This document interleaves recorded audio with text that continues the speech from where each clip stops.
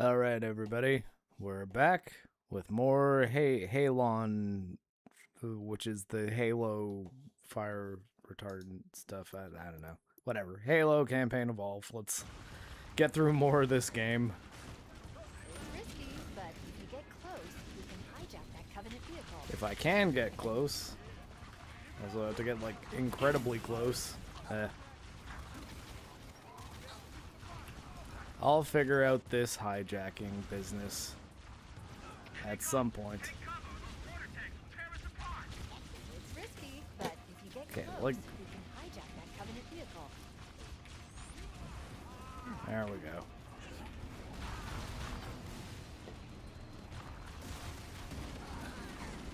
Wait, did they just destroy that ghost already? Okay. Well, alright, well. I've been wraithed. They've wraithed all over the place.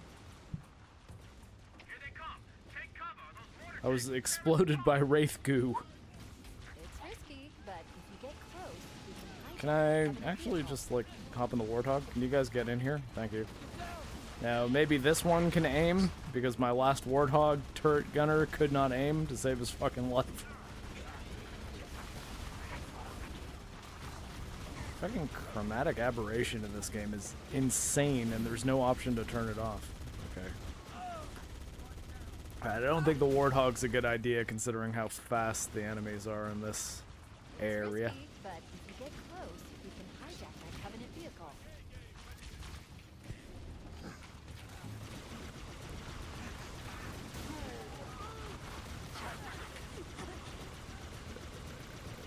Wheat.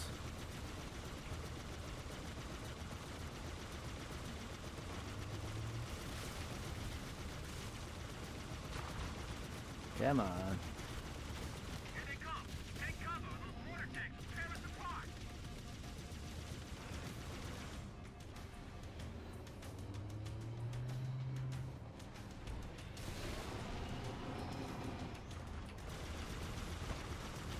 I want to take out that gunner, ideally, if it'll let me kill just the gunner. Once I do that, I'm ideally going to hijack the Wraith.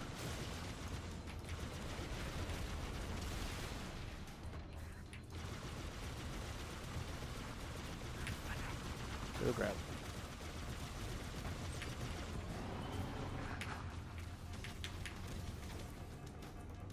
Oh, I can't melee? Are you kidding?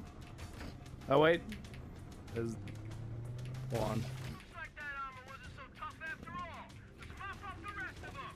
Okay, I realized something might be messed up with my controls.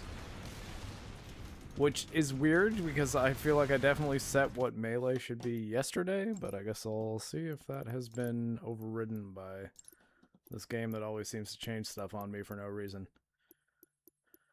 Yes, it did not. And my reload, even. Like, any of my key mappings? My grenade? I just switched my grenade key mapping on stream yesterday, very clearly, and yeah, no, it's gone too. I'm telling you, this game, man. Sometimes this game. I definitely don't love it. What's my swap weapon? No, see, now use equipment is... Hey, Slumpy, how's it going? How many streams have I started today? Today, just the one, because I did not have Windows Defender trying to interfere with my attempt to not give this game money. So this time the game has been given money, and yeah, fine. You win, Microsoft. You win this round. Wait, where's my change weapon? There we go. Wait, why is Q secondary fire? What even is secondary fire? I hate how slowly I have to move through secondary fire on things, so G. Can I not just make that? Oh, boost E-brake. Yeah, like secondary fire. That's here. Go shift. Yeah, it's fine for me for that. Banshee trick, space. Swap seats being 4 is weird, but I don't plan to do that much. Okay, I think we're good.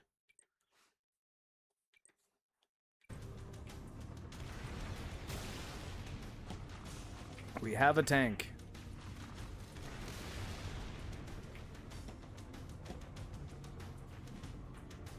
How are you doing today, Zumpy?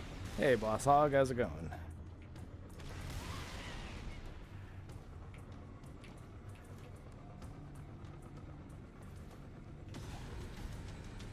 So today, big outdoor open area, we're at 80 frames a second. Not where I'd like to be for a first-person shooter, ideally. Alert. A bit of that is streaming. Use that to punch through the Covenant defenses. Oh, really? It was the Scorpion. I probably should have remembered that the Scorpion was right there. Get away from my Scorpion.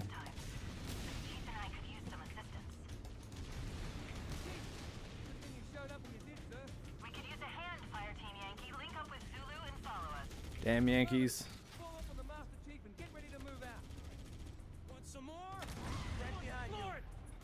Put my 2 weeks in at work yesterday to start a new job. All right.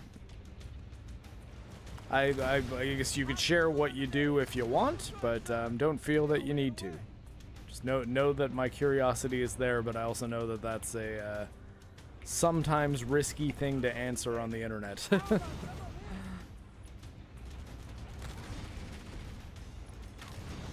People know what my job is, but I actually also kind of need people to know that, so if anyone asks me questions about politics, they understand why I can't really give any clear answers, because it's not really something military people are allowed to do.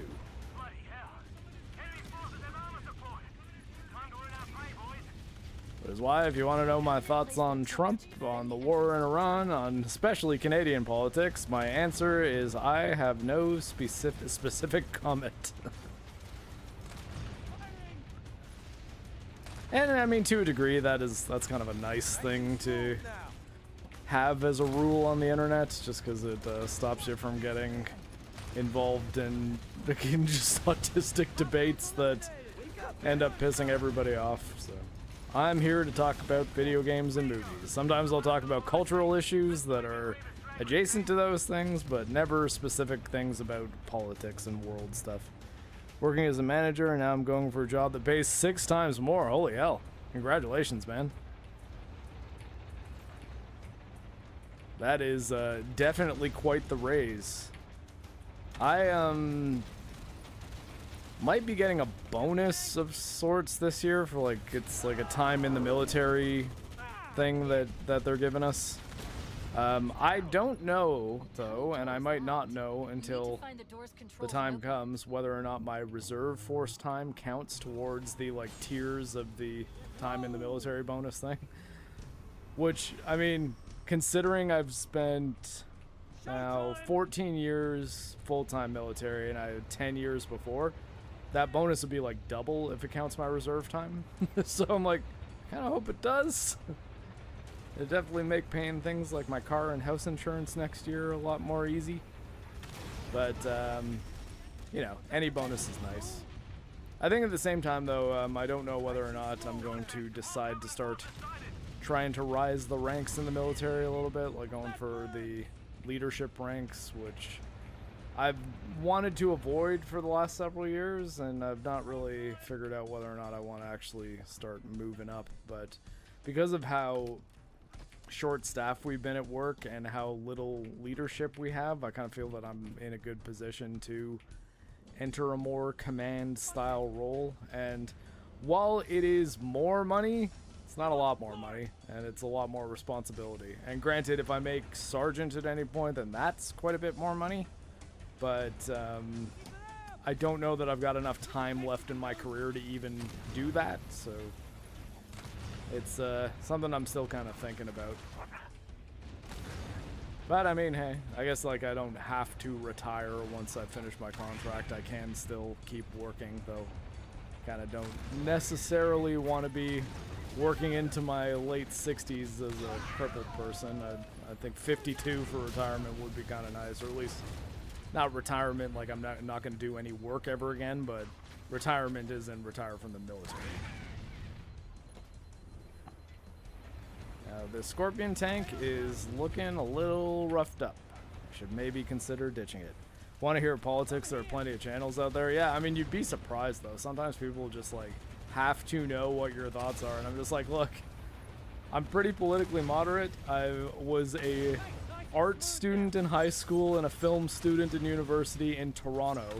And then I joined the full-time military. So I have plenty of friends that are pretty left-wing. I have plenty of friends that are quite right-wing. And my only kind of line that I draw for like I can't talk to these people is if it gets into like really hard extremism on either side.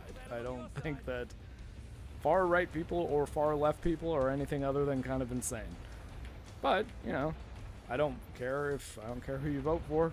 I don't think you're evil if you vote for the person I don't vote for, and that is something on the internet that people on the internet will have as criteria pretty frequently. It's like, if you don't think the way I think, then I guess you're voting for the evil person, therefore you are evil, and I don't think that way at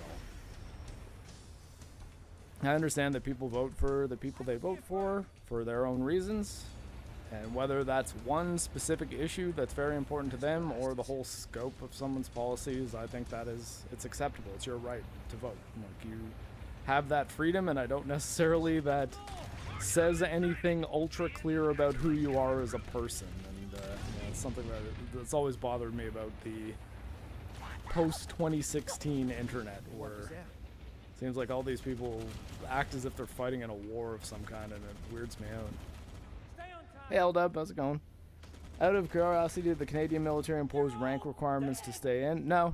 I can stay a corporal for the rest of my career. That was my plan. Like, and honestly, more so less about not wanting to take on responsibility, and more specifically, like, I think if I was any other trade, I would not have avoided moving up to Master Corporal, but being a corporal, as a medic, I get to do a lot of medicine stuff, and once you become a leadership rank, that's when you get into more of the administrative, like organizing people, doing things that make sure that everyone's got their tasking sorted out, that everyone's doing their job properly, like management style position, more so than actually seeing patients. And I like seeing patients. Like, I like doing the medic stuff, and that might seem obvious, but some people don't. Some people prefer to be more in the management realm of military medicine, and that's just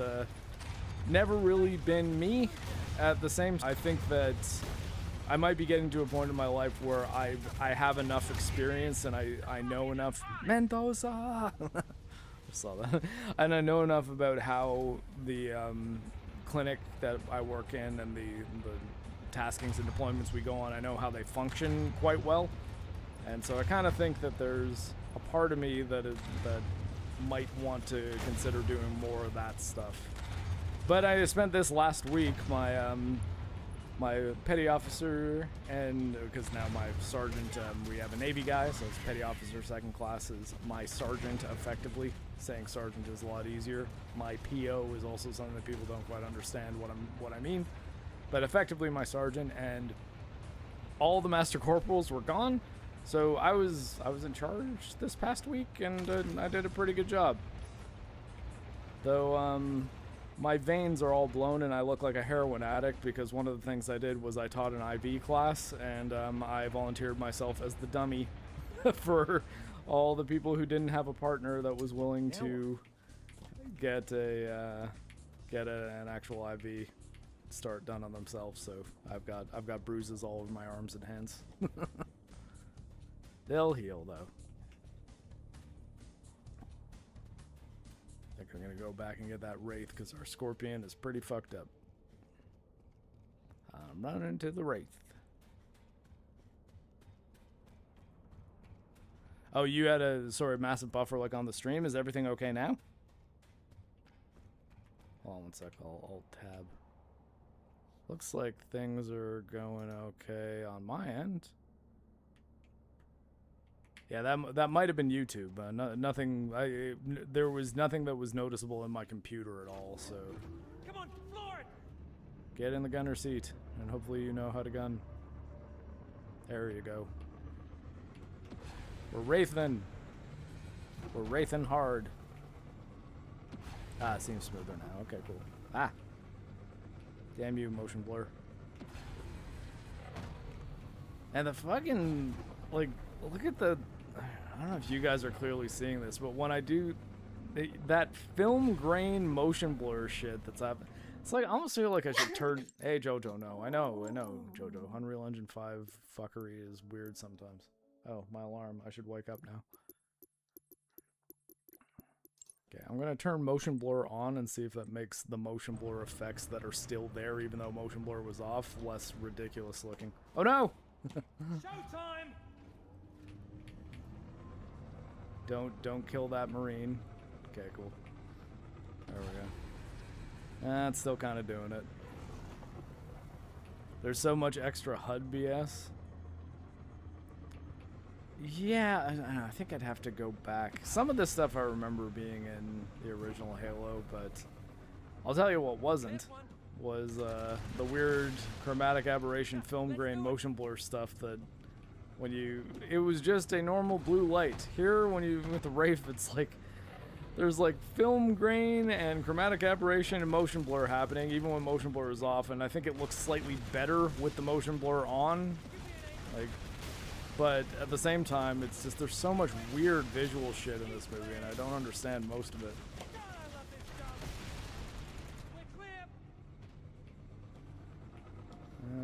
Should I pop in here and see if there's any things to find?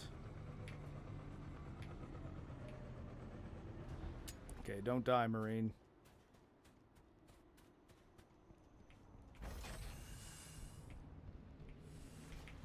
Fine, keep your secrets.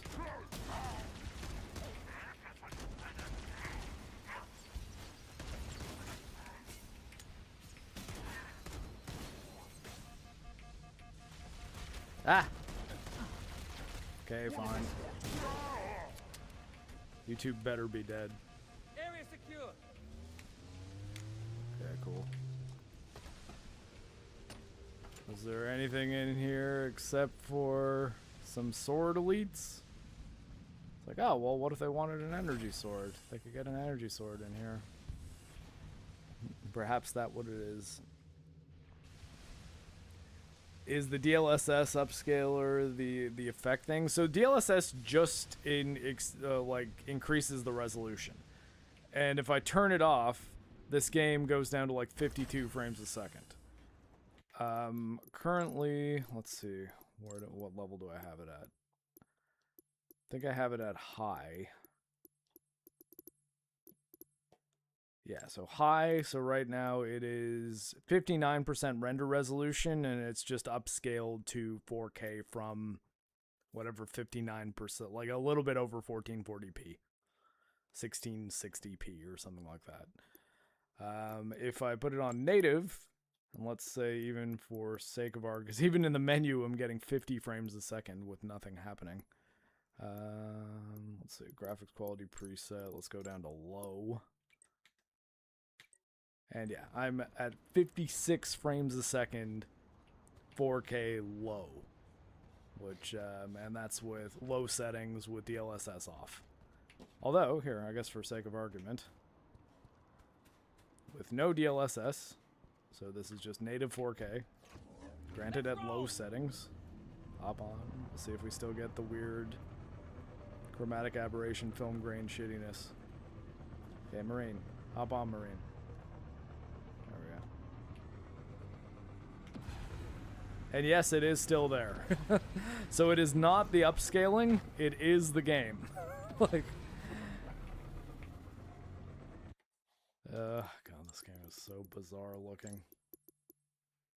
But yeah, so generally DLSS upscaling looks pretty good. It's not to be confused with DLSS 5, the AI slop version of like the Instagram filter, yassifying as it were. Not to be confused with that, and not to be confused with DLSS frame generation, which I never use, and that creates fake frames. But here, I guess, you know, I'll show you for sake of argument. We'll throw on frame generation as much as I dislike it. If we're going to do some technical exploration, we might as well be fair to the...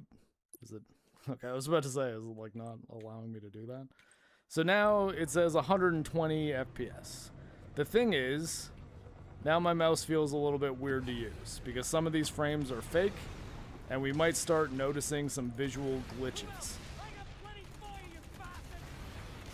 Not generally when things are moving this slowly, and because at least I had a base frame rate of 70 FPS getting up to 112, it looks like it's averaging right now with frame generation.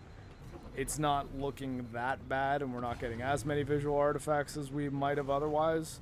Where frame generation starts looking fucking ridiculous is when you've got like 30 frames a second and you're trying to get to 60.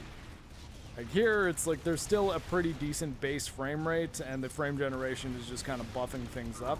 My thing is, like, my mouse feels a little bit more sluggish because half of these frames are actually not moving my mouse, and the mouse is kind of catching up to the last frame that I was on.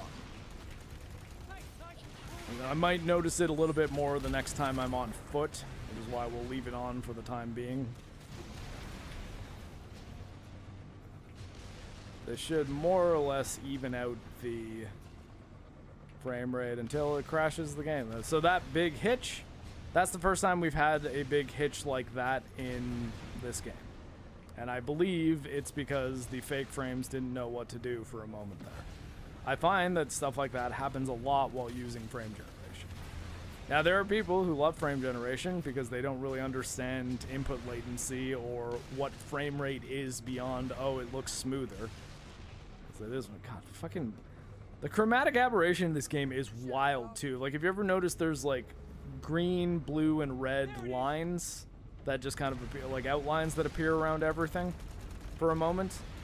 That is happening all the time here, and it's very, very, very harsh. Like, it does not at all look like they're trying to be subtle about it.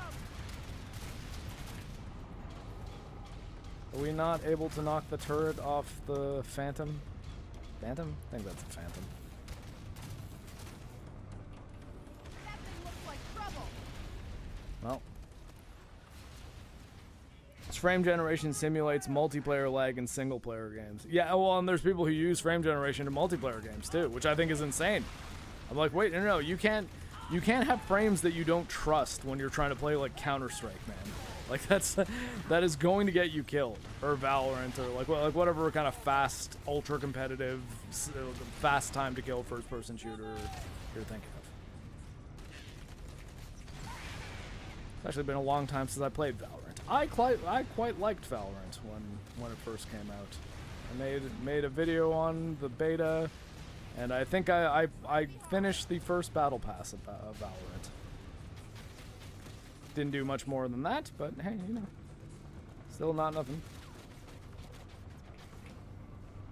Okay, I'm stuck in a thing. Hey, Marines with guns, could you maybe shoot that big turret that is taking out your armor here? Ah. Okay, let's get out of the Wraith because that was gonna, oh, they got a sniper rifle too. Alright, I'm gonna kill the hunters with this rocket launcher. Oh, okay, and see that those big screen tears that are now happening? That should not be happening with V-Sync and G-Sync capable on both of the, like, because I have both on right now, because I find that sometimes I can't trust G-Sync, which sucks because G-Sync actually used to be incredible, which is anti-screen tearing tech. But I find that screen tearing happens much more frequently when using frame generation. Yeah, I kind of want to turn it off because honestly, like the way it makes my mouse feel, I do not like, and I would prefer to have a more responsive mouse. Now, when I'm driving the Wraith, it doesn't matter that much, but even here, I'm feeling it when I'm trying to like swap targets relatively quickly. Let's see if we can get a firing solution on this guy. I found him. I'm not artillery, okay? I one time went to the Arctic with an artillery unit, and I dated an artillery officer for a bit, but that's all I know about big guns. Keep head high for me. It's too much math.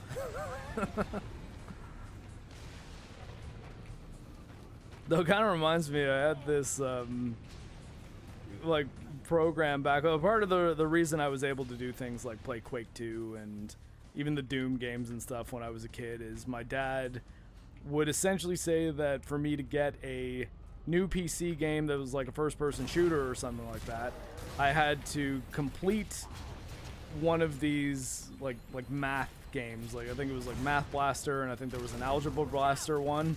And I remember that actually one of the algebra games in it was like effectively it's like artillery fire, or like learning how to plan artillery strikes with like there were like aliens attacking. It was almost like Space Invaders or something, except you had these equations that you had to figure out, and then when you'd type in the equation based on where it said the person would be, like it would kind of give you the answer, and you'd have to like go backwards and sort of write the question, I guess, and then it would give you the firing solution for the artillery, and if you were correct, you would fire a little artillery round and you would kill the aliens. And oh, so what is G-Sync? So okay, G-Sync is NVIDIA's like GeForce screen synchronization. So if you look here, we'll turn frame limit goes to none when you have frame gen on, I guess. So 120 is the refresh rate I have set for this monitor. This monitor goes up to 165 because it's an LG G series television OLED. So it looks great. It's great for watching movies. High frame rate with G-Sync because NVIDIA has like a deal with LG. Is there a way I can explain this? Okay, we even set. Let's see if we can even set if there's even a V-Sync option here. Okay, so V-Sync looks like it's on automatically here. And what that is vertical synchronization, which is synchronizing the frames with your refresh rate so that the vertical axis, so like I guess like so that all of the parts of the frame animate at the same time, so that they're not on like you're not one frame behind and here and then another frame ahead here. Like they're all happening at the same time. VSync does it in software and is pretty much in every game, and makes it so that you get that the next frame doesn't try to animate while this one's still up, that it waits for the next refresh of your monitor to animate the next frame, so that you're not getting two frames being animated at once, which causes screen tearing. G-Sync, which I don't have a display capture on. I don't have Apple TV Plus open because I finished Cape Fear yesterday, which I don't know that I'd recommend the Cape Fear show. Movie's better. There's some good performances in it. Like I quite like Javier Bardem, Lisa Nakaib. But yeah, so I just wanted to make sure that was closed so that I didn't show Apple TV Plus on thing. So all right, so I'll open NVIDIA control panel here. See if I can give people a quick lesson on DLSS, or not, sorry, G-Sync. All right, now we got that up. Let's go display capture, boom, and move the game. All right, so sorry about the big bright white screen. So yeah, so manage to set up G-Sync. If you have a G-Sync enabled monitor, you should be able to go into this menu in NVIDIA control panel. If you just go to like Windows search and type NVIDIA, it should pop up NVIDIA control panel. You should also definitely go in here to make sure things like if you go into change resolution, your refresh rate is there. It's actually strange because my refresh rate here should be able to go up to 165 hertz, but LG Electronics, their TV thing. However, I mean, it doesn't, you know what it might actually be, because my Windows display settings are, okay, I guess I revealed my real name. Hold on one sec. Oh god, okay, I'm doxing myself. I'm gonna move over here and find the thing I need to find. Windows makes this kind of tricky to do things like manage your display settings.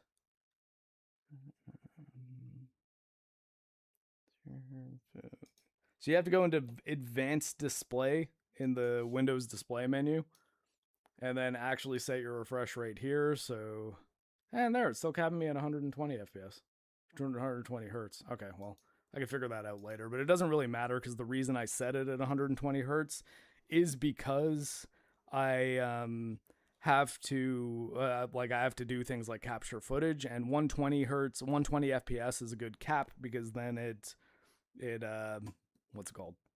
Divides evenly into 60. So if I'm capturing footage that's going to be displayed at 60 frames a second, then it doesn't look terrible.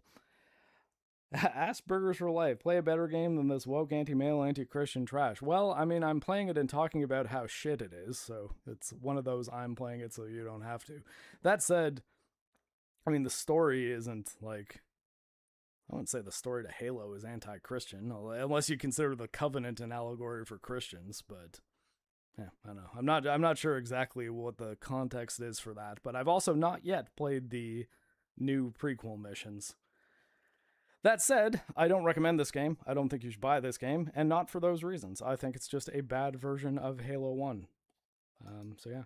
But anyway, so G-Sync, you got to make sure that you enable it in this menu here, that you're selecting the correct display, that in your change resolution thing that I just showed there, you've got the, like, I think, oh, you know what, that's probably it, because I'm in what's essentially a PC resolution, but there's also kind of different resolution settings that you can do here. And I think if I select one of the, I don't actually want to change any settings here, but if I select that, I should be, oh, okay, no, never mind. So it actually is in the PC one that you get your higher frame rates. That said, I don't need anything more than 120 hertz, and we're not going to change anything in here. But you make sure that is properly set, and that in the G-Sync settings, no, I don't want to apply any changes. In the G-Sync settings, there is like enable for windowed and full screen mode, or you can have it so that G-Sync's only enabled when you're doing an exclusive full screen application as opposed to a borderless window. And that should make it so that you could have VSync off and that everything should be properly, so the screen tearing should be entirely eliminated with a minimal reduction to input latency. So that is, that's my lesson in the difference between G-Sync and VSync. It is a bit tricky. It's not the easiest thing to wrap your head around, especially like for if anyone's planning to move on from PlayStation because of their no disc and absolutely no rights as a customer for maintaining your games for indefinite periods of time, because discs were the way to do that on consoles. Then yeah, that might be something you'd want to figure out. But I'd say that it absolutely is worth taking the time to figure that out if you have a G-Sync compatible monitor, or if you, like I said, if you have an LG OLED TV, then you can do G-Sync on that. And if you hook it up with if you hook a PC with HDMI 2.1 up to an LG OLED TV, you can get much better frame rates and a much smoother experience. And yeah, so I mean, I guess the NVIDIA low latency mode is like not doing a bad job, but it does still feel a bit off. Oh, what the hell? Seriously? Just kill me. Fine. Oh, Mark, you'll get a kick out of this. I went from a gaming platform egalitarian to officially joining the ranks of the PC master race. I mean, like, I still have the current consoles. I've been highly disappointed in my Switch too. I'm gonna let him kill me again because I wasted far too much ammo. I think I'm actually going to go grab my rocket launcher that I had a few rounds with there. But I think like PC though, especially with the news of, okay, so see, there was a bunch of probably frame gen okay, maybe I'll run across this thing again. So the screen tearing is kind of happening there. If you look at the snow, see how there's like kind of lines in the screen that just are popping up as if from nowhere? That's what I mean by screen tearing, and I hate it. Oh, wait, I actually did have my rocket launcher, didn't I? It's kind of what I meant to use, burn that, and then maybe I'll go back and get the pistol. It is. But yeah, I do think though PC is the place where you have the most options, and that is why I play on PC, because I think at the very least you can crack a game. Granted, the reason I am playing a version of this that I paid for is because Windows Defender made it so that using the crack for this game was becoming more difficult. And yeah, sure, whatever, Microsoft, I'm admitting I tried to crack this game because I didn't want to support it, but hey, I bought it because I'd already streamed some of it, and it didn't work, which is also... Oh, wait, hold on, I'm on display capture still, aren't I? Like this, so this might look a little bit better for you guys. This game capture tends to work a bit better. Although, God, I gotta get this fucking frame gen off, I'm sorry, it's gonna give me a headache. Jojo! No Jojo, and no Rocky. Rocky's now on my mouse hand. Now I have mouse sluggishness that's being caused by a chihuahua. But he's very cute. I'm gonna turn the motion blur back off. Because I think the motion blur was making some of those visual effects look less ridiculous. So I'll leave it on. And as much as this frame rate is lower than I would like it to be, it is also still... Wow, really?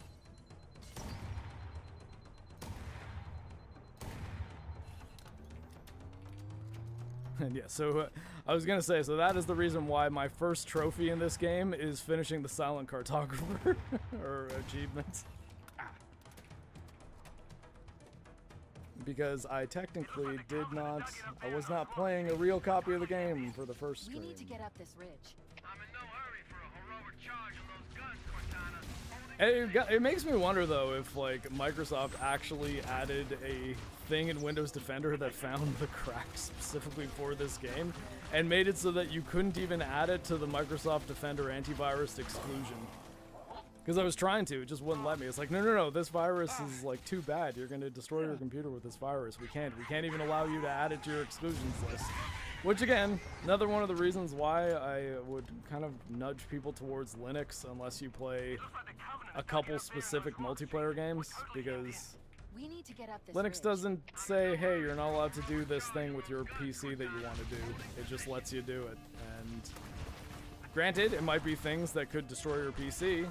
But it lets you take that risk. And very often oh my god, yeah, this is super malicious software and it's not controlled by anything. It's going to destroy your PC and all your data is going to be stolen.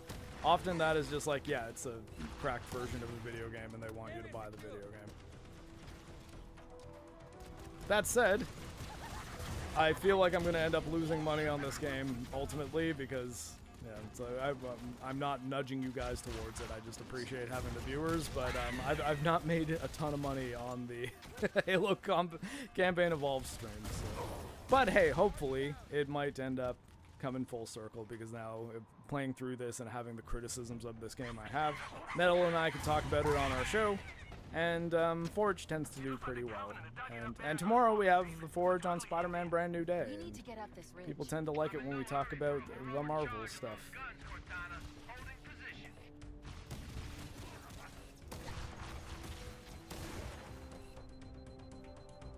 Is there still a guy in there? Totally is. Did it fuck up my... No, my mouse sensitivity is correct. Mouse feels weird. Maybe it's just the game. My mouse might always feel weird in this game. Oh, crap. Seeing Sony surfs, my new term for them, go no dis, no buy to immediately buying lazy ports of Black Ops 2 and 3. Yeah, so, I mean, in the case of Call of Duty specifically, I know they said, oh yeah, see, everyone loves digital. It's like, no, like, the Call of Duty people aren't the ones following gaming news. They look on PlayStation, like, they open their PlayStation, they see Black Ops 1 and 2 when they do nothing but play Call of Duty, maybe Madden or FIFA, and likely Grand Theft Auto 6, and they see that they can get Black Ops 1 and 2, and they buy it. They're not tapped in, and it's not their fault, right? Because it's just they don't care that much. And it's okay for them to not care. They don't have to care. That's like, and it's why I gotta. Anytime I talk about I like though that there's a term for it, that the ball and gun gamers. It's like just play Call of Duty and a sports game, and that's pretty much it. Those people they're valid gamers. They're an important part of the industry. They keep a lot of the lifeblood of some aspects of the industry going, and without them, there's probably a lot less money that would ultimately be in video games. And, you know, I don't think the problem with video games or even AAA video games is money. I think it's money wasted. I think that's a lot of companies are just spending money on the wrong stuff. And that's what's, I think, leading to stuff like David Jaffe saying, like, yeah, well, the thing is, video games cost $300 million now, and that's just the world we live in. And I was like, no, they don't, though. Some games do, because some publishers decide that they want to spend $300 million on the games they're making. You don't have to, though, because a lot of that money is wasted. A lot of that money does not need to be spent. And you could probably make 3 $100 million games with better management and not as much wasted labor. Like, not paying as many people to do nothing. And I think that ultimately we'd have better games. And those are, like, I'm talking about $100 million games. I'm not talking about cheap games. That's still a lot of money. But, what was the... Actually... Fine. Oh, no. I don't want to destroy it. I want to hijack it. Ah, crap. Okay, maybe we'll destroy the ghost and get a banshee.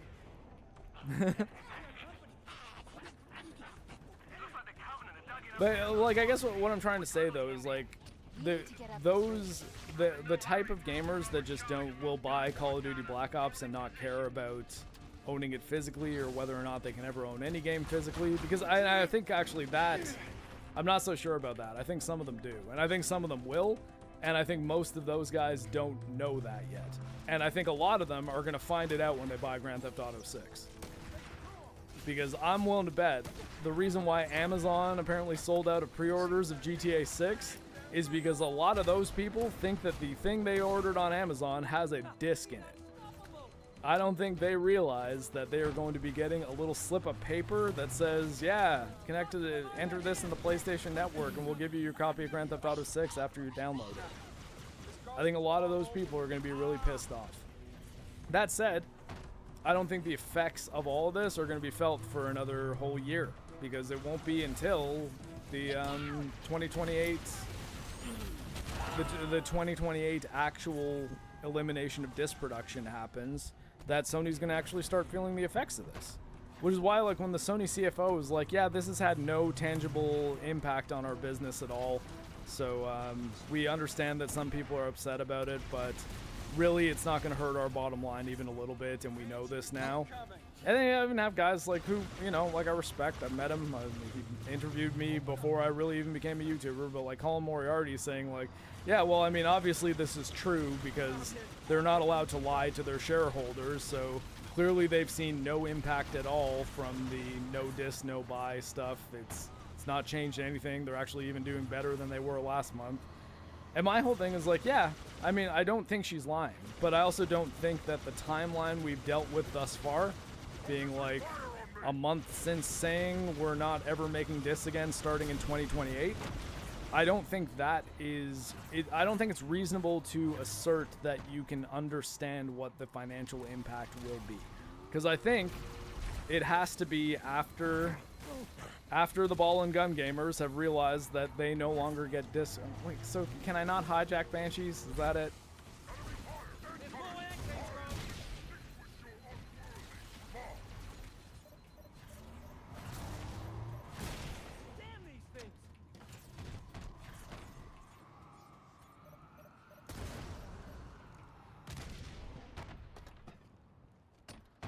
All right.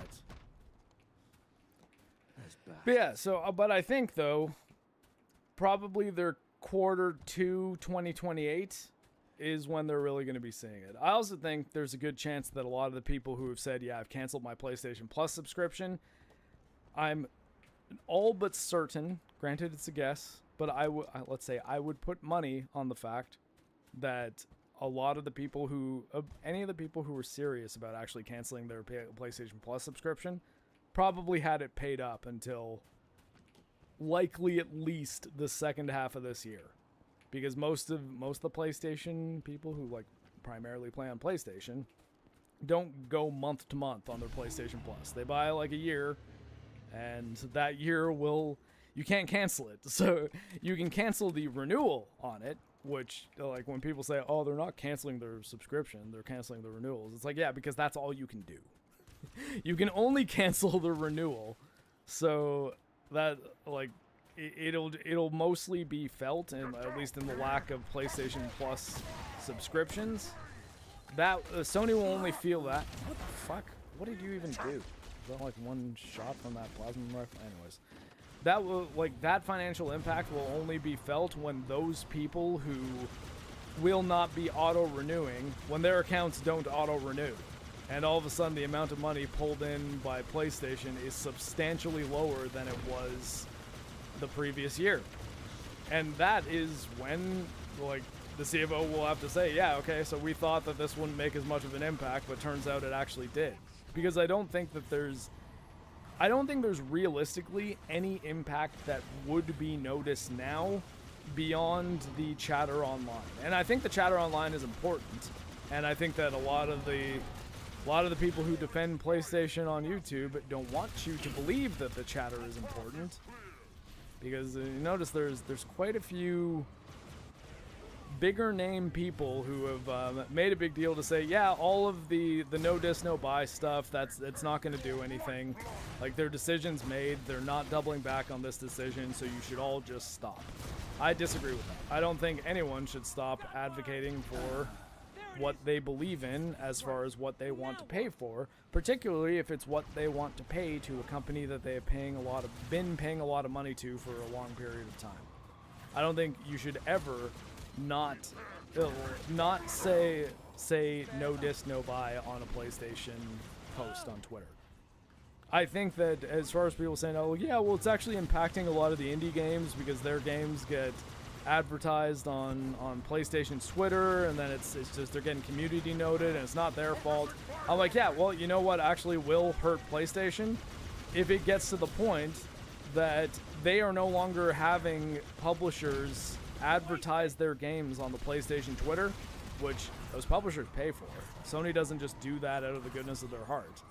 If all of a sudden PlayStation doesn't get those sponsorship deals, those marketing promotions, that will impact the money that they're making. Which means they will say, hey, okay, yeah, all this online chatter that we said was nonsense, it actually is affecting us. It's affecting the money that we're making on a month-to-month basis. So I think it's ridiculous for them to ever assert that what people say they want on the internet never means anything and nothing ever changes. It's like, yeah, it doesn't change right away, but what timeline are we talking about here? How many... Oh, shit. How many times in which Sony can try to post a thing and hoping that people will be like, oh yeah, hype, wait, absolute W, oh my god, this is amazing, peak fire, we're so back. How many times can they avoid having that reaction and accept the no dis no buy, fuck you Sony, address the no dis situation, if I don't know my games, I'm never going to buy anything from you ever again. If that keeps on going for the next 2 years, it will be ridiculous to think that they will have no effect at all on their business and that they'll be making just as much money or more money than ever. Yeah, there you go. And I mean, you know, Shift Up's in almost a little controversy of their own right now because of the Eevee K-pop video is apparently primarily made with AI, which I watched it right when I woke up in the morning, and I shared it too because it really vindicated my, hey, Eevee does not look like a child, she looks like a short-haired K-pop star. There's a bunch of them that look exactly like this. And then, hey, they made a K-pop video of her, so I was like, yeah, this makes sense to me. That said, I didn't notice it was AI. I do on watching it back, and not sure how I feel about that. I still like the company. I'm still excited for Stellar Blade Blood Rain, but I really dislike what AI has done to my hobby, in particular the ability to buy hardware, because RAM and GPUs are ultra expensive now, and that is 100% because of the AI industry. So I'm generally quite anti-AI these days, and I'm not going to boycott Stellar Blade for it or anything like that. Companies want to use it, they can use it. I'm just not thrilled about it. Now, there are people that have been looking for any excuse they can to boycott Shift Up and Stellar Blade, and I'm sure that they are going to be latching onto this. Oh, they're using AI slop, it's terrible, they're evil, they're the reason the game industry is being destroyed. And to an extent, that's not entirely inaccurate, because I do think that use of especially AI video, which unlike, say, I don't know, using AI as like a search engine, AI video is a little bit more intense and invasive and processor heavy and requires things like data centers and more power demands. So AI video is kind of the thing I like the least.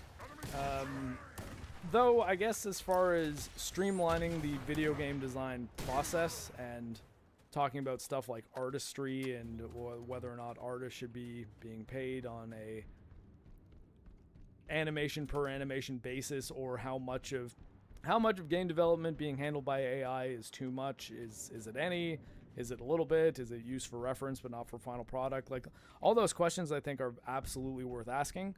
That said, I do think that use of AI for cinematics, which is what the K-pop EV Wanna Be in Love video was, use for cinematics in games I'm a bit more comfortable with than being used to do things like code gameplay systems.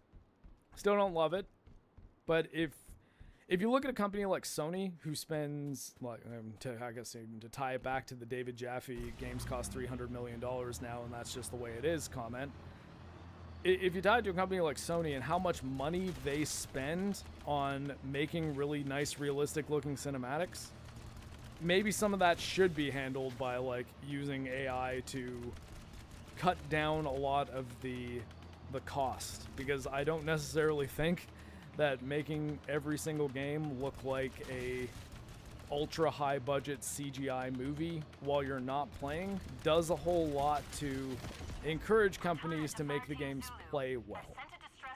And I would prefer that most of the artistry, most of the human touch, most of the stuff I really do want being handled by humans is the gameplay stuff, because that's the part I care about. I'm a gameplay guy. I like story in video games. I don't dislike when a game has a good story.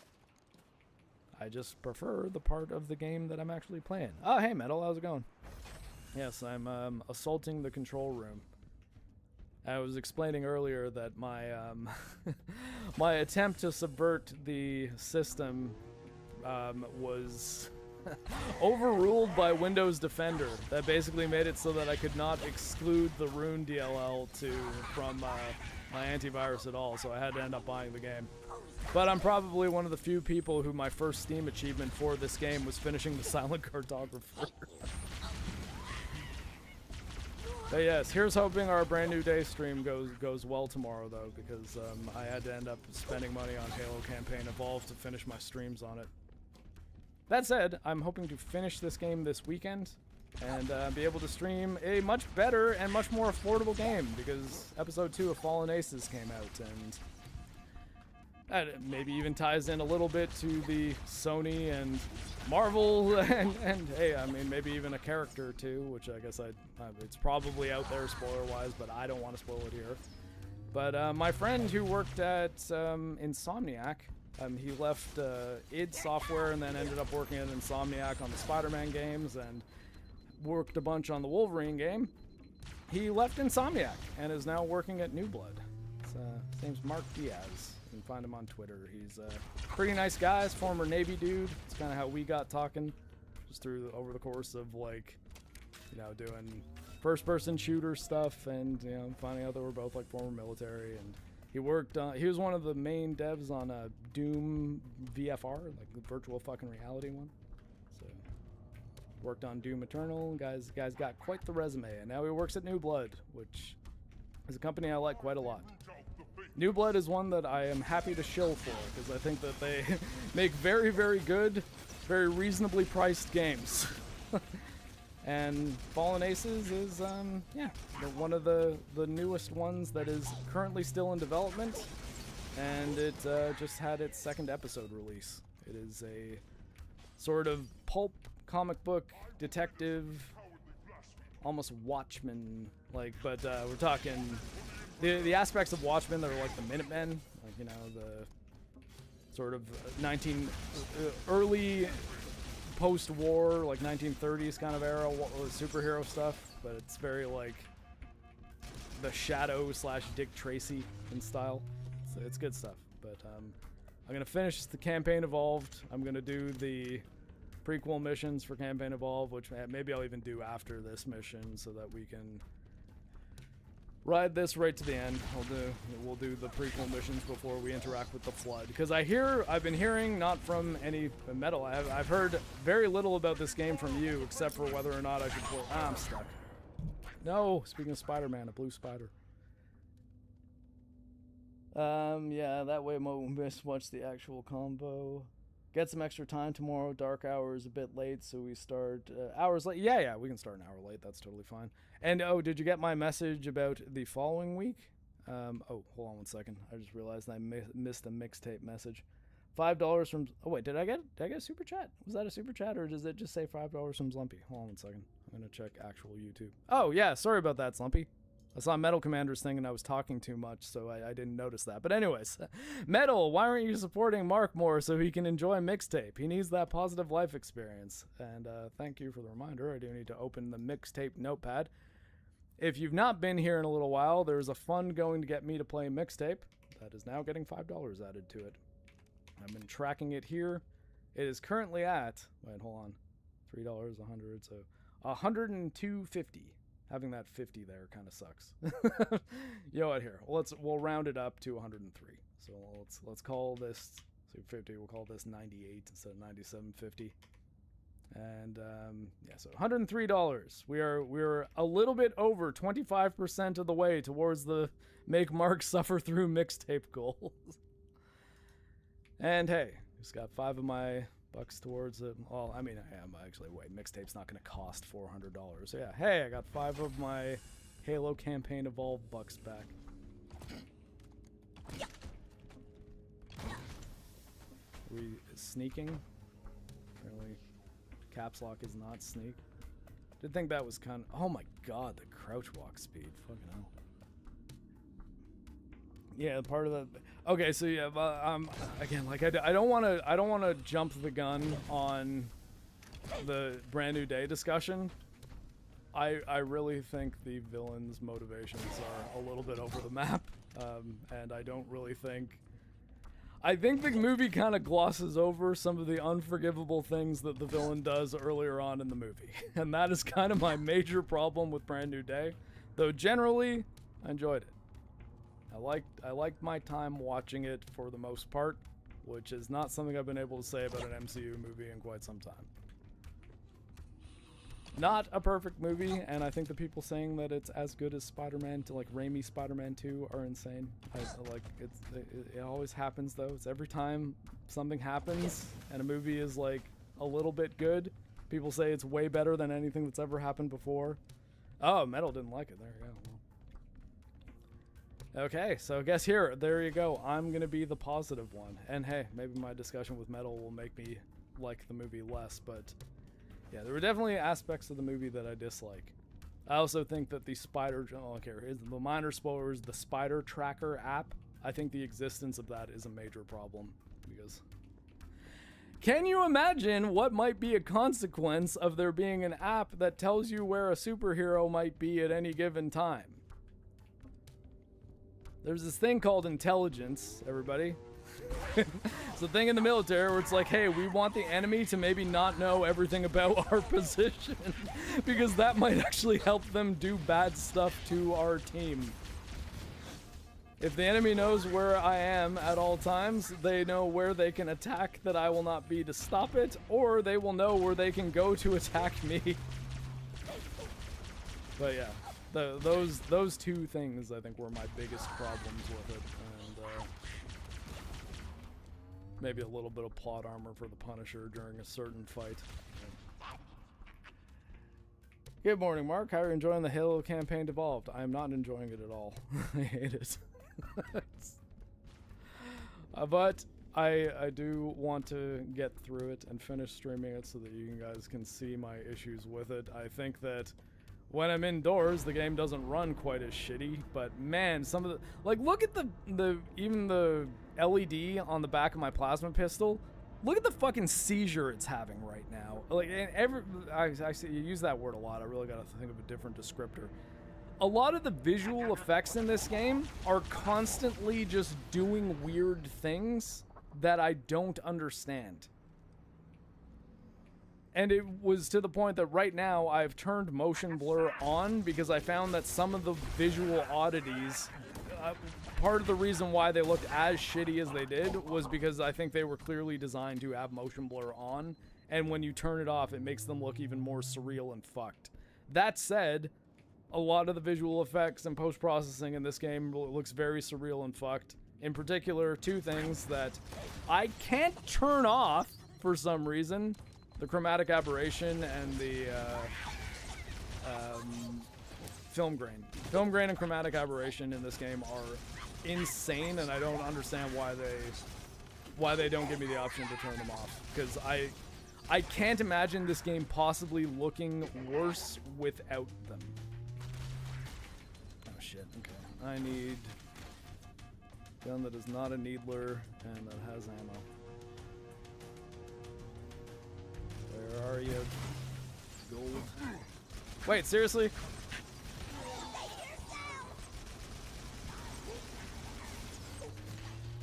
Do you have anything I can use?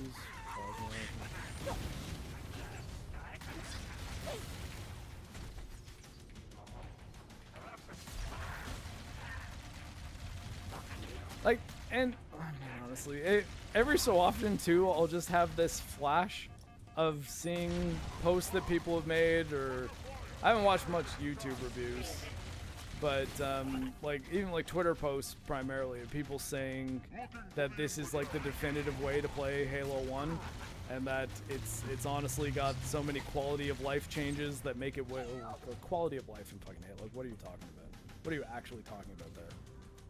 Quality of life is things like making it so that you can scrap multiple items in an RPG so that you don't have to individually hit select, turn into crafting parts, select, turn into crafting part. Like, that stuff's quality of life. Fast travel is quality of life. I don't even understand what they mean in Halo. And I feel like if they are actually talking about the fact that this game has just waypoints fucking everywhere. There's waypoints on weapons, there's waypoints on Marines that are just hanging around. Or is that what I don't even know what they mean. But the people saying that this is like the way to play Halo Combat Evolved, I don't get it. I don't understand what they're thinking, and I have no idea how they got to that. I have no idea how they got to that thought. I don't get it. If anyone wants to specifically find a good argument they've heard for why this game is great, feel free to present it to me, and I will happily respond to it. But man, like, I can't tell you how many things I've seen though. It's just like, yeah, this game's incredible. Everyone who says that this is bad, just like they're a Halo fan that will just never be happy with anything, which is why Halo fans are more miserable than Star Wars fans, is another thing that I've been hearing often. And yeah, you know what? Star Wars is fucked right now too, so I don't even know what point exactly that's making. But yeah, in short, I don't like this game. I think this is a bad version of this game. Resistance appears to be increasing. And if I didn't begin to stream the,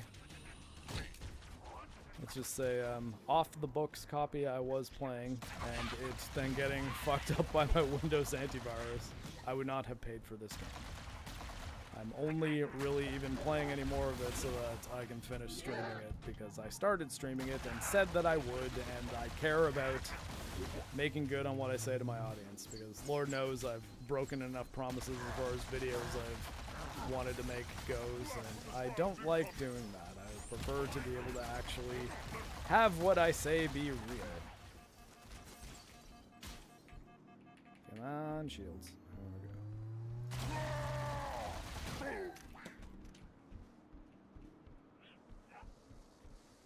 go. But just like so much of this game has like so much of the models in this game have okay. Yay, I'm dying. So much of this game has like a weird outline around it that is still there with DLSS off, even when, which here, you know what? I'll do it again just for anyone else that's joining. I'm going to set DLSS to native. I'm going to put the quality preset on low because that's the only way I can get even a halfway playable frame rate.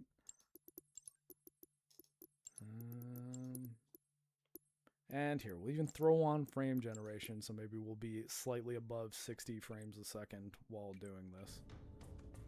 Yeah, the weird outline around the weapon models and stuff when I move side to side is still there.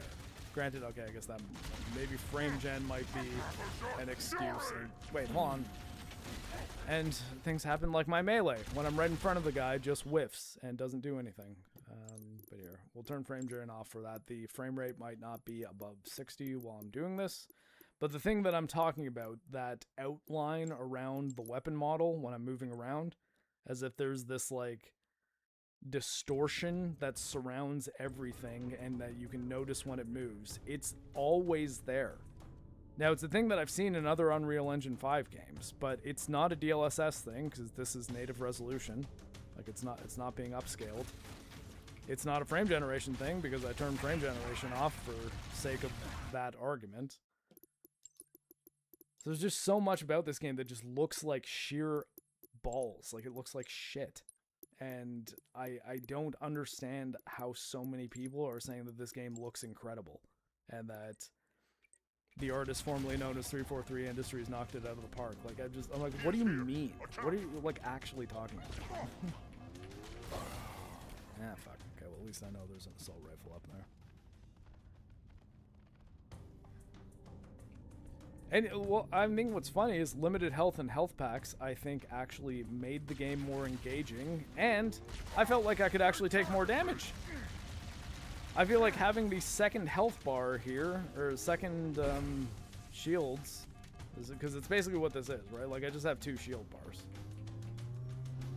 It's to the point, it's just like, make my, just do Halo 2 system. Just make my shield tankier, and eliminate health as a mechanic entirely.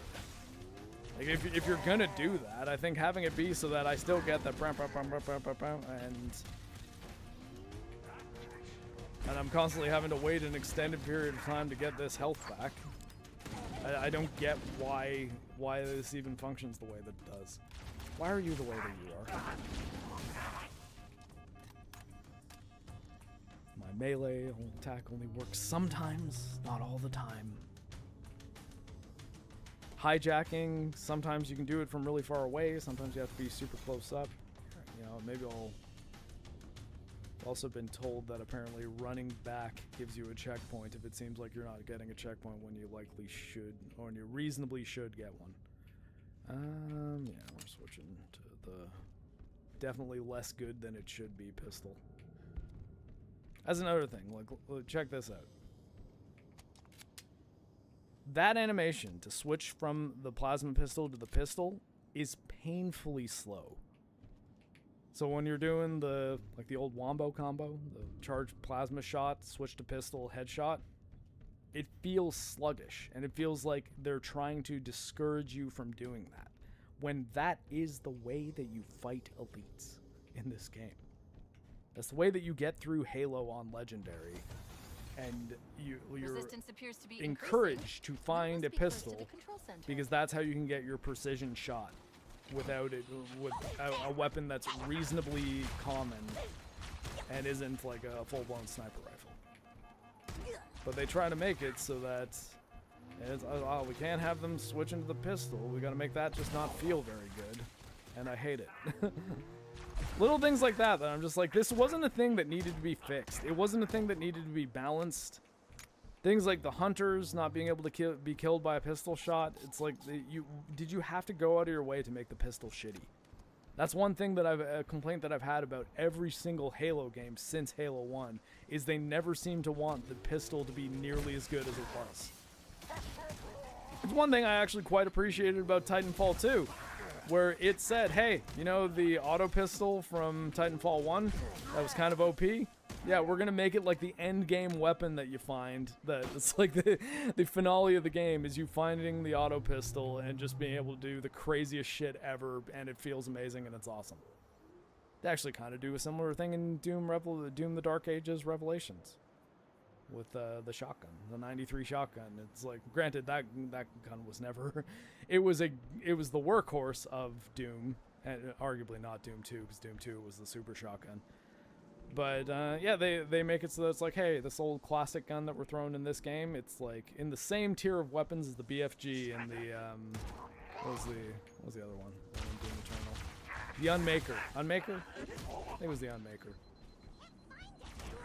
That, granted, was I wish the Unmaker didn't have the same ammo as the BFG. That was my only real complaint of it, because it was fun to use, but the BFG was just always a better idea to use. And in every situation in which you'd use the Unmaker, the BFG was the better call. So it was like, why use the Unmaker? Oh fuck! I thought I got a checkpoint.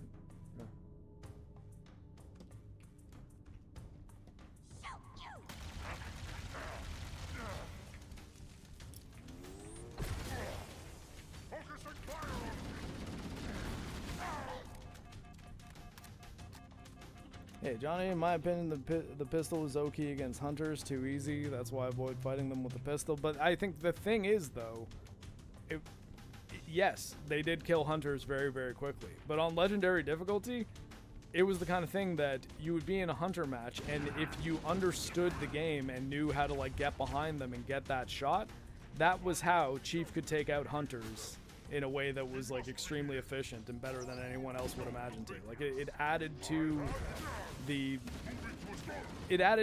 strength of the combat system being something that you could learn, and that the extreme challenge of legendary difficulty was far more manageable than a new player might ever think possible. And it's one of the things that I really liked about it. Back when I played the legendary mode of Halo Combat Evolved, when I was like, how old would I have been? 17? 16? 2002? Yeah, it was, hold on one sec. 16 and 2000, so yeah. So like, yeah, right when I was like towards the end of high school. This game came out and my friends and I would play the living shit out of it and try to get as good as we possibly could and try to get through Legendary on co-op, which is another reason why Halo 2 made us kind of sad, because they added the Halo 2 co-op Legendary added the thing where if either of you die, it's an immediate reset to the checkpoint, so it started a lot of fights because it would be like one guy would get through a really intense combat area and do really, really well, and then right as we were about to hit a checkpoint, second player would die, and it's like, oh motherfucker, fuck you, why the hell didn't you just hide while I fought? And yeah, so very quickly my friends and I learned that we will not be playing Halo 2 co-op on Legendary. That was not the difficulty to play that game on for split screen co-op. Okay, let's back up a little bit. So we'd be far away from a checkpoint. And again, I understand changing the pistol in the other games, because especially in the other games, for example, Halo 2 and 3 actually, and actually every Halo game after that, you have stuff like the battle rifle or the DMR that take the place of the pistol and make it so that the same combos that you use while fighting elites are still viable. It's just not the pistol that they're using, because I guess they figure that lore-wise, I guess it doesn't make much sense for this to be the pistol.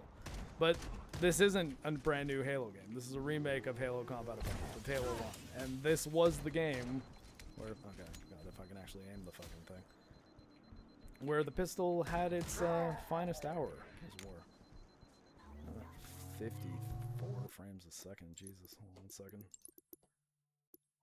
Okay, yeah, it's probably just because I'm at Ultra.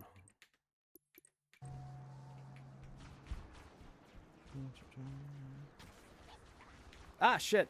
I was looking at chat and then walked off a cliff. That's amazing.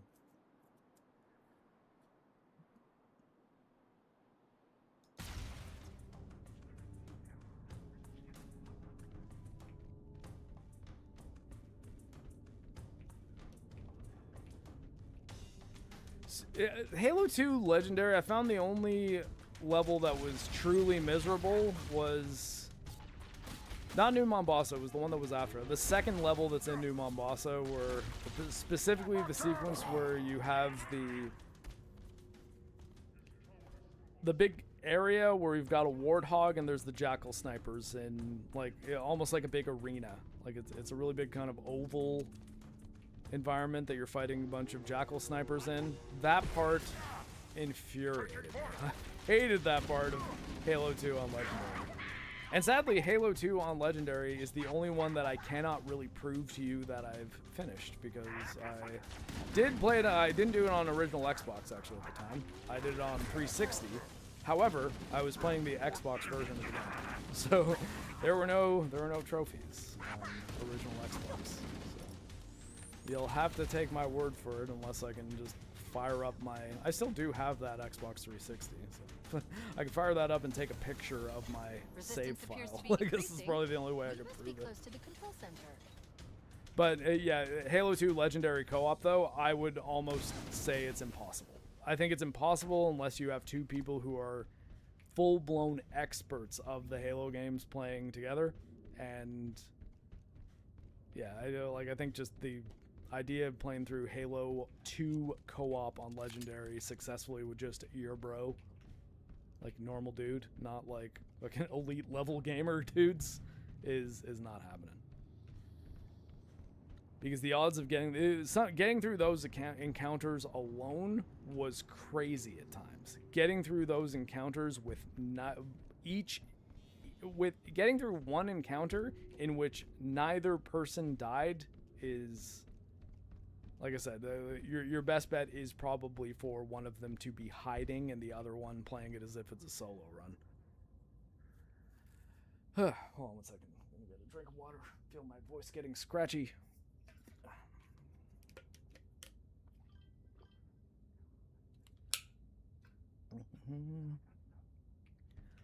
But I mean, like, my biggest problem with it doing things like slowing down the speed of the pistol swap, eliminating the ability to kill hunters in one shot with the pistol, all of those things are part of the charm of...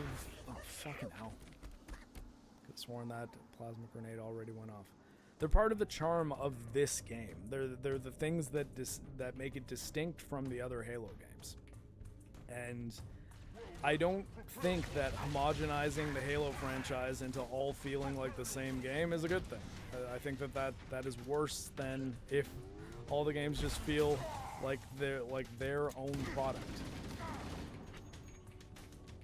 It's like, and I think the thing it makes me even more sad when I will see people saying, "Oh man, I really hope Halo Studios or 343, the artist formerly known as 343 Industries, does remakes of Halo 2 and 3 as well. It would be so great if all of them looked this great and played this great." And I'm just like, what are you guys fucking smoking? Those games they exist. And I think at this point, because of like the plans Asha Sharma seems to have for Xbox, which I don't necessarily think are very smart, but I don't think she's going to be putting Halo games on PlayStation anymore anyways. So if the argument is, well, yeah, but you can't play Master Chief Collection on PlayStation, so how are they ever going to play Halo 2 or 3? They're like, well, I mean, I don't know that they would put the remakes on PlayStation either at this point, so I'm not sure that argument holds water. But ultimately, I think that, honestly, making this game at all, instead of just doing the probably very cheap thing of if you're going to try to make some money off Halo from PlayStation players, you can port Master Chief Collection to PlayStation? Why was that not the much more economically viable move?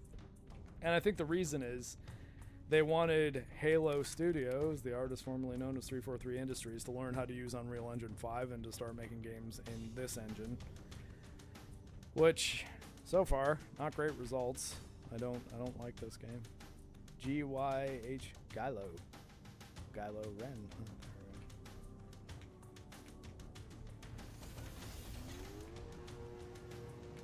Resistance appears to be increasing. How can I not We must cancel? be close to the control center.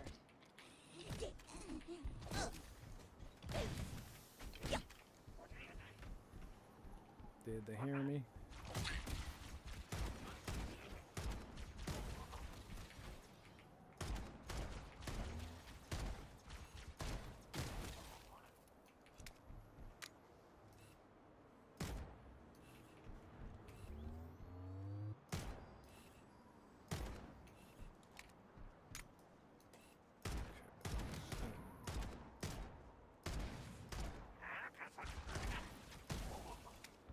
Alright.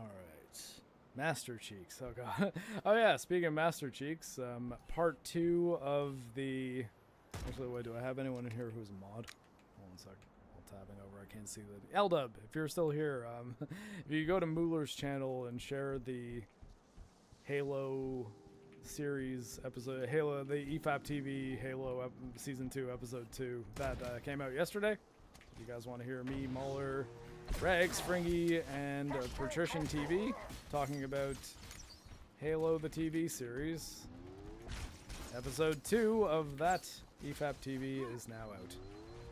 Took a long time for Fringy to edit it, and that was partially my fault because I had some things going on with my mixing board during that era. And it made it so that what it did do, though, I guess in functional reason, if you think I'm the type who interrupts too often on podcasts, is it made it so that anytime someone else was talking while I was talking, I kind of roboted out and became extremely quiet.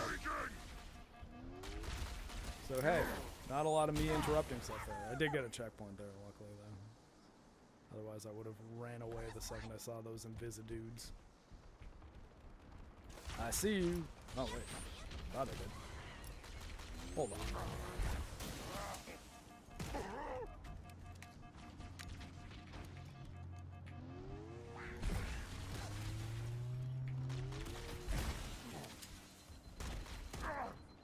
See, that's what I mean, like that, the time lag on that weapon swap just gives him so much time to get behind cover. Makes the combat not feel as good. I'm waiting for Sunday's stream with House of Incest.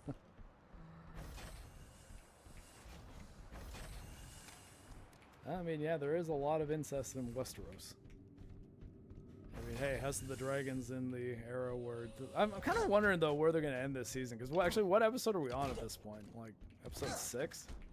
They're going to just make Tumbleton the, like, big finale? Because I feel like they would be almost crazy to do the Battle of the God's Eye. Well, I'll try to speak in simple terms, so that I'm not spoiling too much if you don't know what I'm talking about. But the, or I guess you could call it the Duel of the God's Eye, because it's not a lot of different people. I feel like that would probably be a spot to end this season, but they seem to be stretching things out a lot so that they probably, most realistically, so that they still have the characters involved in that around for more seasons, because I feel like a lot of people are probably going to stop watching if the 2 characters involved in that fight are gone. But I mean, hey, I guess they've started killing off characters. I really do think, though, that so far, at least, this is the most boring, uneventful, and shitty season of House of the Dragon. It's only getting worse. It's not getting better. Episode 7 is next. So yeah, what does that mean? Do they usually do 10 episodes? 10 episodes in Game of Thrones and House of the Dragon seasons, right?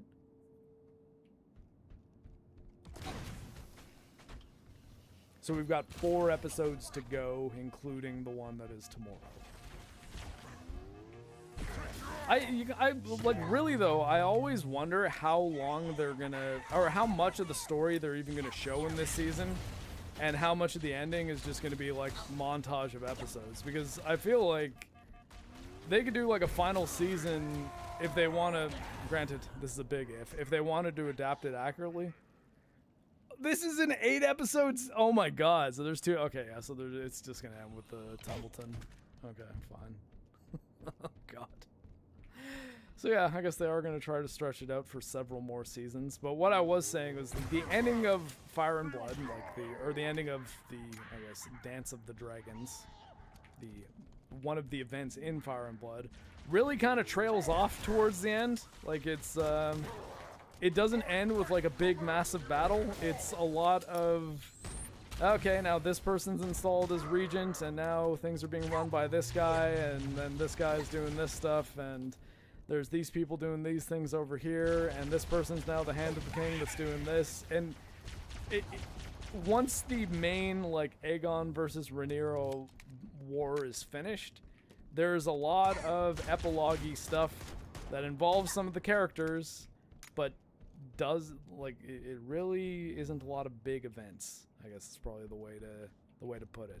So I really have no idea how they're planning to like finish this series in a way that seems impactful, I guess. But I think 8 episodes, one more season after this. Supposedly, I think it's only 8 episodes for season 4. Okay, so they're probably going to go into overdrive.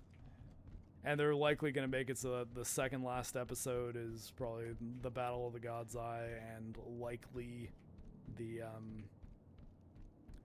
feeding a Dragonstone, I guess. Probably. I don't know the way to say this without involving any character names, so you don't really know what I'm talking about.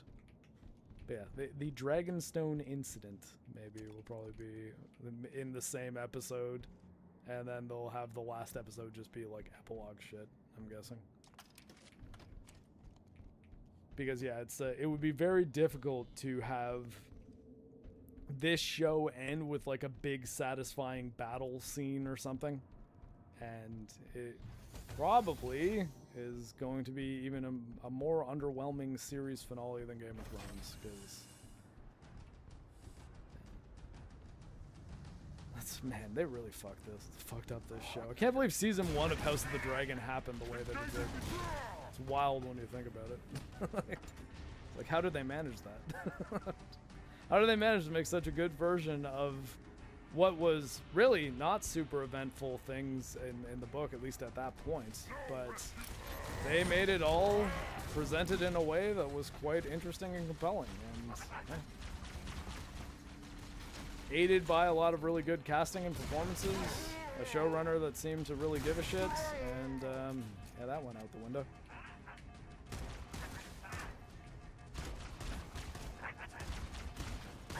And hey, we already got one decent season of Night of the Seven Kingdoms, so can't wait for season 2 and 3 of that to start sucking.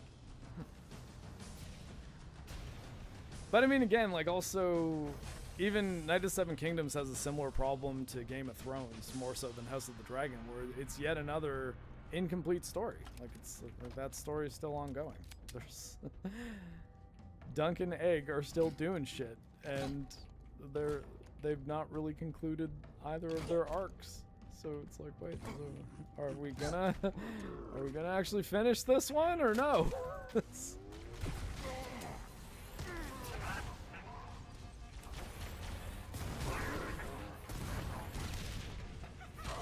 Ah, balls.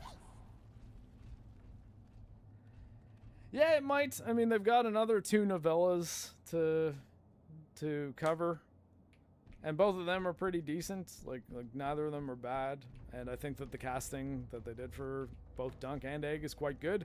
I think the Egg in particular might cause a bit of an issue in just that he's really young. So they're probably going to have to shoot those fairly quickly. And then I guess pray that there's a big time jump for the 4th Dunk and Egg story. Because if there isn't, probably going to seem a bit odd for Egg to be as young as he, or old as he is, when the story is not taken too... What the hell? I was totally behind cover. Yeah, and Halo, they're adapting source material right before our eyes here. And they're doing such a great job. This is a 10 out of 10. Best definitive Halo experience ever. I can't believe anyone would ever play the original Halo Combat Evolved now that this is new. It's oh so good. They should definitely do Halo 2 and 3 this way. Kill me.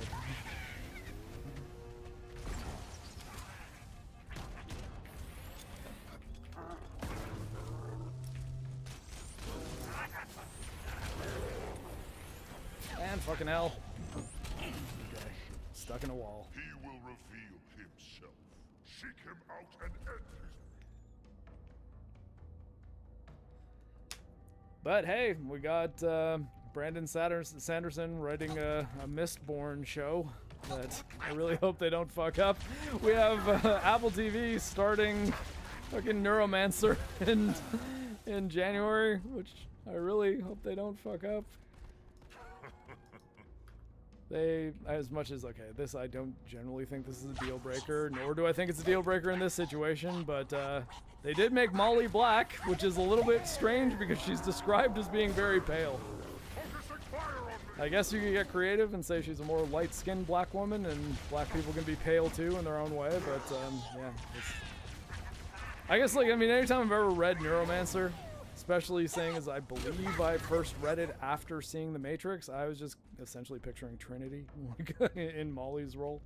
Who, I do recommend reading Neuromancer though. It's good. It's a very kind of core sci-fi story, but Neuromancer does look pretty good.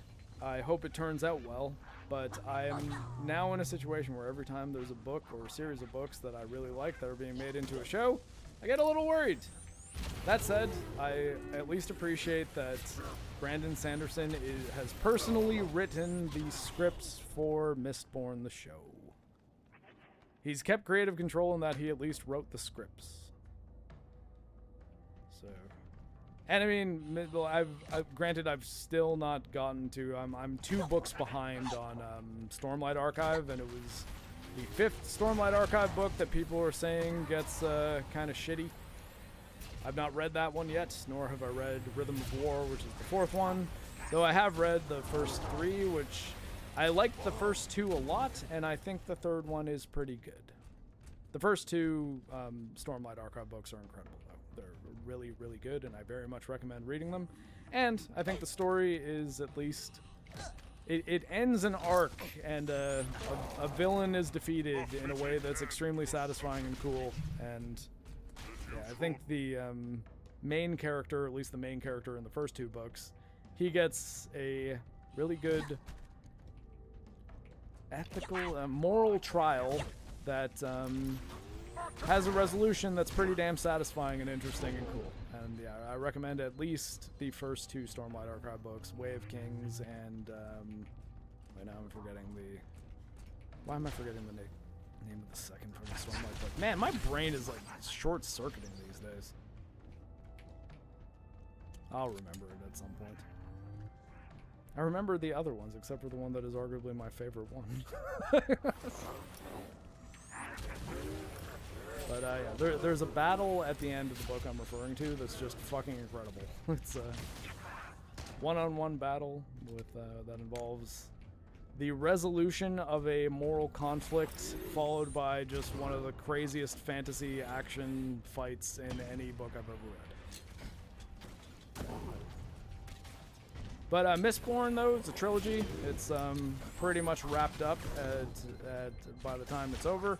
I think there were other Mistborn books that were written. I've only read like the main story, the main trilogy. And I think that it could pretty easily adapt into a decent show. So, you know, we'll see how that goes. I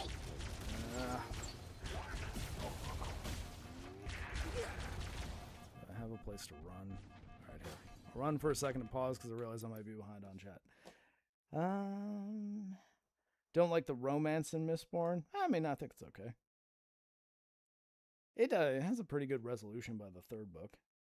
Couldn't get past chapter 2 or 3 of book 5. Oh, of Stormlight Archive? Jeez, help me out here. It's like, fucking, what is the second Stormlight book called? Words of Radiance. Yes, thank you. Again, that is my favorite of the 3 Stormlight Archive books I've read, as well as 2. I've read 2 of the novellas. I read the Lift one, Edge Dancer. I think there was another one that I read. I'm kind of forgetting what it is now, unless I'm just thinking of God, what is the name of that one with the fucking color vampires? Warbreaker? Warbreaker, yeah. The Warbreaker's not directly connected to any of them. Didn't love Warbreaker either. KJ told me to read it and said that it was integral to reading to understanding the 3rd Stormlight book, Oathbringer, but it's Oathbringer, right? See, well, I'm actually getting Stormlight Archive book titles mixed up with Valyrian Steel Swords from fucking George R. R. Martin. I was like, wait, no, is it Oathkeeper? I was like, no, that's Jaime Lannister's sword, isn't it? When the Sprin's morality is fleshed out, it gets worse eventually. Oh, morality or mortality? Like, or like, oh, well, but I mean, like, aren't the Parshendi, like they're Spren, right? Like technically. So I guess they do, like their morale. Okay, you know what? Never mind. Don't tell me. I do want to read through it myself, and I prefer to not have too many preconceived notions prior to reading the book. But now I have something to fear. I think honestly that's probably why I kind of stopped making my way through them, like after finishing Oathbringer, because the 5th book came out and I heard that it was very, very bad, and I liked the story so far. I maybe thought that that Oathbringer was a bit too focused on flashbacks, like and it didn't really give me enough of Kaladin, who I wanted to continue his story because of how awesome the end of Words of Radiance was. But I still liked it. I still ultimately enjoyed it, and I do want to continue Rhythm of War is the one that I think I just read the prologue and then I've since stopped. Where are ya? Where are ya, elite? Ah! I've really got to pause this game every time I look at chat, because this game just tends to throw enemies at me out of nowhere. I could not hear him either. That's also what I was trying to do. I figured I could listen for the elite that was stalking me while reading chat, and that turned out to... Ah! He's an invisible fucker. Like, dude, the fucking Needlers ever explode in this game.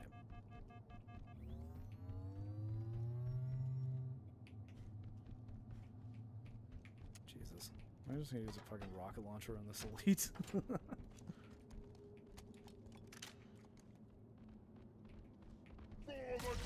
Blow me.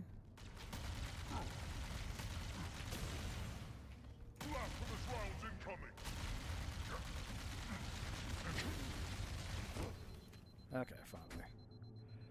Alright, combat is okay in Halo. I like Star Fox as well, but yeah, the cost isn't great, and the story in Halo is sloppy as fuck.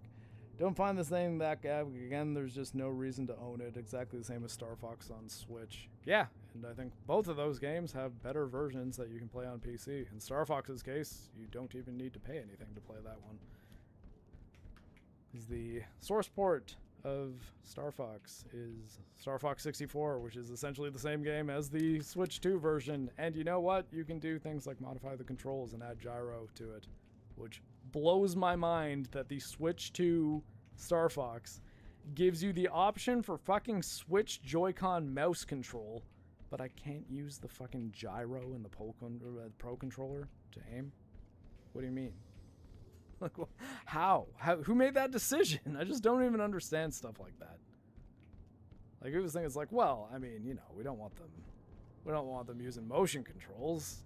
What is this, a Nintendo Wii game? It's like, well, I mean, you know, you guys are kind of the ones who brought motion controls to the forefront of modern gaming, so I don't see why you would be so against me using gyro controls, but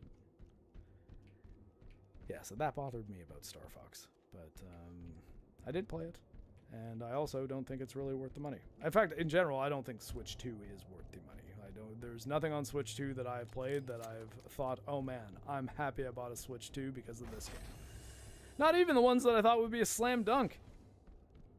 The absolute slam dunk that I would have happily paid for a Switch 2 for, because there's no real way to do it functionally without a bunch of glitches. Being able to play fucking Xenoblade Chronicles at 60 FPS. That came out. I had to pay for the fucking patch, in addition to paying for a Switch 2 hardware, which, you know, okay, fine, I'll do it. I don't like it, but I'll do it.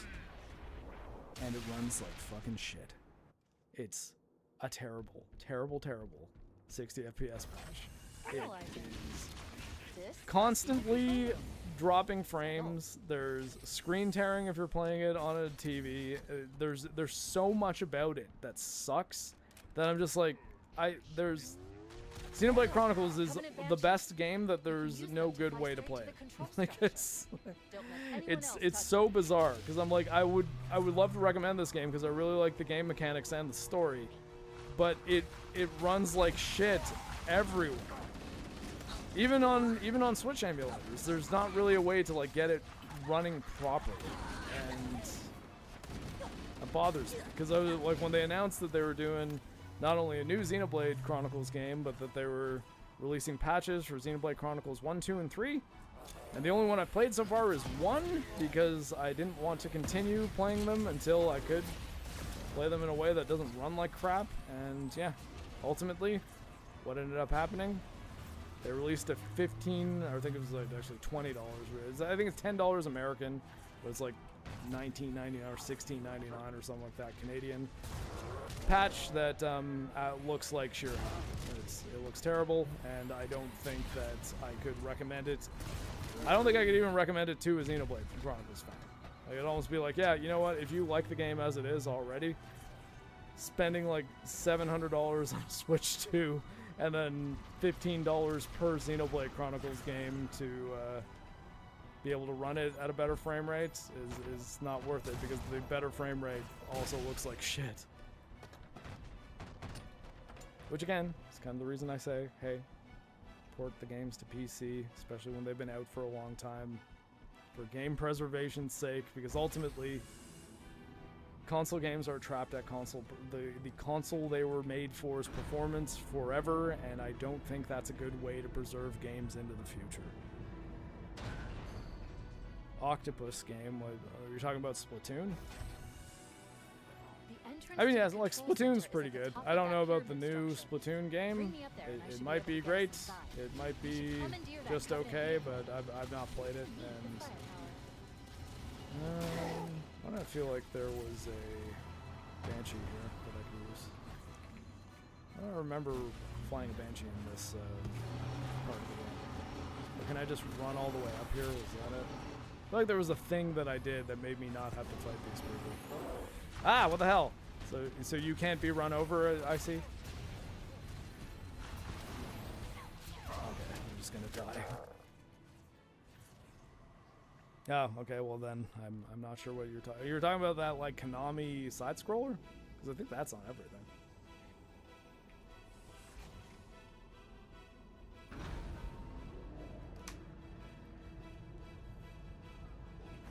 No, I think, though, this is the generation that I believe the closed ecosystem console companies are going to be in for a bit of a rude awakening, because if hardware prices continue as they are, even, not to mention if they go up, it is going to be insane to assume that people are going to spend up close to $1,000 to play your exclusive games. And especially if they own other hardware. Like, if you're a person who already has a PlayStation or an Xbox or a PC or a Switch, I don't think many people are going to be very likely to spend $1,000 plus to play an exclusive that is on one of the other platforms. I think people are going to pick a platform and they're going to try to stick with it, which makes me think that most of the money that can possibly be made in modern, okay, are you gonna open? There we go. Okay. Well, that was a good attempt at a blitz.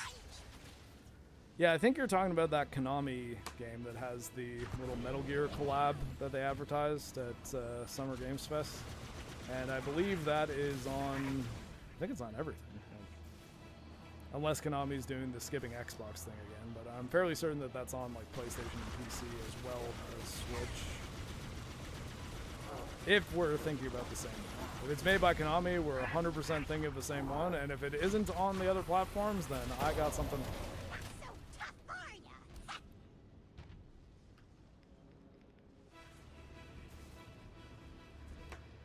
You can get a low-end laptop and a 50-50 that can play old emulators. And maybe from newer games for $1,000 and under. I mean, yeah, like, absolutely. And I think that that is one thing that, as much as the Steam machine really kind of failed on its potential, or like, they just killed me. The Steam machine failed on its potential because its price point is just too high for the power that it gets you. And yeah, Darwin's Paradox. Yeah, I'm 99% certain that is the Konami one that has the little Metal Gear collab in it, and that is a third-party game. I do not believe it is a Switch 2 exclusive. It might not be on Switch 1, but Yeah, I was under the impression, at least, that that game is on all available platforms in some capacity. Be it maybe not the older versions of those platforms, but at the very least, PS5, Xbox Series, and Steam. But hey, if I'm wrong, let me know. Are you opening door? Ah!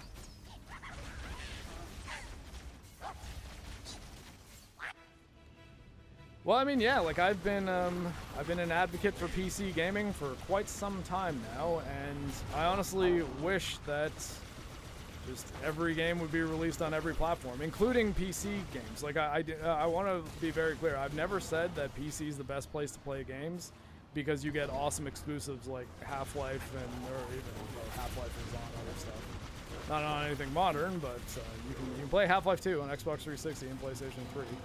Play Half-Life 1 on PS2. So, I mean, the Half-Life games have, aside from Alex, not been exclusive.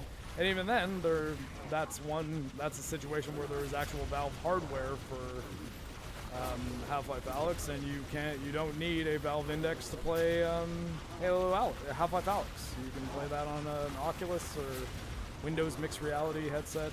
I believe you can even use a PSVR 2 for it. You just, for some reason, they haven't released it on PS5, even though I think they should. Because VR needs all the help it can get, and I don't think VR has the luxury of being especially VR. It doesn't have the luxury of being a medium in which exclusives are really viable at all, because not a lot of people are going to own 5 different VR headsets.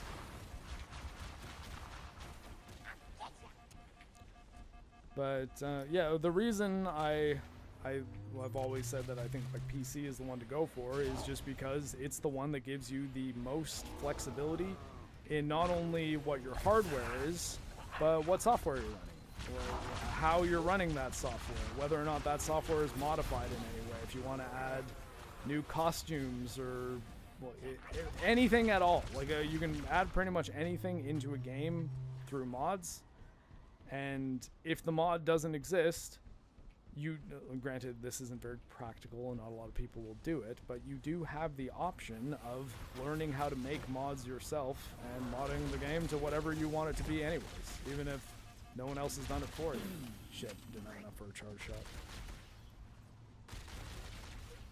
But I guess I was making the point with the Steam Machine though. I think where the Steam Machine really dropped the ball on its potential is having a price point that was far too high for what it does. However, I think especially with Nvidia raising their GPU prices again, so yes, and I don't think it's happened yet, so if you're looking to buy an Nvidia GPU, you might want to do it now because I believe the MSRPs are going up by 10% soon, or possibly already. I think that SteamOS is a really good thing to have in the mix because it allows a good entry point for a very user-friendly and simple-to-learn version of Linux that you can have it be so simple that it functions like a console operating system if you want, and all you really need in order to get it going is an AMD GPU. I don't know if you can do it with an Intel CPU, but if you have an AMD CPU and GPU, then you can install SteamOS today, and it does work. If you have an NVIDIA GPU, though, and you want to use Linux, or you want to rebuild a new system and you don't want to fucking pay for a Windows license again, you also do have the option of using something like Bazite, which is a Linux distribution that is also quite user-friendly, has a lot in common with SteamOS because it's the same KDE desktop environment that's very similar to Windows, honestly, in a lot of ways. So it will seem familiar. It's not super difficult to use.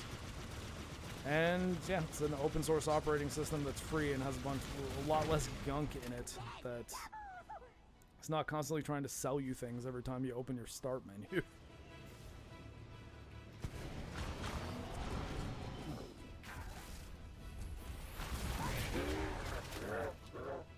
Gotta find a way to just quickly take out these hunters. And ideally have a rocket left to open the door with. Oh, that was a miss.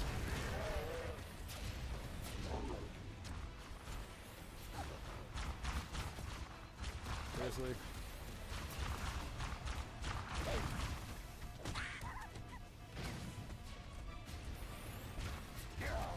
Ah, shit. Actually, maybe if I can lure them up there.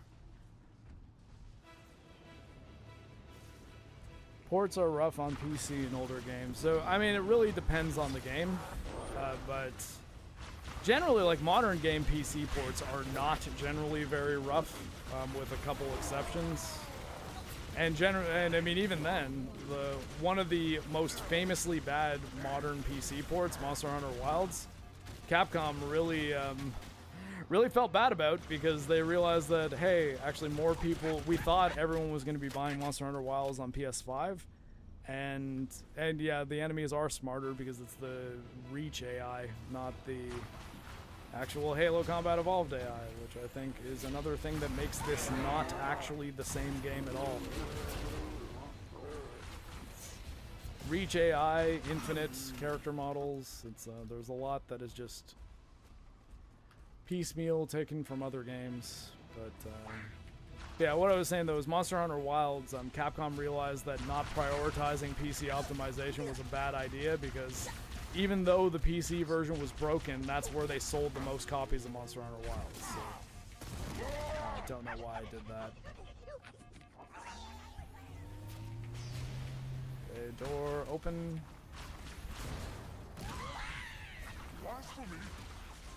Ah, cannot run. Ah, my God. I was hoping to just be able to sprint the control room and end the mission.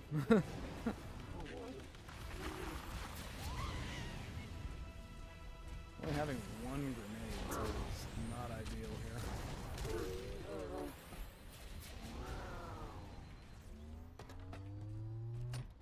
Don't like that sprint cancels reload. I would like to be able to run away while reloading.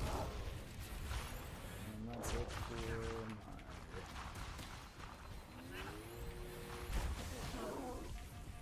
Still haven't picked up any grenades either. That would be really nice if there was some more ammo around here. My God.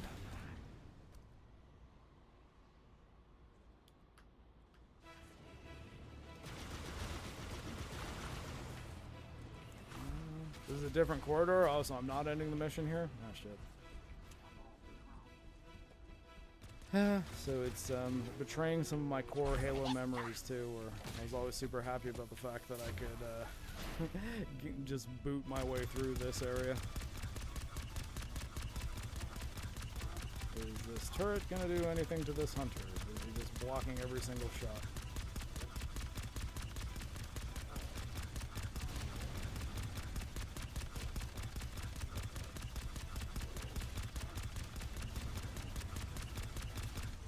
He's just armoring up and shooting and taking no damage.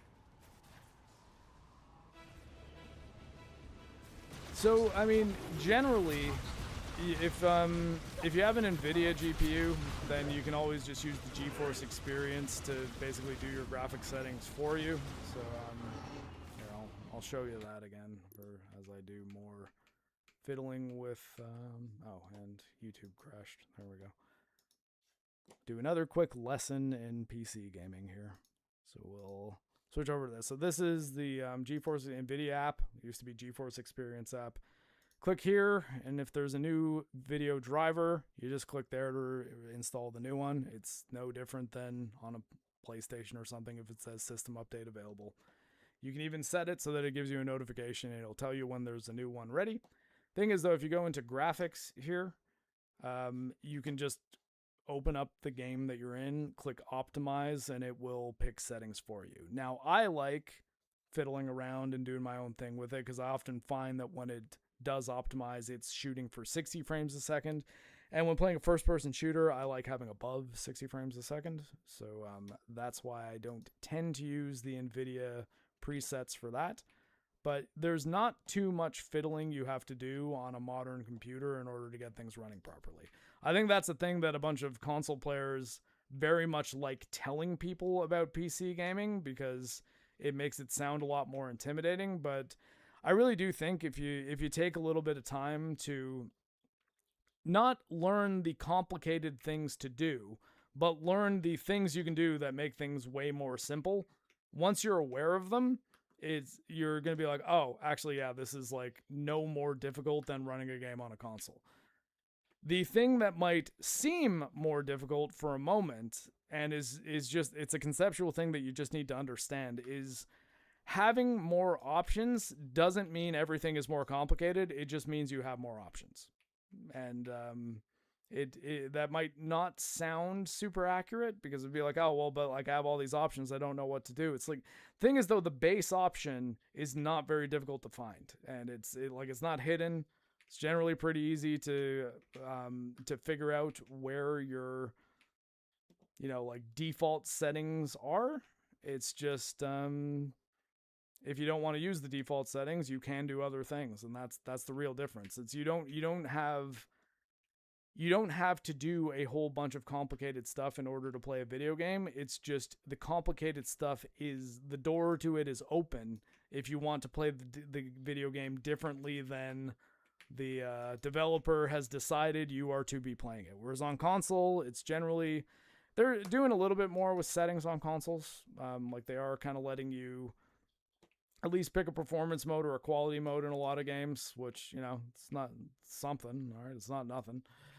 But honestly, I still think that every console game should have an advanced settings tab that it lets you open, that you could then, you know, dig into the weeds a little bit more if you feel like it. But we're not there yet for consoles, and you don't have to worry about that stuff for PC either. You can if you want to.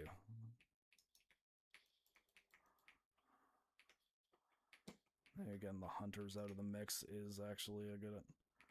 Okay, so are we not doing the 3 rockets kills a hunter thing that we were doing before, that we figured out earlier on?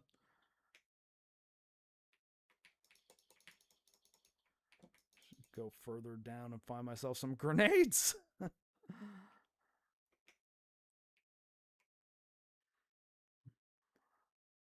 Especially if there's more level to go. I don't want to walk through that door and then end up in an unwinnable checkpoint. Yeah, like, did none of you have fucking plasma grenades here? There we go.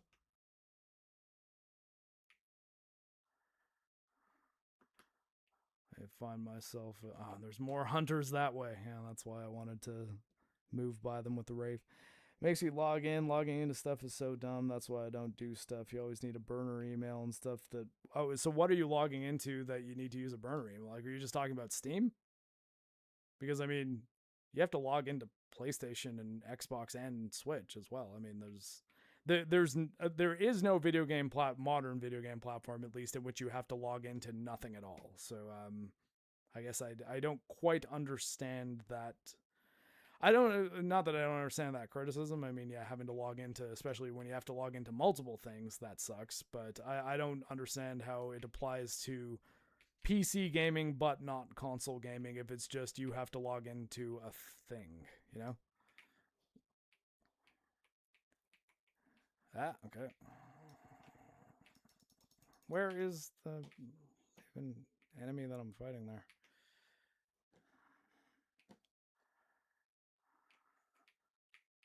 But I mean, I guess I play on PC exclusively and have for a long time, and I do not have a burner email. So I guess my my curiosity would be like, what are you doing in which a burner email is required, especially if you're not doing a bunch of complicated stuff involving like cloned accounts and piracy and things like that? Because I mean, if you are, I guess, like, especially if you're doing something that's like, hey, log in here to get, I don't know, a mega pack of all the AAA games that have released in the last 10 years up to today, then yeah, I mean, I guess, you know, a burner email might not be a bad idea for that.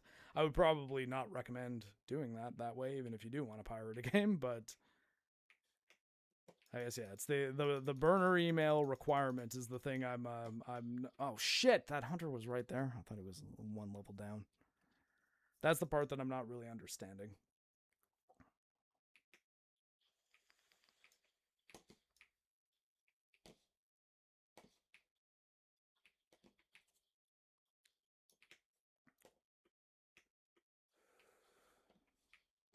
Okay.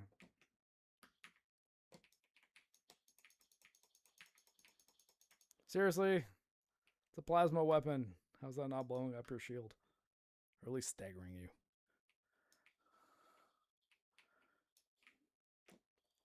Trying to think, though, if there's something I'm missing. Maybe down here? I could have sworn that this is the part where you get a... Oh, okay. You know what? Actually, having some rocket ammo might help. Or... There we go. That is better than where we were before. But what other items can I get that will assist me in this battle? I mean, I guess I could steal that Wraith. We'll come back to that if we need to. Hold on a sec. Oh, you don't hear the game? Okay, hold on 1 second. Oh, it might be, you know, because I went on display capture. We're back to game capture now. All right. You hear the game now? Is the game audio back? Should be. If it's not, let me know and I'll see what I can figure out. How are you alive? My God. Die in front. There we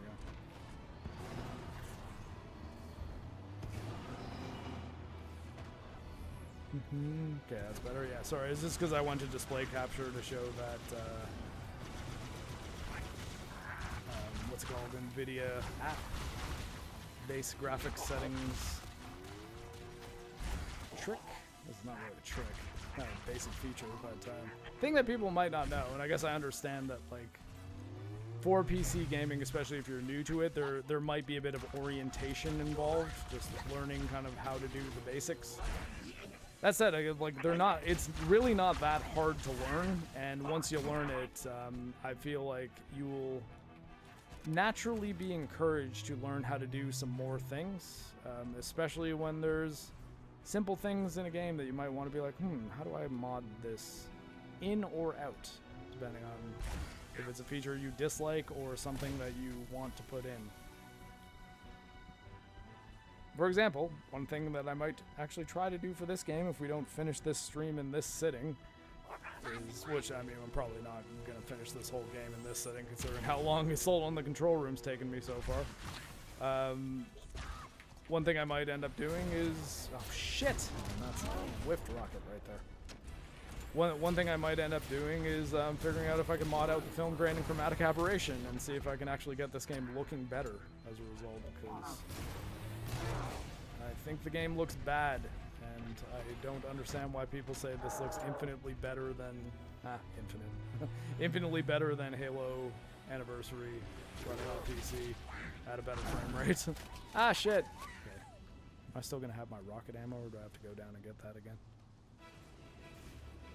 Yeah, okay, I'm gonna have to get it again, but I'm going to use the rockets that I have on me first. Oh, shit. And miss one of them. Amazing. Okay, here we go. I'm running away. Okay. I'm unsuccessfully running away. They're stored in the ini files for Unreal. Okay, so I'm willing to bet I will be able to do it. I just need to take the time to actually do so.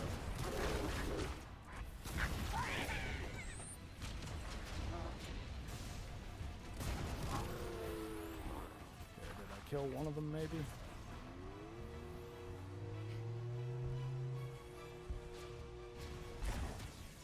Seriously.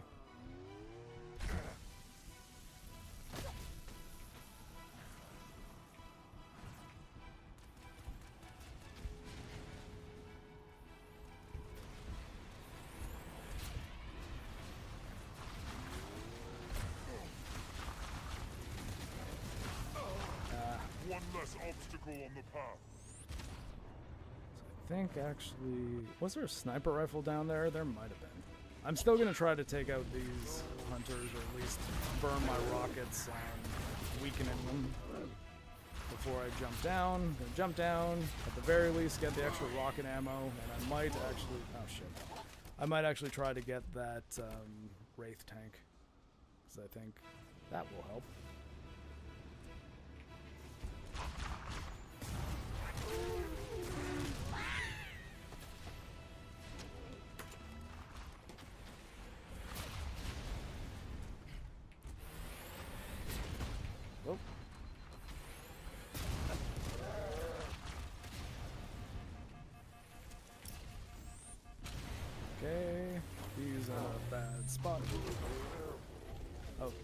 One dead? Okay, cool. Now, when I get back up here, I just need to worry about his Bond brother. James Bond brother. And yes, Bond brother is the correct term for the second hunter of a single worm colony.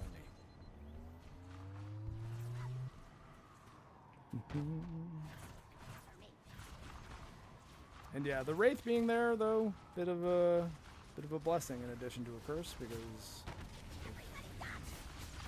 Oh, was that? Why did I feel like I saw a sniper rifle there?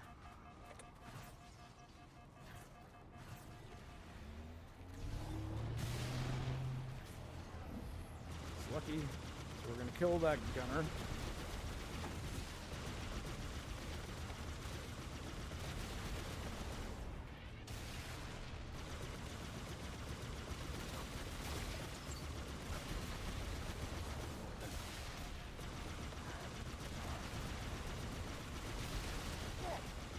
Seriously.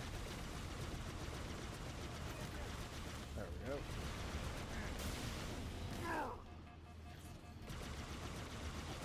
Thin out these grunts.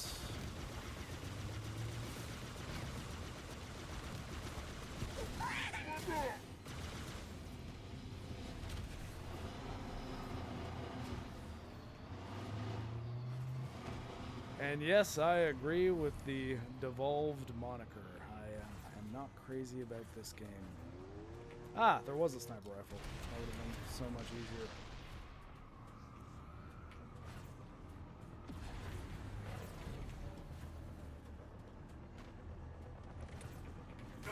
What the hell? I'm holding E! Oh god, okay. Okay. Okay.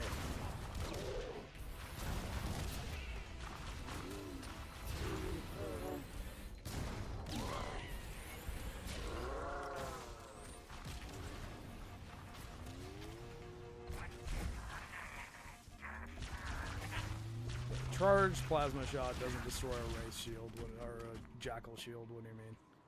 It's insane. However, we know there's a sniper rifle here. I did see the sniper rifle there, I just saw it in the wrong spot. But yeah, things like that are why I think this game doesn't play nearly as well as Halo. Like normal-ass Halo combat evolved. And of course. You're kidding, right?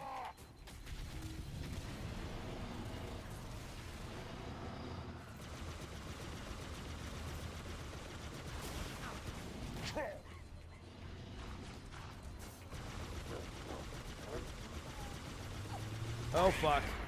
Okay. Hey, how's it going, Catherine? And I'm only on heroic, and this encounter has been a real pain in the ass. Metal advised me against playing on legendary because he says that it's ridiculous and frustrating and silly. And considering how the first 2 levels of heroic, honestly the first 3 were like very, very easy. I was kind of thinking, maybe I made the wrong decision, but now, lately, these last couple, this assault on the control room mission, yeah, I'm thinking maybe he was correct in that assertion.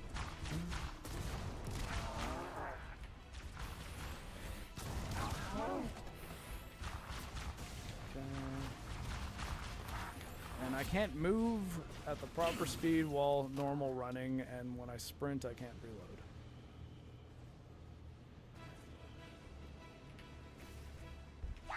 And now, we're not going to be here that long. I'm just going to figure it out. Part of it is just getting enough resources up here to take out the hunters in a system in which I can't kill hunters with a pistol.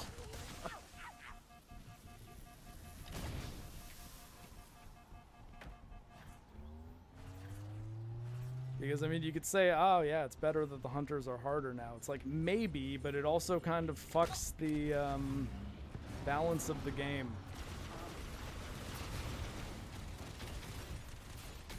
God.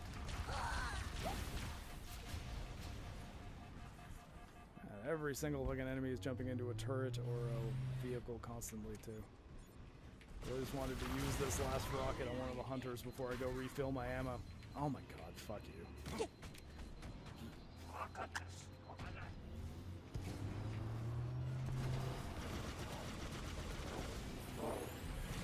That's okay. Of course.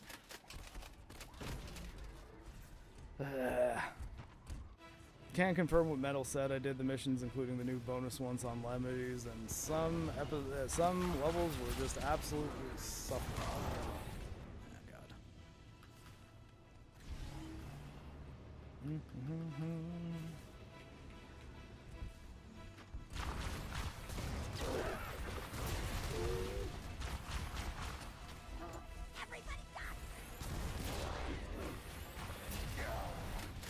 Damn it.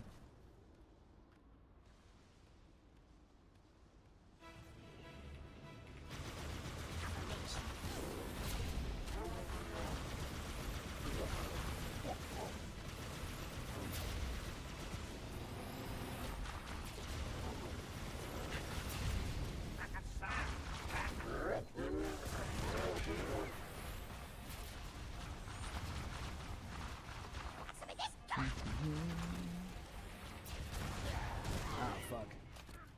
Also, would you like a bit of a tip for the hunters in this game? I mean, yeah, sure, because how I normally would fight hunters is not an option in this game, and it bothers me. Is there any kind of trick to these ones? Saying as how you need 3 rockets to kill them? And even then, even though I have 3 rockets here, I can't even reliably kill one of them in this encounter. Oh, God.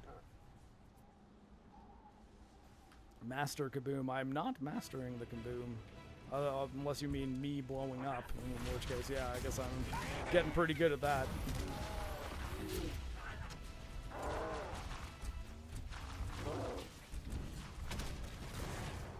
Seriously.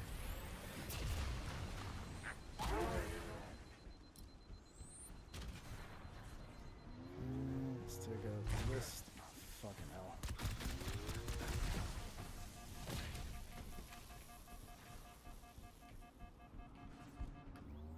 We're at least getting down to the level we want to be. So if the hunters don't kill us first. Yep, totally did. Tickle them? Yeah, I feel like that's probably not going to be it.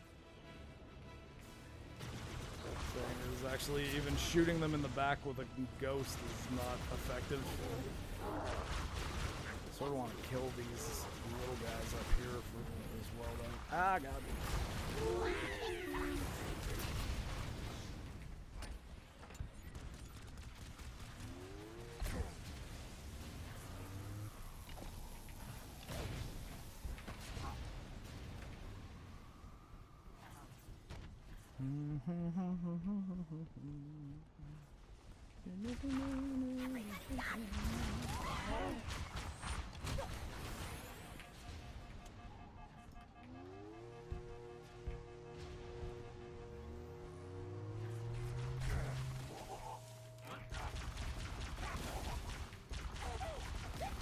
Okay, we've at least gone. Oh, fuck.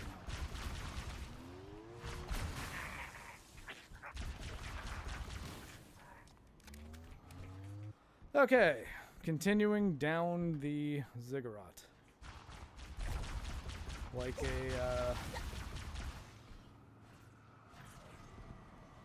a severed head.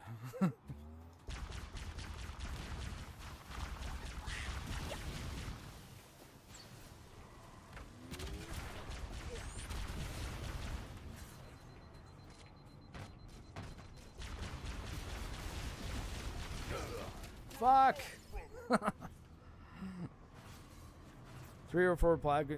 I mean, I actually do know that. The thing is, there's like no plasma grenades up here, and none of them are dropping them. I have 1.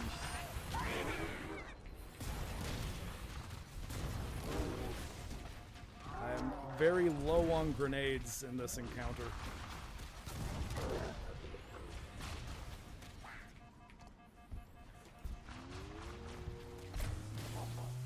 I have 1 spare plasma grenade. Did I just take fall damage? There's no fall damage in Halo 1. Maybe here, I'll see if I can get a checkpoint if I go in here. Can I even use this elevator?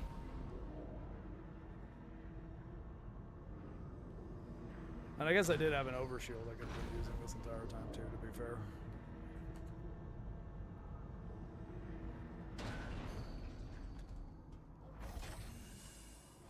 Nope, we're not giving me a checkpoint. Thank you, awesome, amazing.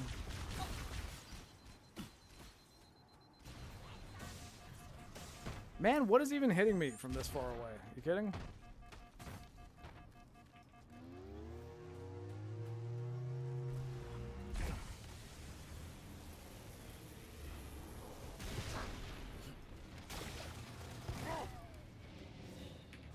Oh god, I'm gonna get killed by the Wraith, aren't I? Yep.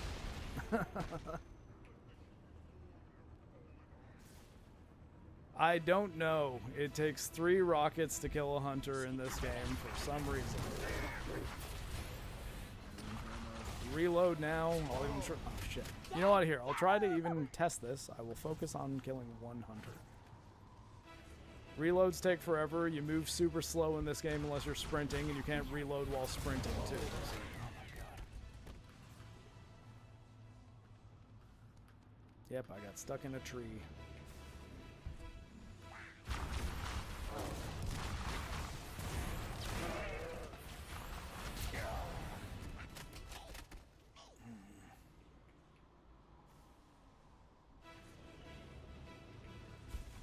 Cover me.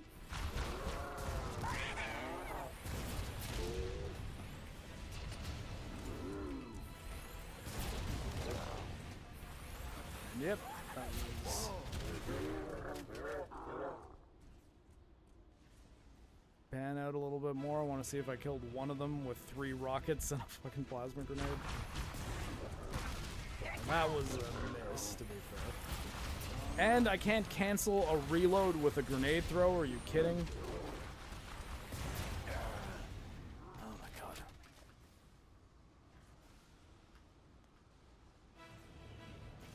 So the thing about taking cover is getting to cover that I can actually hide behind, in which they don't just sort of auto-lock on me and end up shooting me with their green goo anyways, is pretty difficult in this environment because there's not really any cover that works.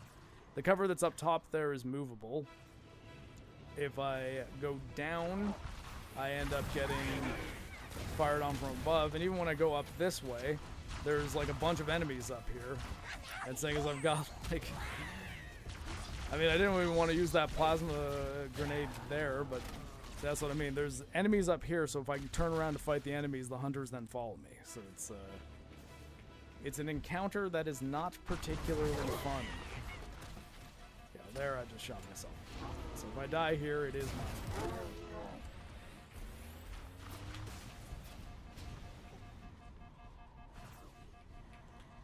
And your shield takes forever to recharge in this game. Like that. Also, I can't abandon the ghost or the grunt jumps in it. And then I'm dealing with even more shit.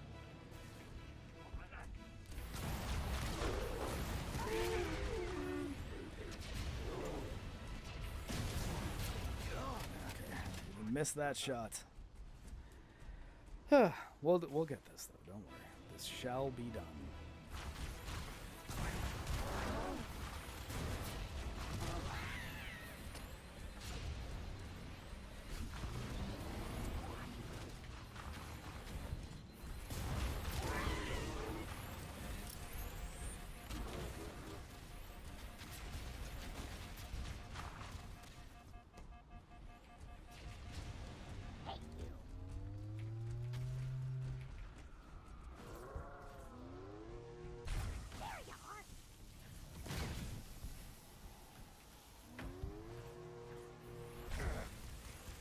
Really?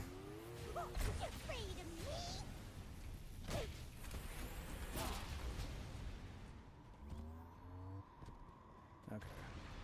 At least down on the ground again, in a place where we can't trigger a checkpoint under any circumstances, because why would they let us?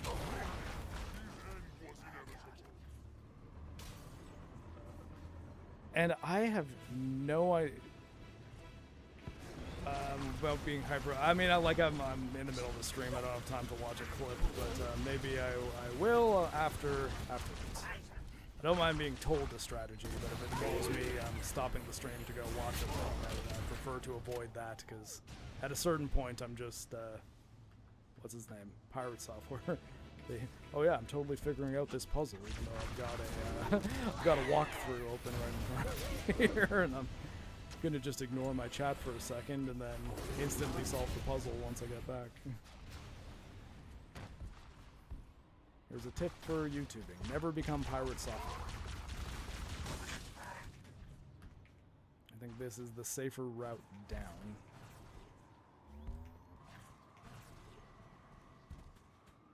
I'm not crazy about the fact that this doorway and even I can even go further back. Because honestly, I think even if I'm starting from the ground floor here, I'll have a bit of a smoother time than... Although, wait, I'm in the same area here. I wonder if there's anything up here I can use. You gonna actually let me hijack a Banshee for once in this game? Come on, Banshee. See if we can make this happen. Like, God, the range on the plasma pistol, too, is just so shit. Like, oh, we can only actually let the plasma shot track if they're, like, right in front of you, and you shouldn't need the tracking anyways. Come on.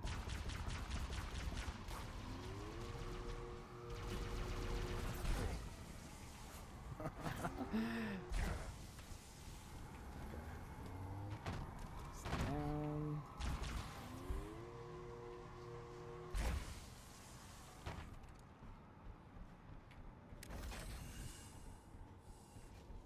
I guess I have some more plasma grenades now, at least. But yeah, and there's like no triggering of checkpoints allowed at all. It's like you can't do anything to be like, okay, now I've got to a better position that I would like to start this battle from. Can you please give me a checkpoint? And it's like, no, no.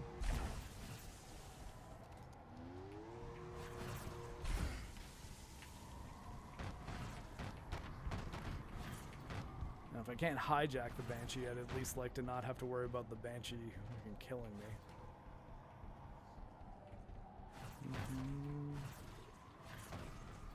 With all the other variables I got going on.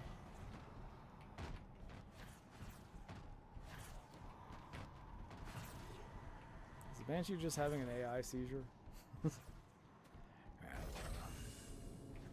We'll get back down there and give this a shot. We've not discovered any... Well, but see, the plasma pistol moves so slowly that it having better range doesn't even matter if it's not doing the tracking, because the tracking is how you hit things at range, because it takes a million years for the projectile to get over there. Like, for example, I'll lead him like crazy. It just doesn't change direction, so it's like you can't even really strategically plan your plasma pistol shots if the projectiles move that slow, regardless of the range. You know?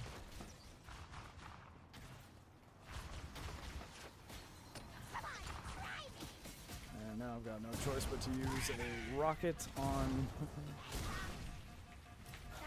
Are you kidding?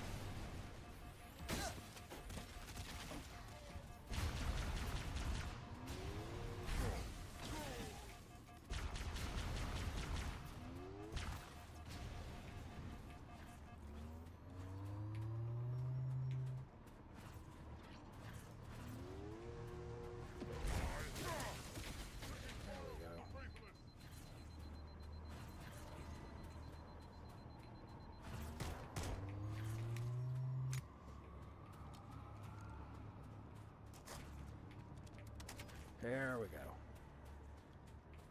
All right.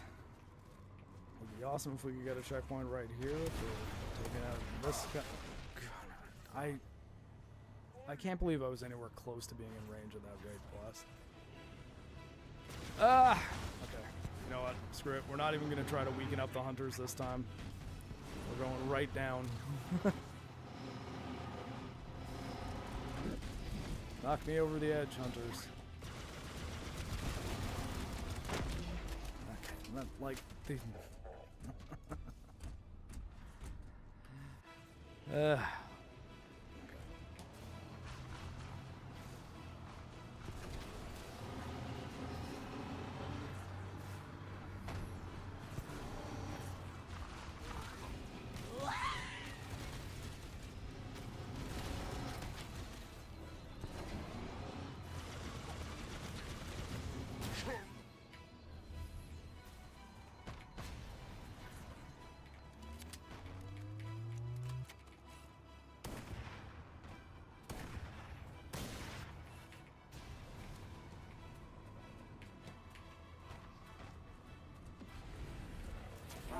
Fuck. Of course the hunter had to get in the mix right when I just had all the pieces in place to take that wraith. Okay. But I am just gonna blitz right down. That's the move.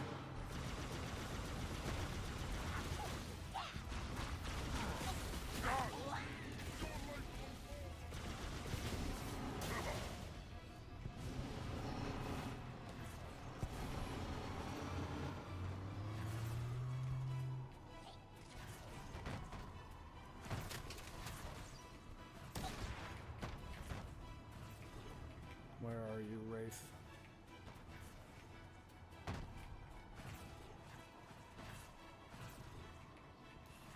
Fucking Banshee.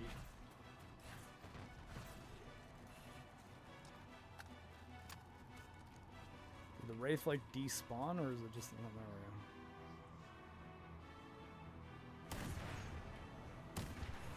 Perfect.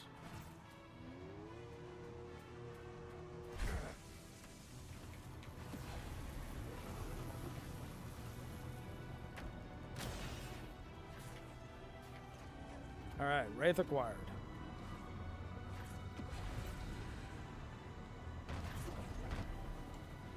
Where is that Banshee?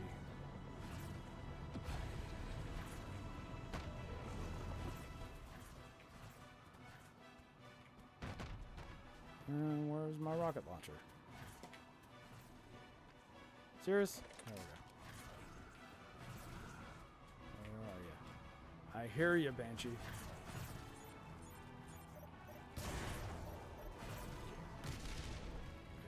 Hey, alright. We're in a better situation than we were before. Although...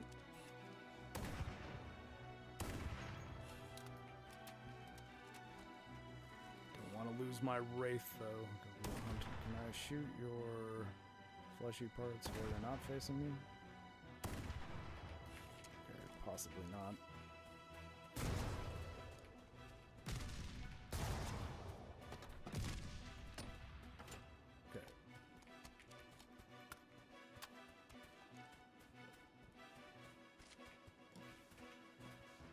Alright. Checkpoint would be real nice here, but I feel like they're not going to give me one under any circumstance.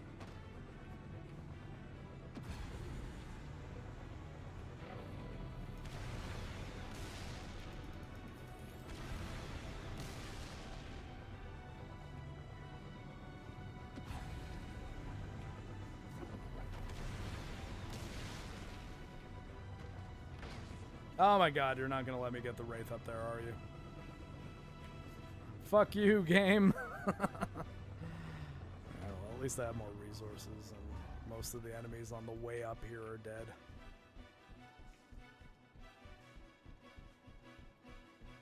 But hey, I guess we know for next time. Acquiring the Wraith, not a plan that was quite as viable as I thought it was. So, realistically...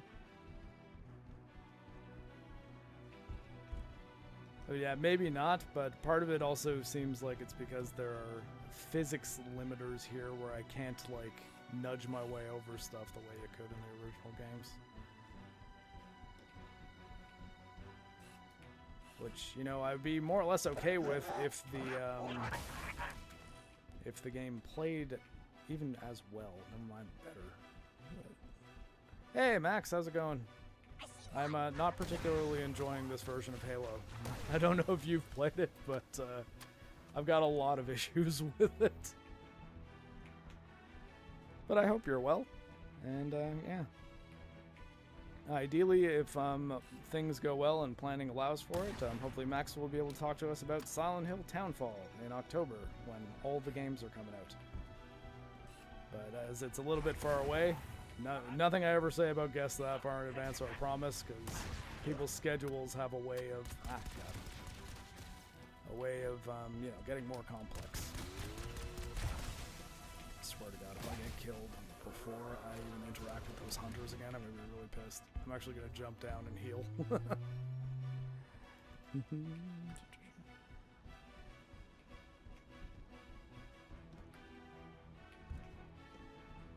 Yeah, I think actually Max recently made a Halo video that I've yet to watch, although I think he makes very good videos. If you guys haven't subscribed to Max Darrett, please subscribe to Max. He joins us on Forge from time to time, and he makes very good analysis videos. Particularly by applying things like philosophy and psychology to video game stories, and yeah, I think he does great. Makes some of the best Silent Hill videos that have ever been made, too.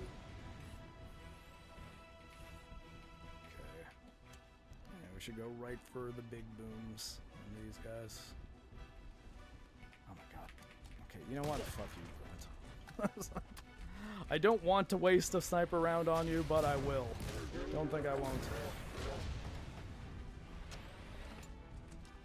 Okay.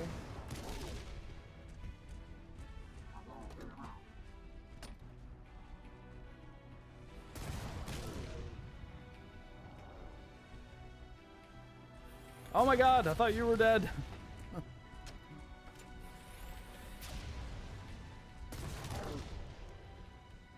Alright, are they finally dead? Are the hunters finally? Okay, good. Alright, we're gonna push the button. Okay, and maybe I shouldn't have pushed the button that early. God, now I really don't want to die, because I just did so much work to fight my way all the way back up here. You're kidding, right? Oh my god, and now I can't shoot. Okay, we're swapping away from... Actually, I almost... You know what? I'm going to go back down and get that pistol. I feel like I'm going to run out of sniper ammo. Have no rocket ammo, and then be very sad about that fact. And no GG yet. We're not out of the woods. We still have a big room full of things to fight. And it may or may not go well. I'm not promising it will. Yeah, I am happy that I picked Heroic for the streams, though, because honestly, I don't think I'm ever going to play this version of the game again. But in the event that I decide, hey, you know what, I'll go through this on Legendary just so I can say that I did, I will not be doing that on stream. That is I'm going to be dying repeatedly and just restarting over and over again, and it would be really, really boring to watch. Has Spark shown himself yet? No, that will be in the next mission, I believe. Pretty sure 343 Guilty Spark is mission 6, I want to say. 7 is the library. I don't remember the name of 8. Then we've got the Maw, or is the Maw the last one? I don't know. Kind of forgetting the mission names. I forgot the name of Silent Cartographer the other day, so I'm like, clearly I can't be trusted. And I forgot the name of the Pillar of Autumn yesterday, which is really bizarre. Honestly, do think my brain's been short-circuiting a little lately. I'm forgetting things that I've known for decades. I mean, yeah, Heroic, they always said, is like the intended one. I've always liked playing Halo games on Legendary, but generally, I enjoy more aspects of the Legendary game that I would be playing it on Legendary in question. So.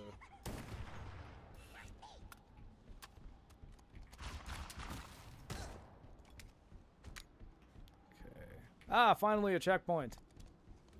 And we've got an energy sword down there. We still have 4 sniper rounds left, which I'd like to utilize in some respect against this big room full of people. I hate that elites take 2 headshots with the sniper rifle to kill. I don't know who made that decision, but I think it's silly. Generally, though, I just don't like the way this game plays and runs. I think it adds very little to just playing Halo Combat Evolved or Anniversary Edition.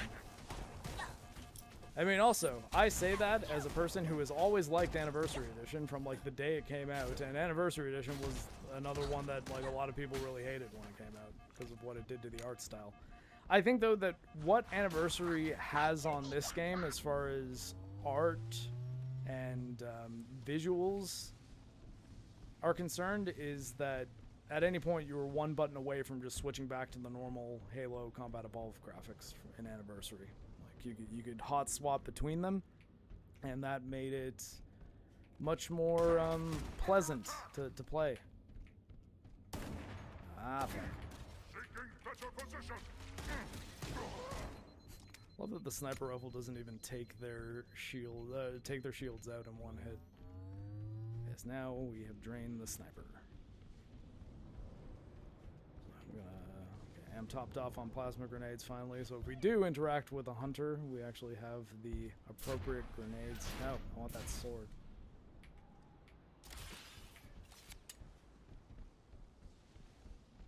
Sword and pistol. As Dante intended.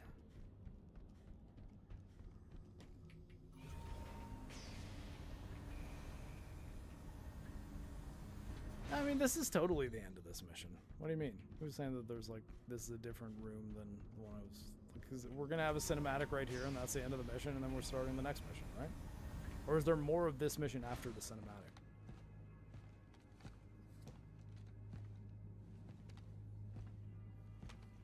I do not remember that being the case. I always remember being one headshot for an elite. As long as you hit the head. If you hit the body, it just takes out the shield. But anyways, I should watch the cinematic because I actually talked all the way through the last one.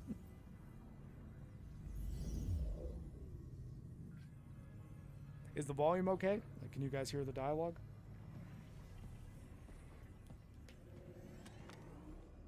No.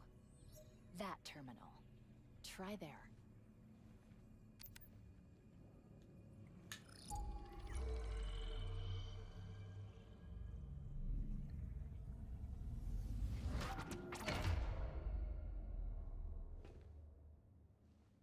Cortana?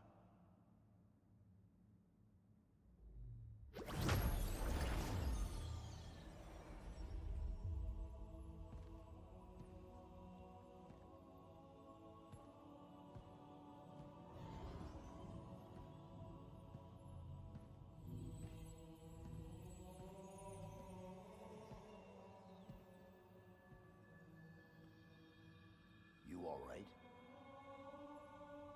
Never been better. You can't imagine the wealth of information, the knowledge. So much, so fast.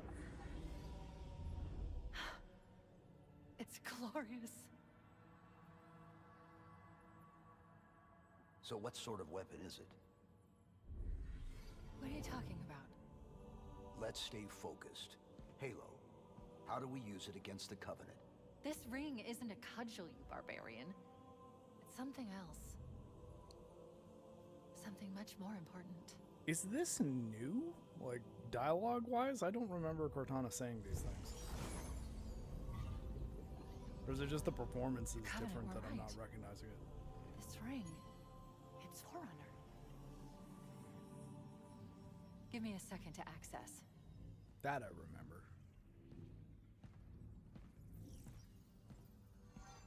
Yes, the Forerunners built this place, what they called a fortress world, in order to... Wait. No, that can't be. Oh, those Covenant fools. They must have known that there must have been signs. Slow down. You're losing me.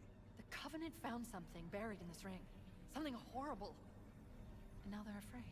Something buried? Where? The captain. We've got to stop the captain. Keys? Well, What so are we- this She's isn't new looking for it. dialogue, It's but not it really- is much We more can't let him get overacted. inside. I don't understand. There's no time. Get out of here. Find keys. Stop him. Before it's too late.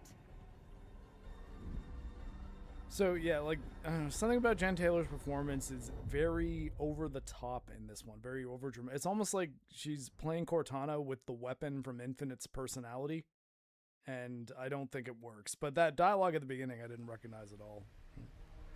So really, yeah, that voice acting was so much different that Cortana sounding like she was having a religious experience seemed that new to me.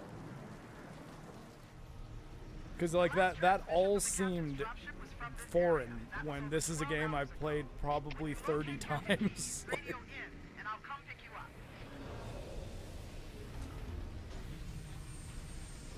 yeah, the whole second half of the speech I remembered, but the stuff was like, it's glorious, all this information. It's like, I feel like I never remember Cortana saying that, at least that way. Okay, at least my frame rate's gotten a little bit better in this level.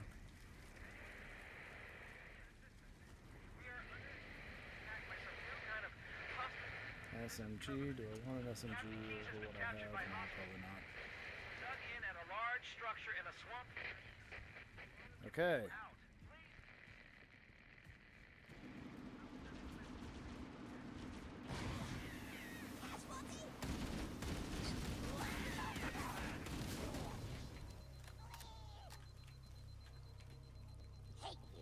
Alright, on we go. We're finally out of Snowland. Though we will have to go back there, because that is where we left Cortana.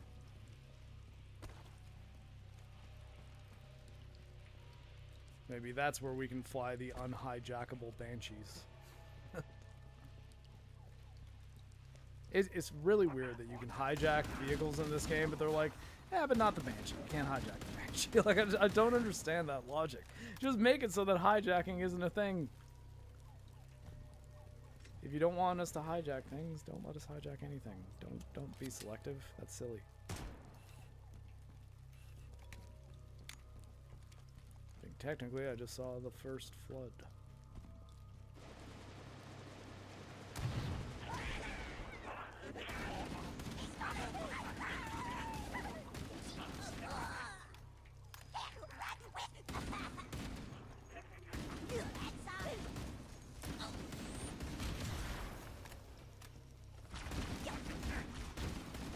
Jackal I'm worried about. Oh, F is... I don't know what my flashlight is. Hold on one second. Why does it keep resetting my keybinds? I don't get that. Like, what's going on with this game's backend? Sorry about this, everybody. Yes, I don't need F to be melee because I've got my default melee for every game ever. Mouse button 5. There we go. Right on the thumb. Reload mouse 4. That's the way. I was watching a YouTube video of noobs playing Halo for the first time, and their reaction when they encountered the FUD for the first time was pretty priceless. I mean, yeah, like, I didn't know when I first played it. Granted, I got an Xbox the day that it launched, but so I saw the flood for the first time before I'm sure many of you did, but that's just because I'm old. Make sure there's nothing I need in here. Alright. Oh, did I lose that overshield that I was saving through that whole encounter? Don't carry those between missions. Master Chief, why would you get rid of the now you can carry it anywhere overshield? And yes, we have more textures having seizures in this game. Surprise, surprise. But it looks way better than Halo ever has before, everybody.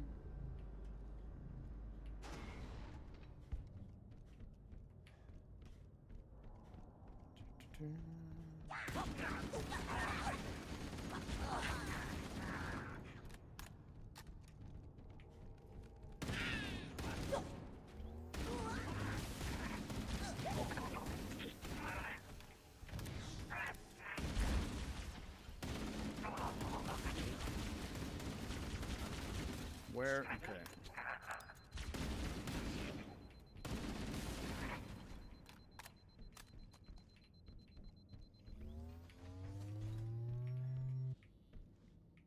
Okay, this level actually looks better. I mean, yeah, like, it definitely looks better than the previous one did, but I still think Master Chief Collection Anniversary Edition is still the better version to play.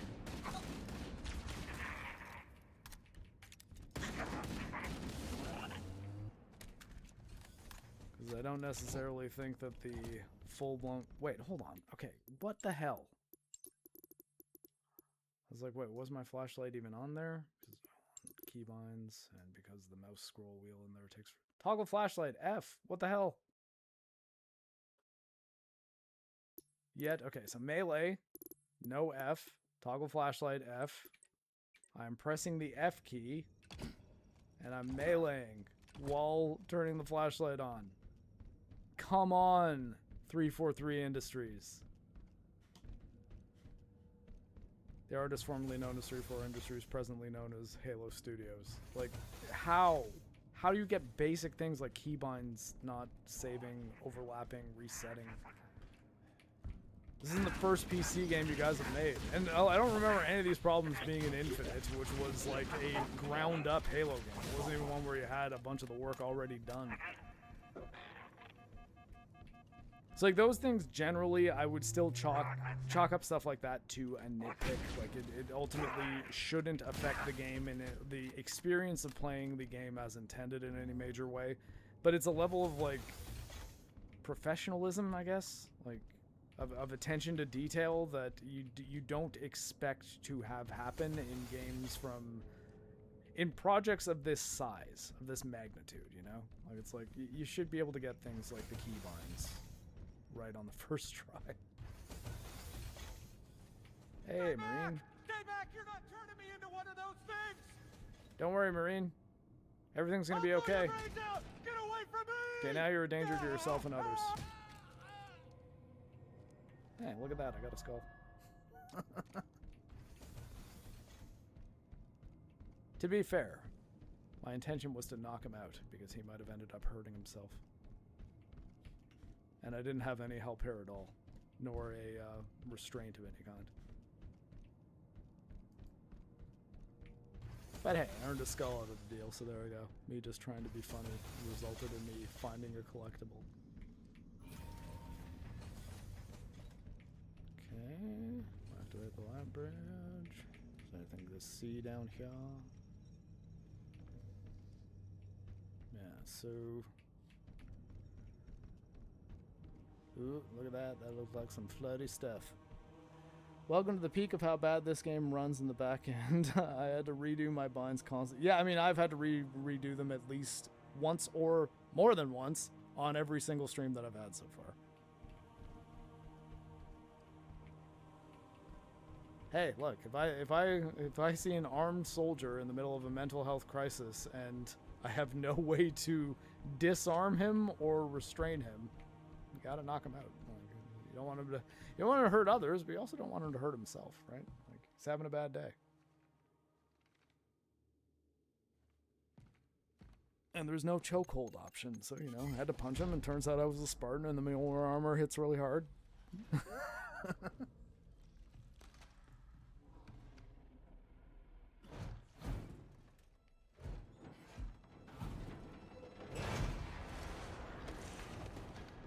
Ah, oh my god.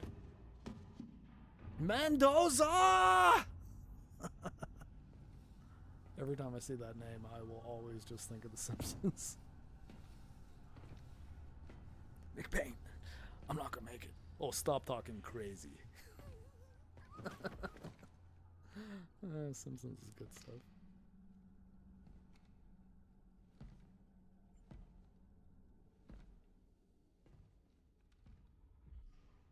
Just do me one favor, McBain. Get Mendoza.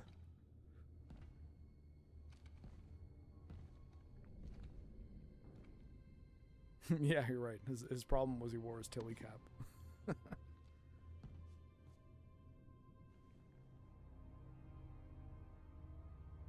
Actually, did have to disarm a soldier this past week.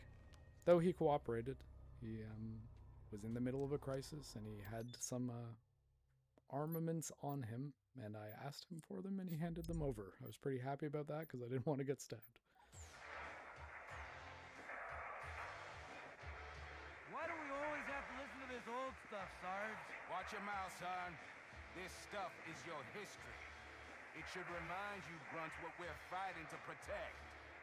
Hey, if the Covenant want to wipe out this particular part of my history, that's fine by me. Yeah, better it than us. You ask real nice next time you see him, Vicente. I'm sure they'll be happy to oblige. LZ looks clear. I'm bringing us down.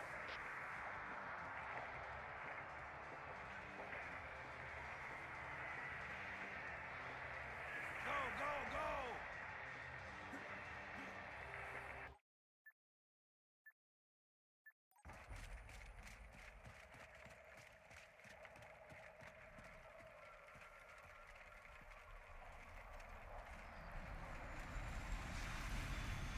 Take a look, Jenkins. Mendoza, move it up. Okay, let's move.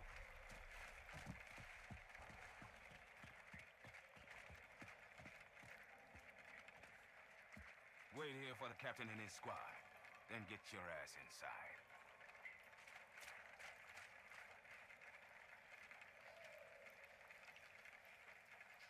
There's leftover Destiny code from this? From what the hell? Wait, like you figure? I thought that this whole thing was that they like rebuilt it in Unreal and therefore wouldn't be using any of the. Wait, hold on. Why would 343 have any of the Destiny code? I'll try, sir. But it looks like these Covenant worked pretty hard to lock Bungie it down. didn't even work for Microsoft when they Just made do it, Moraine. Destiny. Yes, sir.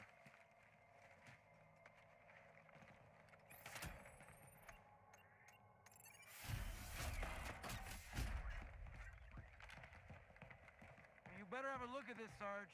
What you got? Covenant. Lots of them. Except they're all dead. Show me.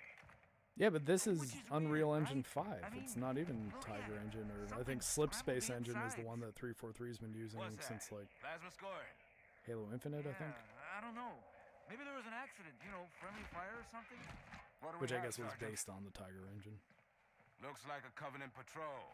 Badass elite units. All KIA. Real pretty. Friend of yours? Nah, we just met. I got a bad feeling about this. Boy, you always got a bad feeling about something. What the? Captain, Sarge, can you hear me? What's going on, soldier? We've got contact! Lots of them! But they're not Covenant! They're just tearing through us! What the? Oh, no! Corporal, do you copy? Over. Yeah, I'm right here. Mendoza, get your ass back up to second squad's position and find out what the hell is going on. But, I don't have time for your lip, soldier. I gave you an order. but Sarge, listen. What is that? Where's that coming from, Mendoza? Everywhere. I don't... Above you! There! Get out! Let him have it! Get out! Get it out! Hold still! Hold still! God damn it, Jenkins! Fire your weapon! Sergeant, we're surrounded. We smother. There are too many, Sarge! Don't even think about it, Marine! Oh, this is local! Get back here, Marine! That's an order! Jenkins! Behind you! Jenkins!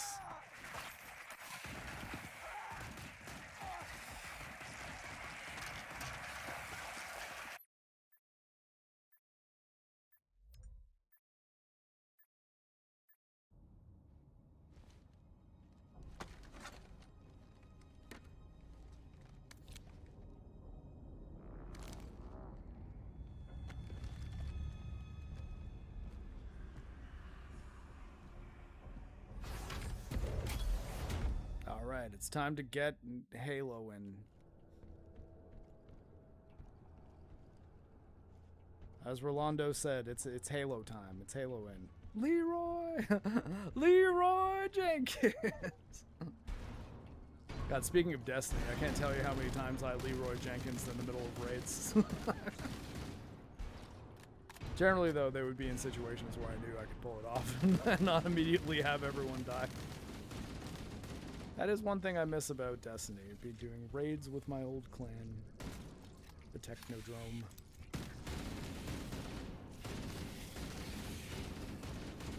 I used to teach people the raids and stuff. It was a whole thing. And let's just say some personal circumstances made me have trouble playing Destiny without getting stabbed.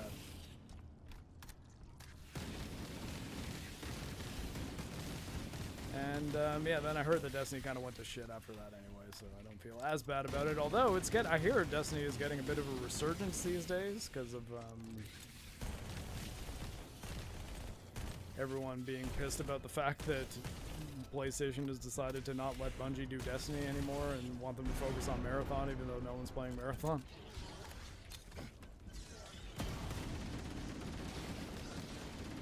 I do not remember the Covenant elites having shields in Halo 1. I think they eventually did in 3, but yeah, whatever. It's been a long time since I fought the Flood in a modern Halo game. Although, I mean, calling this a modern one, it's on a more recently released Halo game, I guess. It is technically still Halo 1. What's a guy got to do for a shotgun around here? Okay, well, I might die.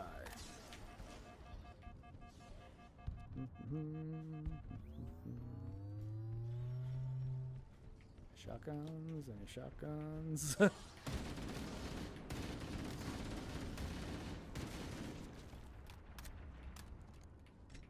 SMGs.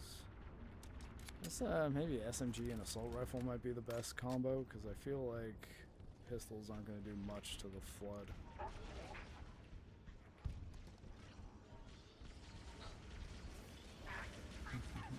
Halo Reach's jetpack is also in the code. Just see, like, I mean, even that doesn't seem to make much sense. Because, like,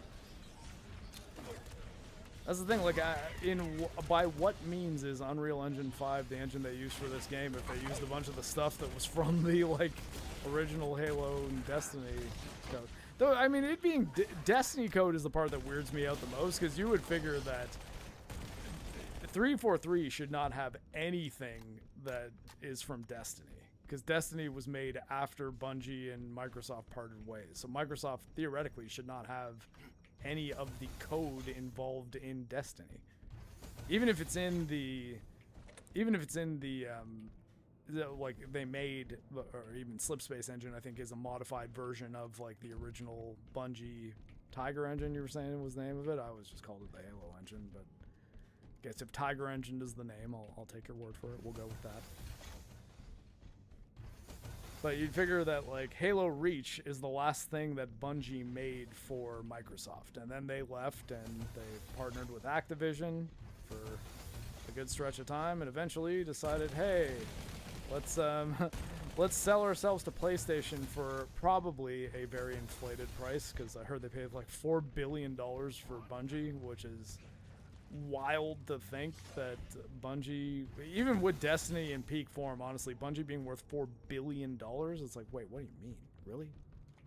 I say that as a person who liked Destiny. Like, whoa, shit. Okay, that's definitely not an elevator there.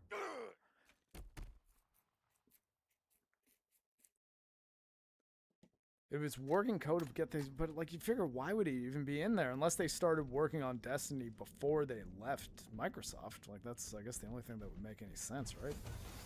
Still seems shady, to say the least. Seems like that there's maybe some legal gray areas that could be explored.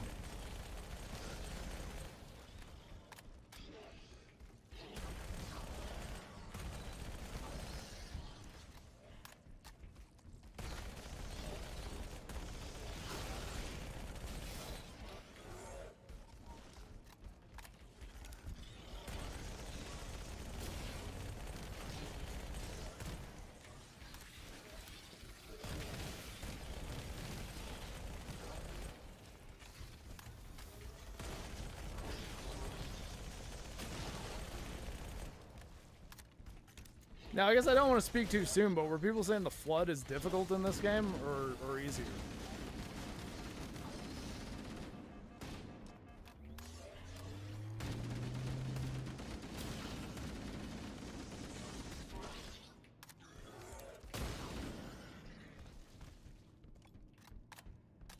Any ammo to be found in here? Or should I just ditch that submachine gun?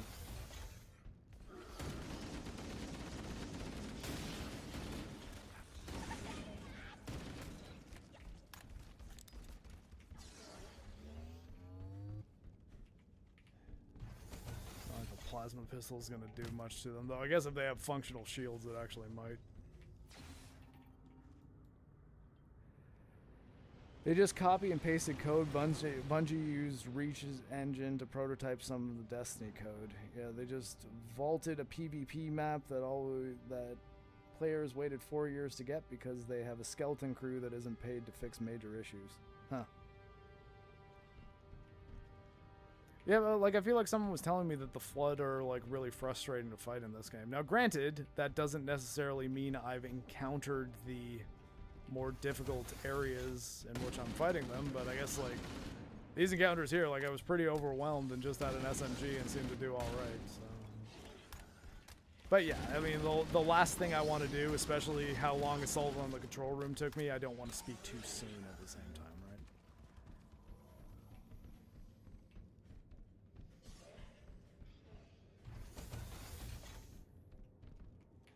Oh, thank God.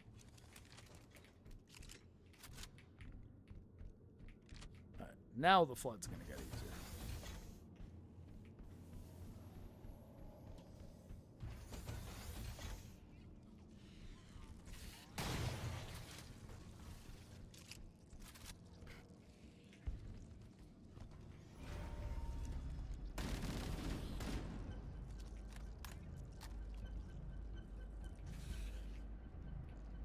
The Flood AI breaks at times. I've heard in general they mostly nabbed assets from Reach and Infinity, and the AI is just pulled wholesale from Reach. Yes, that I've heard, and Reach and Infinite code makes sense because 343 like they made Infinite, so obviously they would have that code because it's their game.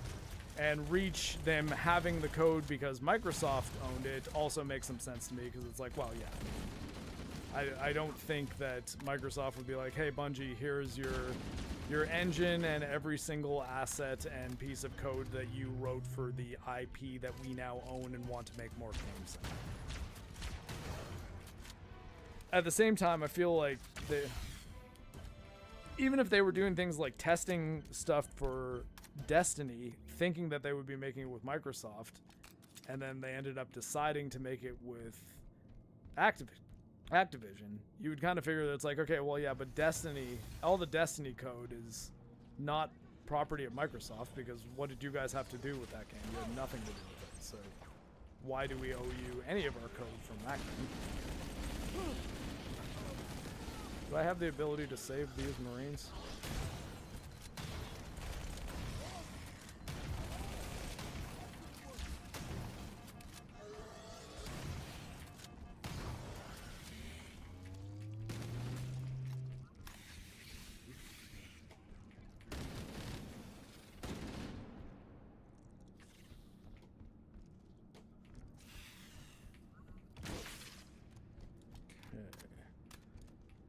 Hey, Mikhail, how's it going? Marky Mark, yeah, I've been Mark Wahlberg this entire time. He finally found me out.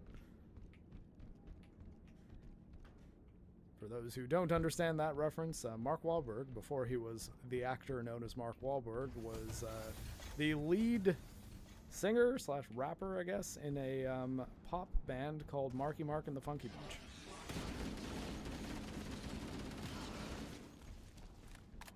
They did have one really big hit song. I'm kind of forgetting the name of it, though. Is Good Vibrations Marky Mark? I think it was, yeah. Got that good vibration. Like that one? Feel it, feel it.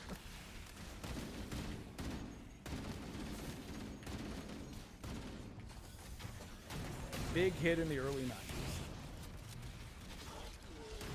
I really thought I reloaded earlier than that. That's fine, though.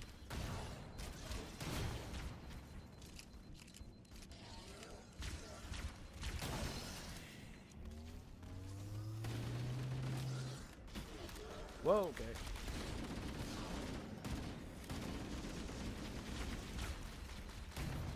Shit. Whiff.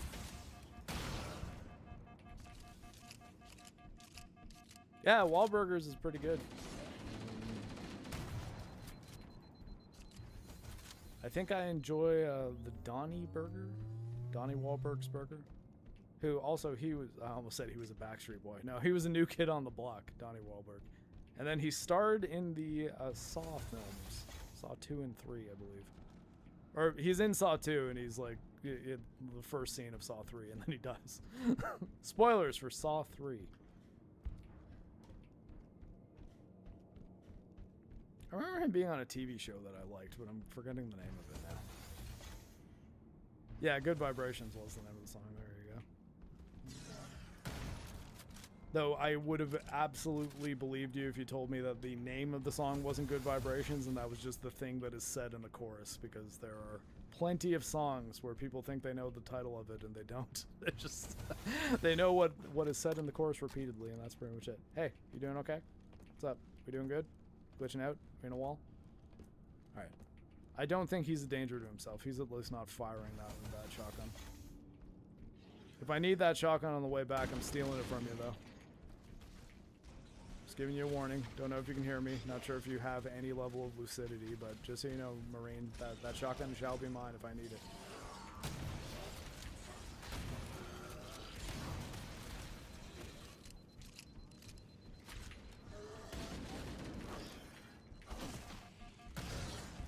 Oop. This is not the level of shield that I can tank the flood guys. Larva? Larva? You call them larva? I guess they're larva. Flood is easier in this game because it's using Halo 3's code, so they don't rush you like they did in Halo 1. Let him dream. Who am I not letting dream? Oh, the Marine. No, I let him dream. I'm just letting him know that I'm going to steal his shotgun if I need it on the way back.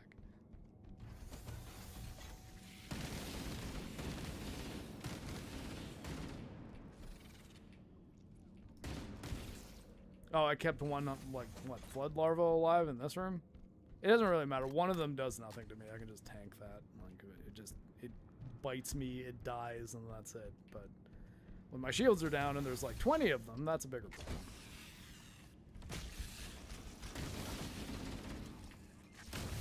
Ah! He took the bullet for his master.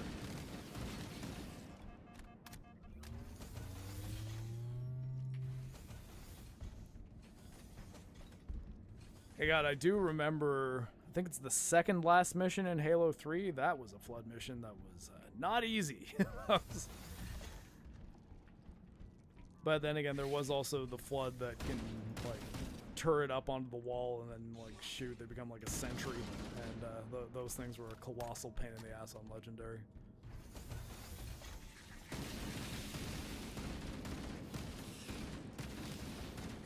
I think though Halo Legendary Steam achievements I might only have, or for solo Legendary if they're different. If there's co-op, I probably have a bunch of them. Or maybe, actually I don't know if I was playing on Legendary last I played Halo co-op.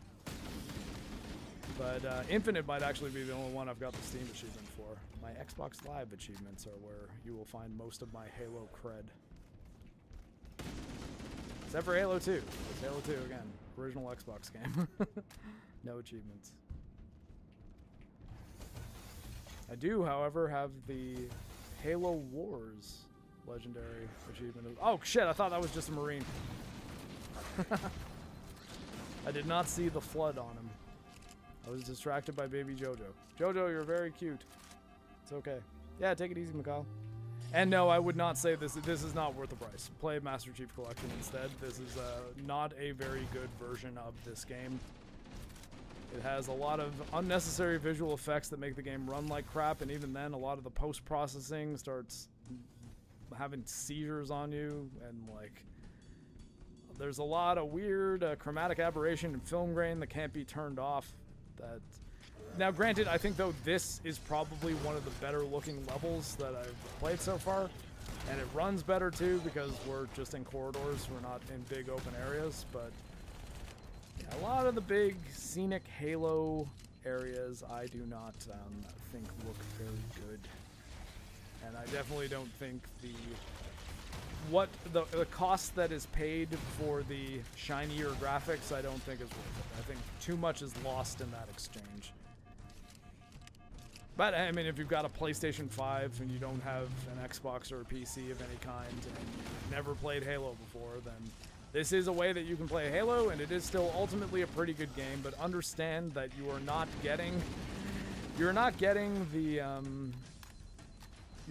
the precise gameplay that people would always have said is one of the best first-person shooters ever. There's a lot about it that has changed and amalgamated from a bunch of different Halo games into the soup that is this game. Yeah, I've still got all my original Halo games too. My disc copies of everything up to Halo 4? Yeah, everything up to Halo 4. I think 5 was the first one I bought digital. That includes Reach and ODST, as well as Halo Wars 1. Halo Wars 1. Halo Wars 2 I have on Steam. And I've got Master Chief Collection on, I think, both Steam and Xbox. This is Echo 419. Chief, is that you? Is the HUD telling me what button I press to fire guns? What's going on Actually, down not even there? true. Oh yeah, I guess it does. You're right. Over the bottom right there. Didn't even realize that. Sir, thank God you're here. We've been lost out here for hours. After we lost contact with the rest of the mission, we headed for the RV point, and then these things, they ambushed us. We got to get out of here. It's okay, There's a Dubbo. large tower a few hundred We'll get you meters back from to your Australia current as soon as we can. Find a way above the fog and foliage canopy, and I can move in and pick you up. Okay. Let's go. Come on, Marines. Follow the Spartan.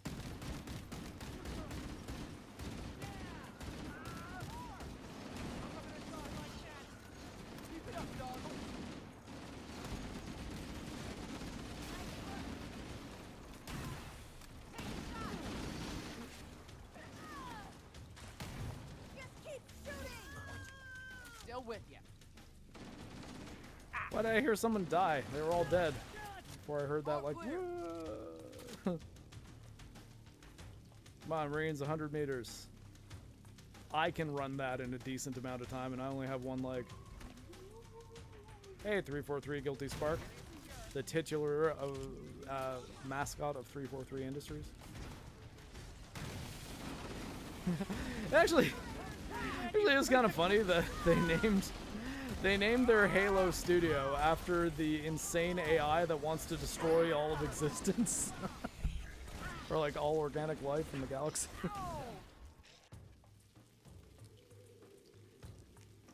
Oh, there is a film grain mod? Okay. Before the next stream, I will find and activate the film grain, remove film grain mod. I'm assuming you're talking about, because the film grain in this game is insane. It's like Silent Hill 2. Which, don't get me wrong, I like the film grain in Silent Hill 2 because it aesthetically works for that game quite well. And I'm talking about the original Silent Hill 2. Silent Hill 2 remake, another remake I'm not a big fan of. I don't think it's terrible. I think it's better than this game, but I also think that it pads the story of Silent Hill 2 and makes it kind of a chore to go through more than once, which I don't think serves that game well. I think that Silent Hill 2 being a game that you can comfortably play in a weekend is the better way to go about it, because there's a couple different ways to go through that game, and that makes it more comfortable to experiment with those different paths.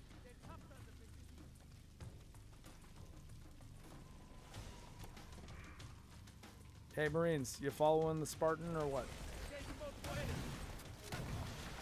Yeah, maybe you stay close to me though, because then I can protect you. Look at how great I'm doing. Though you have shotguns, I mean realistically, for the amount I'm getting hit, you all should be able to fight as well as I do. I'm talking to AIs. With this blessed mod, we shall burn a path to visual clarity. Yes, hopefully. Is there a chromatic aberration one too? Because those are the two things that I badly want to turn off in this game and can't. Oh, I thought there was going to be some of the bigger ones down there by that time. That's what I was trying to do.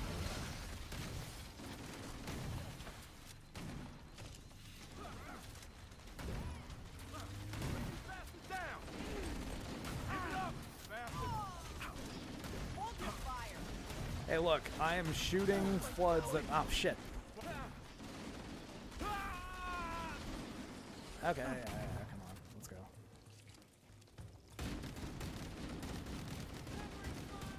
And Marines, I honestly think it would be a much better idea if we all just sprinted the 100 meters to the rally point.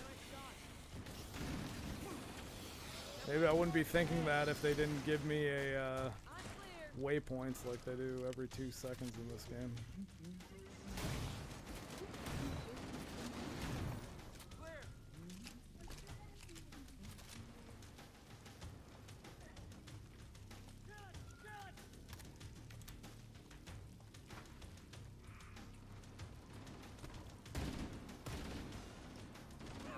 I know what you are, 343.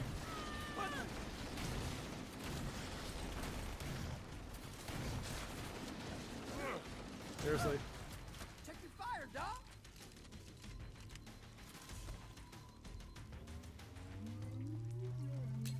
I'm not gonna die like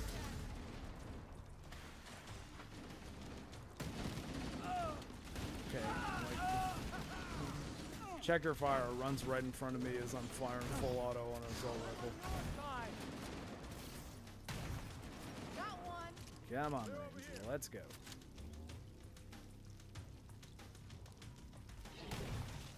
The crippled medic who is leading you could run this in real life faster, and that's insane, because running is obviously not something I'm very good at. Still waiting for those Mjolnir suits. At least the pants. I'll just take the pants.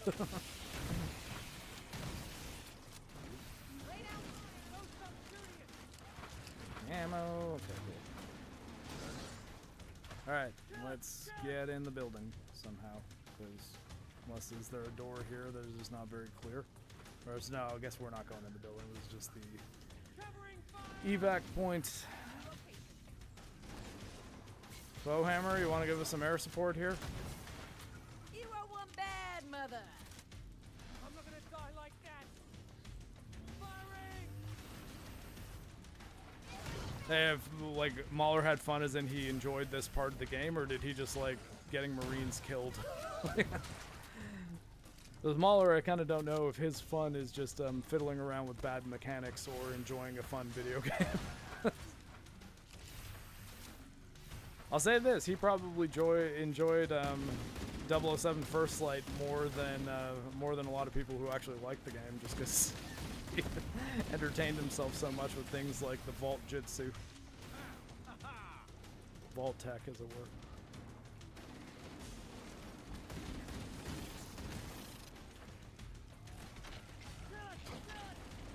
My flashlight on or off?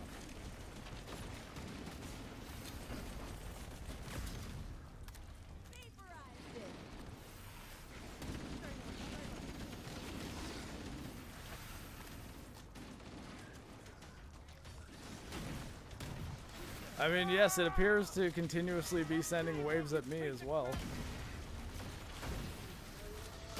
Was Mahler playing on Legendary or Heroic?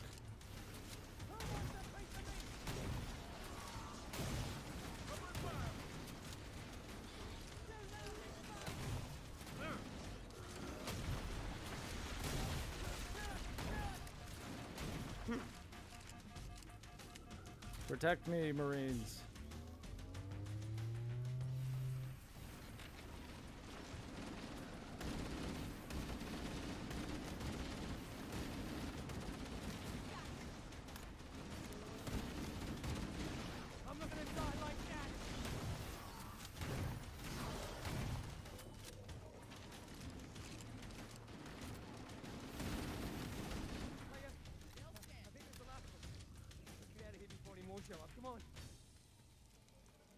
Come on, well, I'm at the evac point.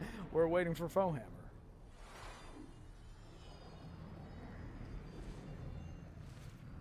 Greetings. I am the monitor of Installation 04. I am Vault Tech, the martial art in which you vault over a table back and forth using the iframes to confuse the enemy AI in James Bond First Light. Come this way. Shaolin Vault Tech style, as it were. Chief! Chief!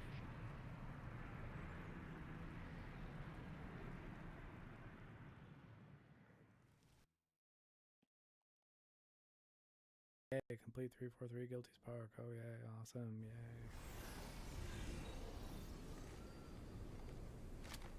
If the Flood escapes this halo, it will of course consume all viable hosts in this galaxy. Why, naturally, the Flood is simply too dangerous to release, and mass sterilization protocols may again need to be enacted. Of course, samples were kept here after the last catastrophic outbreak, for study. It seems that decision may have been an error. I would conjecture that the other species currently on the installation are responsible for releasing the Flood. They seem most persistent in their attempts to access restricted areas. We must collect the index before we can activate the installation. Yep, they're like, let's make him sound less like C-3PO and more lame.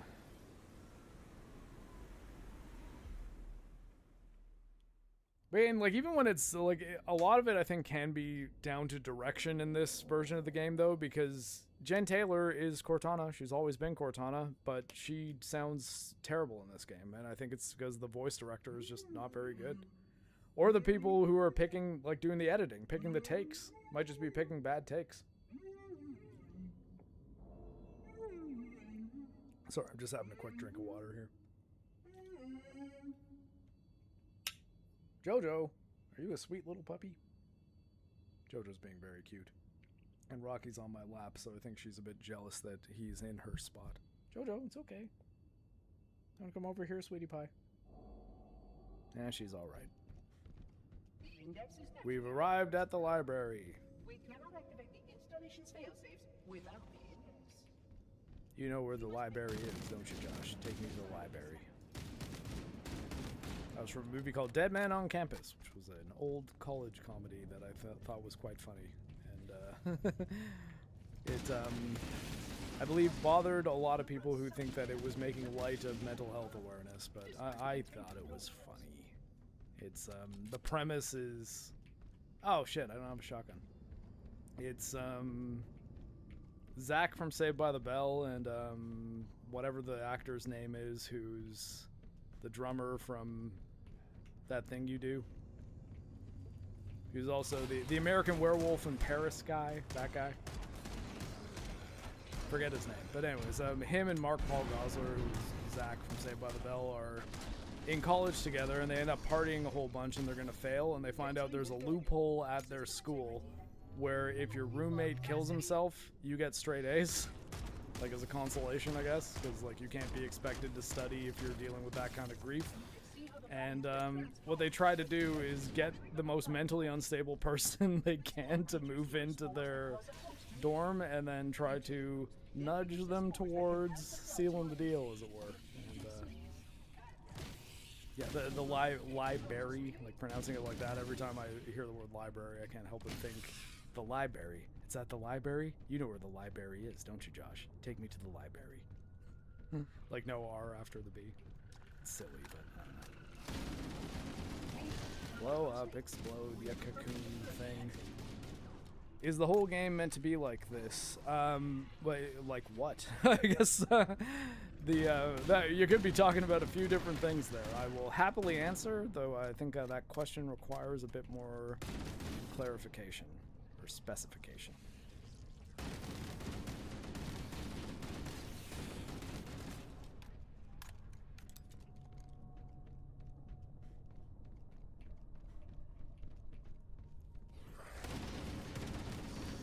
Also, Brody Liam Brugan. Actually, I don't think I recognize that at in the chat. It may very well be a username I recognize, but YouTube's only showing me the ats, so I have no idea who anyone is.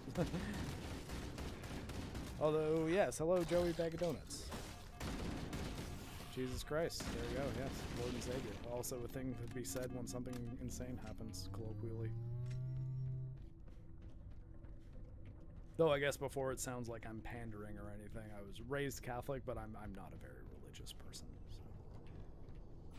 I'd say I'd functionally call myself an agnostic. I do think hardline atheists are kind of cringe, though. Like, mostly because I think it's cocky. It's like, how do you feel that you can know specifically that there is nothing?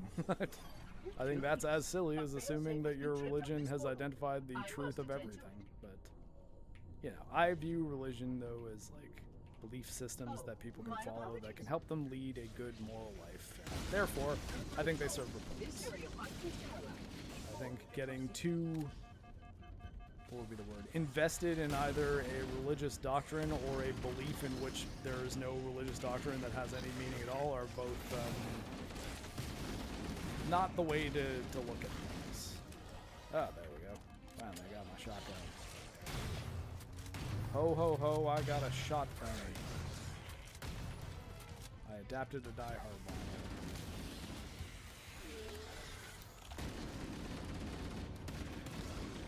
It was a machine gun, although technically it was a submachine gun.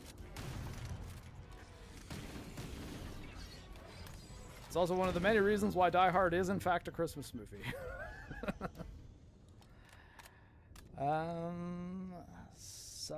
Saturawa Fang. I'm interested to see what you think of the changes to this level and if you think they're superficial or thematically poignant. Are we talking about story changes? I mean, I don't hate the art design that I've seen so far, though this seems much more bright than I remember the library being. The atmosphere is turned down a little bit as a result, too. Like, I just turned on my flashlight that now is also impossible to untie from my melee button. But I remember the flashlight being something that like really lit this area up and made things look kind of neat and creepy. But now it seems like the power is just on in this facility. And maybe a bit of the lighting is a tad darker, but ultimately it's pretty bright in here. It's not super spooky. Don't know if that's something I'm doing with the visual settings. I think actually here, I could probably crank it up to ultra in this area though. Just because we're indoors, so we can probably still hold a decent frame rate. And we'll throw DLSS high because we moved that up to ultra, and that will hopefully stabilize the frame rate with more nice graphic stuff for you guys. At the very least, I'm above 60 FPS. So it will look probably no different to you, even though it looks a little bit different to me. What I really didn't want to do, though, was dipping down into the 50s like it would do if I had it on ultra settings in the big open areas. OG library was more dark and moody. Yeah, that's what I'm saying. The story of this level is the same, but you got to go down instead of up. Oh, really?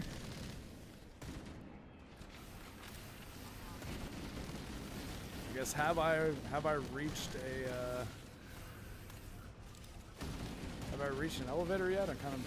I wasn't even really thinking about it. I think if I have, I just probably thought hit the button, get on the elevator, and then go where it takes me. But I think like honestly though, I do have a bit of an issue with it being so bright in here because I think that it does hurt the mood. I think this looks more like just a sci-fi first-person shooter level made in Unreal Engine 5 where I'm in a lab and it's not at all spooky, whereas the library in...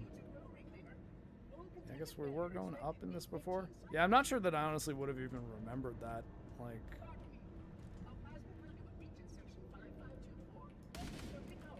I obviously remember being on these elevators, but I don't necessarily have a clear memory of whether they were going up or down.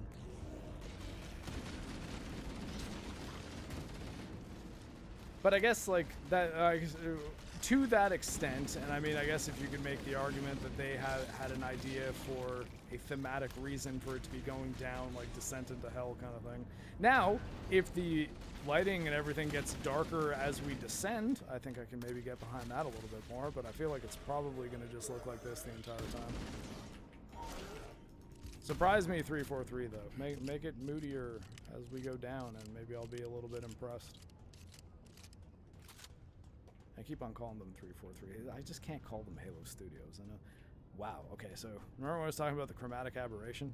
So you guys see how everything looks like it has like a blue, green, and red outline around it? Like look at 343 in the distance there. I'm not sure how clear that's coming across on stream, but man. Like sometimes chromatic aberration can be like a nice little effect, but in this game it is so overbearing. It's like the most intense chromatic aberration I've ever seen in a video game. And I think the film grain makes it worse. So again, if I can find a remove chromatic aberration in film grain mod, I will 100% be applying those before the next stream. But we'll probably keep this going till maybe the end of the library, and if we finish the library before EFAP starts, we'll maybe fire up one of those. Although I mean, half an hour. We can get through library in half an hour, unless they've made it a lot shorter too. Half an hour though. I mean, I don't know. Maybe like if I'm not playing on legendary, I think it's possible I could get through library in 30 minutes. But again, this is a version of library that I might not fully understand, so we'll see. But I'll raid the EFAP, even though I will not be watching EFAP because I'm assuming, I'm gonna guess that they're probably covering Spider-Man, and I try to avoid watching coverage of a movie that I'm gonna do a podcast on the next day, especially because I don't want to accidentally take any of their points, and or if I do make the same points that they do, I want it to be because I got to them organically and not just because I'm parroting one of the EFAP guys. Which is also why I haven't watched any of Metal, Mauler, or like Rags or Fringy's streams on this game, because I didn't want to have it color my opinion of it, especially because this game seems to be contentious, where a lot of people dislike it and a lot of people like it. If you like it, that's fine. I don't mind you liking it. Where the only thing, the only problem I would have with anyone who likes this game is if you say that me not liking it is because I'm a hater and I'm making up problems, or I'm a Halo fan who will never be happy. I think both of those things are incorrect, and it's the precise things that people said to us when we still, like us being like me and pretty much everyone on YouTube, at least that I know, when like Last Jedi came out and we said it was bad. It was like, oh yeah, well it's because you're a Star Wars fan and Star Wars fans aren't happy with anything. It's like, no, that's not a rebuttal to our critique at all. You're saying nothing. You're just saying your criticism means nothing because you disagree with me and nothing else. So the reasons I like or dislike aspects of this game are my own. I've not been scanning other people's opinions on it, but other than just what I see on Twitter, and that's largely the people who have essentially referred the idea that I just conveyed, where it's like, if you don't like this, it just means you're a Halo fan that will never be happy with any Halo. Because again, like, I think I like Halo 4 more than most people do. I don't think it's a great game. I think it's got a lot of problems, particularly in level design.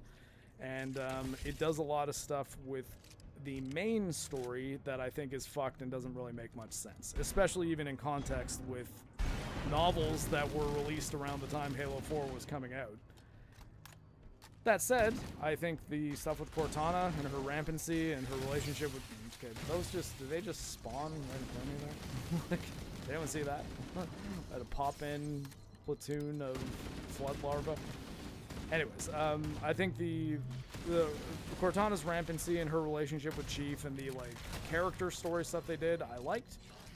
I didn't hate the gameplay, and I thought that the Praetorians being a new faction with some different ways to fight, some new weapons was kind of nice. And while I didn't love any of it, and I do think the Flood are a better secondary faction than the Praetorians are, I think ultimately I didn't mind playing Halo 4. I didn't hate it when it came out. I like it less now, but I still don't hate that game. I've always hated Halo 5. From like the moment I played Halo 5, I disliked Halo 5, and I don't think my opinion on that will ever change.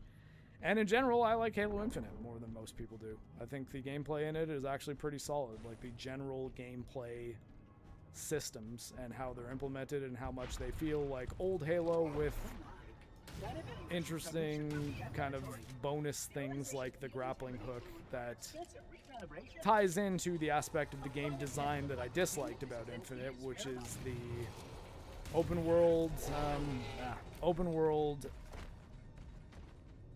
mission structure. I think that does not work particularly well for Halo, and I think the grappling hook becomes like the crutch that makes it less frustrating to be navigating that big open world without being able to do something like, say, call in a warthog whenever you want, right? That, okay. Well, I did better in the first fight. So I don't think that, like, I can really, like, considering those opinions, I don't think I can be accused of the type of person who just hates absolutely everything Halo 3 does, and I'm a Halo fan, so I'll never be happy. I really think that they need a lot of help with the writing in Halo, and that's been... The 5 is where that became the biggest problem it's ever been. And I think that they at least made an effort in Infinite to recover that, but they didn't fully succeed. Or I think they took the first step towards succeeding in that, but then they dropped the ball because they decided, oh yeah, we're gonna kind of just do half of a story here, and then we're gonna continue it with seasonal content that's gonna last for years or whatever, and they never made a single piece of single-player story DLC. And then decided they weren't ever going to, so it's like, okay, so the hope I had for potentially them at least recovering the Cortana is evil bullshit that they did in Halo 5 is never going to change, but... Flood is slower in this game, and you can sprint while having... So, okay, so maybe that's why I'm not having, like, any trouble with the Flood in this. Now, granted, I did just die against what was effectively a Flood boss, but you're right, the Flood do seem... not super difficult here, especially relative to at least heroic difficulty. Again, I'm not on legendary right now, so that could change, but heroic difficulty, they seem like a big difficulty step down from the Covenant in the previous mission I was on. Okay, I know we're doing waypoints everywhere, but did I not just arrive at the waypoint? Oh, I'm doing another hold the line thing. Is 343 like hacking a door? He usually is when I'm like waiting at a door, right? Like, that's what's messing me up. And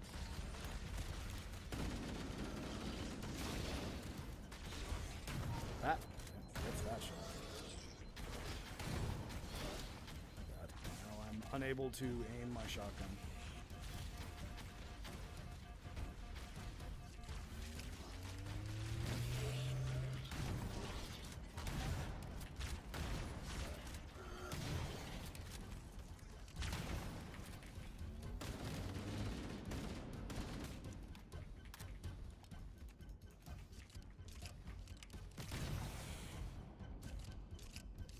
They're equally easy on legendary? Okay, fair enough.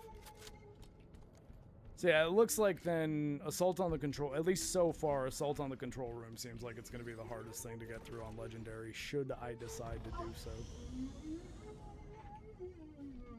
Which, yeah, I don't know. Unless I feel like doing a Halo video at any point. But I am definitely not making any video promises, because, man, I have trouble figuring out a way to make a script work in a way that I'm happy with. It might be a high standards thing, but I don't know. I have a decent chunk of the Onimusha script finished, though. I might end up deciding to get that done, but now it's close enough to Way of the Sword that I might as well just add Way of the Sword to it and make it a full series up until the new Onimusha. I do have all my footage captured for it up until Way of the Sword, though, so that's nice. Ah!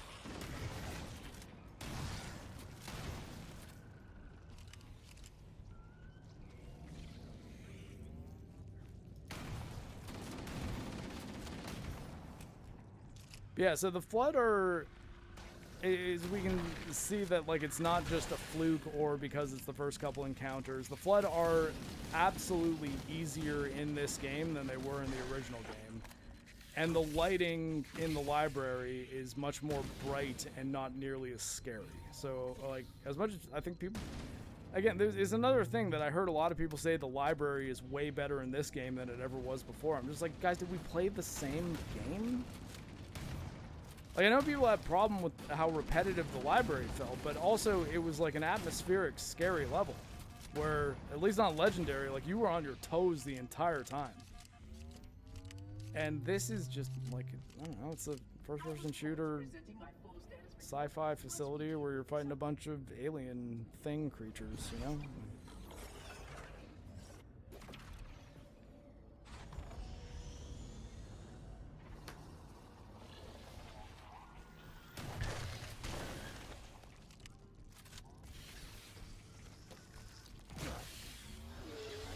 Ah, crap.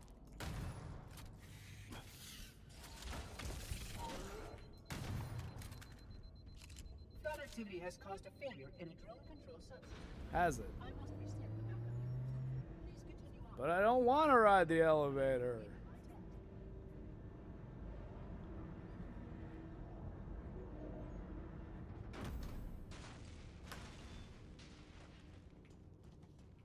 Yeah, and when I finish up this though, I'm gonna stream the new episode of. I might actually stream the whole thing, of Fallen Aces, which is a first-person beat 'em up, light immersive sim with pretty neat comic book graphics. That yeah, looks sort of like an old pulp Dick Tracy kind of deal. A little bit of Watchmen elements in the story, but hard-boiled detective thing. It's good. It's good stuff. It's new blood. And episode 2 of it finally came out. I actually streamed the first episode like 2 years ago, I think, when it came out. It was a little while ago now. And then possibly next weekend, though next Sunday, Forge is going to have to be a little later than normal because I have to go do med coverage for a parade on a Sunday, which is delightful every time that happens. But yeah, sometimes it does happen. And that weekend, though, I can stream some more Marvel Tokon, and we can maybe go through all the story modes in it. Which I hope they add a... Oh shit, that's what I should have done in the survey for Tokon. I should have made it so that let the autoplay for the cinematics in the story mode go faster, because they're really, really slow. And... Oh, come on! I saw that thing flying way ahead of me, and I would have ran if I knew that I was still in range. That sucks. Yeah, so I might have to be pressing A repeatedly, or I guess tapping my my joystick button 5. Does it do still 1, 2, 3, 4? Joystick button 4, and whatever. Fight stick. Tapping A essentially, or an X, whatever, to move through the story cinematics a little bit faster, because I think that while they're decent as far as their premise goes, I do think they move a little on the slow side. But yeah, so if you're interested in that new Marvel fighting game, I did stream the beta, but the full version's coming out, and I liked it enough that I'm not going to refund it. I do think it's lame, though, that despite playing it on Steam, I have to sign into the PlayStation Network. And I say have to, because if it were just optional, I would probably still do it. Because then that way I get trophies in addition to achievements. And despite the fact that PlayStation seems like they're swirling the drain right now, why not? You know, give me those extra bonuses. Sure, fine. I hate the fact that it's required. I think it's really dumb. Rather pay $60 to $70 for ports of the original trilogy of Halo separately on PlayStation than play camping. I mean, like, realistically, yeah, they should have just released Master Chief Collection on PlayStation. I don't know why they didn't just do that. It would have been probably pretty easy. And hey, they probably could have just released it on Switch as well. And I mean Switch 1. Never mind Switch 2. Like, if I come to think of it, I'm sort of wondering why. Okay, well, I mean, this game is kind of optimized like shit. But Master Chief Collection, I mean, it ran on original Xbox and Xbox 360, all of those games. It's crazy that they're not just making as much money as they can off Halo, particularly if Microsoft's whole thing was like, oh, our game budgets are too high and we're spending way too much money and we're not making any money. It's like, there's so many ways in which you could just make a shitload of money very, very easily. I don't understand why you're not doing it.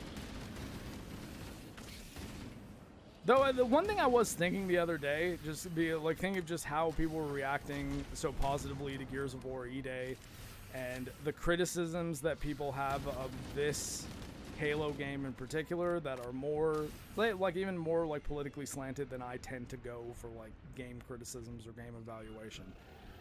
If Microsoft really just wants to make a ton of money very, very quickly and easily, they just need to be like, okay, you know what? We're going to target the chud market, because all the other game companies are trying really hard to be like, oh, we're the most progressive and, like, inclusive company that's going to make sure that there's no women that are anything more attractive than, like, kind of androgynous, and everyone's going to be dressed conservatively. And if like, Microsoft was just like, okay, you know what, we're going to spend 5 years with Xbox where we're just, every single game we're going to make is just pandering to the chuds as hard as we possibly can. And I don't necessarily think that that's something that has to happen, and it might actually result in some games getting a little bit worse. If they did that, they would make a shitload of money. Because that is an audience that is constantly being told that they don't matter and that gamers don't represent gamers at all anymore. And ultimately, I think a lot of those people do play video games and will buy video games. For me, it's not a deal breaker that I need games to be chud pandery in order for me to play them or enjoy them. But that, like, it's a market that is very clearly being underserved by a major platform holder.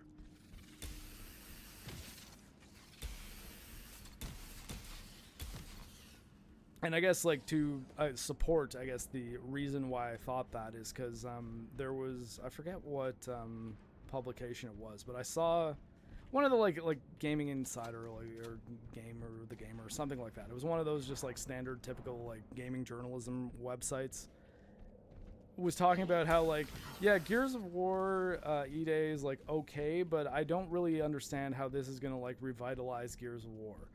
I think they took one step towards what I'm talking about by calling it Gears of War E-Day and not Gears E-Day. Because around Gears 5, one of the reasons they were losing some of that audience is they're like, yeah, we don't want to call this series Gears of War anymore, though. Because, like, you know, it's not about war, really. And it's like, it's a game where you're constantly shooting things, stomping on their heads, and carving them up with chainsaw bayonets. It's ridiculous that you would think you would need to remove the word war from the title. And they put it back. And there are people saying, like, yeah, no, like, this seems like it's probably, like, a step down from Gears of War 5, or Gears 5, I guess. And it seems like it's gone back to a lot of the things that seem really dated about Gears of War. And I'm like, but a lot of people love those things that you're talking about. And if Gears of War E-Day serves that market, that's a lot of people that will be buying that video game. That you're kind of saying in this pre-release marketing, or I guess not marketing, like early preview article, that those people don't matter. And I'm like, man, like, I don't know, you're saying people don't matter that do actually make up a large, maybe not percentage, like a large population number of people who play video games and would pay money for video games. You know? So, like, and I mean, again, like, I'm not the culture war gaming guy. Like, I'm not going to talk about how every game's bad because it's woke. Hell, I like God of War Ragnarok, and that's one of the ones that people will often cite as, like, oh, Sweet Baby Inc. made it. They made Angrboda black. Like, it's Kratos is a bitch in that game, and, I mean, okay, Angrboda they didn't make black. I just don't think that matters all that much, but to me, matters to you, that's a different story. I'm not saying you're wrong, but I didn't think it functionally affected the game all that much. And I flat out disagree with the Kratos becoming a bitch part of it. Like, I just think that's like, it's like the synthetic man response. If you wanted like an in-depth like version of what I'm talking about right here, just watch the EFAPs on God of War Ragnarok, where particularly the last one where we respond to synthetic man's criticism of it and don't understand why. But I guess what I'm saying is that, like, I do, however, see that is a market of gamers that are not really being marketed to directly at all by one of the major studios. Like, I mean, obviously, games are made by a whole bunch of different people, and there's obviously people making games that serve that market. With, like, I mean, Shift Up being a good example. Like, there's nothing else the Chuds could have asked for from Stellar Blade. And they play games too, you know. So it's like, wait, hold on. If Microsoft is just like, we have no idea how we're going to make money now, that, like, I think targeting that market and going all in on it would have probably been a route you could go that might have worked. But. And I think, like, I mean, you could maybe see that even in them telling Obsidian, hey, instead of making Avowed 2, why don't we just have you make a new Fallout game? Like, make Fallout New Vegas 2 or something akin to Fallout New Vegas, because people might actually like that. Now, granted, I'm not sure that Obsidian has the chops to make a good Fallout game these days, because it's not the same people who made Fallout New Vegas don't work there now, so that may not work as easily as it sounds like it would, but that type of decision, I think, is what they need to be making. Because they just, I think, need to be going after a market that they specifically, Xbox, hasn't been serving for quite some time, and one which I don't think PlayStation goes out of their way to serve really these days, or in some ways, in particular with companies like Naughty Dog and even the character designers at Insomniac, for example, Sucker Punch with replacing Jin for Ghost. I've not played Ghost of Yotei. For all I know, it's a great game. I didn't really initially have a problem with Jin not being the protagonist if they were jumping further in time. That said, there was no PC version made for it, and I didn't really have any desire to buy a PlayStation game, so there's that. But at the same time, you know what I mean? Like, Sony seems to be going really hard in the other direction of being like, yeah, we're the progressive platform. Nintendo does their Nintendo thing, where it's just like, no, we're family-friendly kids stuff, and nothing about our things is controversial at all, except for the fact that we can't make a good Metroid game to save our lives anymore, apparently. Metroid Prime game, I guess, because I liked Dread quite a lot. I think Dread is one of the best Metroid games. But you know what I mean? Like, I think that, like, with Microsoft being the ones that were like, we have no idea how we're actually going to make money with this brand, and we might have to just end up doing a whole bunch of really bizarre streaming services, subscription nonsense. Our new next console might be ultra expensive, or it's going to have this weird subsidies. It's like, none of that is necessary. If you guys just kind of picked a market that was not being served to focus on and made games for them, or primarily, you know, like made a Halo game that was like balls to the walls, like macho Halo with some good writing and no characters like the one that's going the rounds from the prequel missions here, where it seems to be going out of its way to piss people off. Or go out of its way to piss people off, or be used as a shield to be like, oh yeah, these people don't like this because they hate strong women or whatever, you know? Like, avoid that. Don't do that stuff. And I'm not even saying, like, go out of your way to, like, have every game say, like, making fun of the libs or anything like that. I'm saying make it just so that you're making apolitical games that are serving the market of gamers that Asia seems to be pretty good at actually marketing to right now, but no major platform holder cares about. Like, no first-party company. Nintendo doesn't, because they do their, like, safe making game for kids things with no sex appeal ever, really. And Sony is the, oh, everyone who doesn't think The Last of Us 2 is the best game ever made is just a racist, transphobic, sexist asshole, you know? It's like, do the one that isn't being served, which is the, hey, Dead or Alive 3 was an Xbox, was it an Xbox launch? Or I think Dead or Alive 3 might have been a 360 launch game. Anyways, the Dead or Alive games, there was a Spartan, that was a female Spartan, actually, that was a playable character in Dead or Alive 4. And Dead or Alive 3, I believe, was an original Xbox exclusive. They used to be like, oh, or even Beach Volleyball, Dead or Alive Extreme Beach Volleyball. That was an Xbox game. Like, third-party exclusive, but it was a game that, like, was only on Xbox. So it's like, get those Xbox players back, and I think that they might actually be able to make a whole ton of money.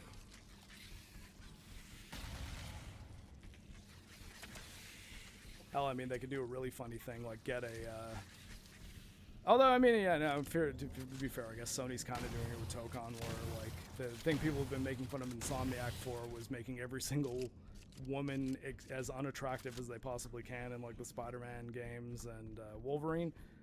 Whereas, like, if they got, say in their Blade game, if they just made it so that every one of the vampires that was, like, a female was, like, Blood Rain tier sexy, that would, I think, blow a lot of people's minds. It would just be like, whoa, wow, this is definitely doing a different thing. And it would get people, at least a lot of the people who really care about the console war stuff, to have reasons to say, yeah, Xbox does this better than PlayStation.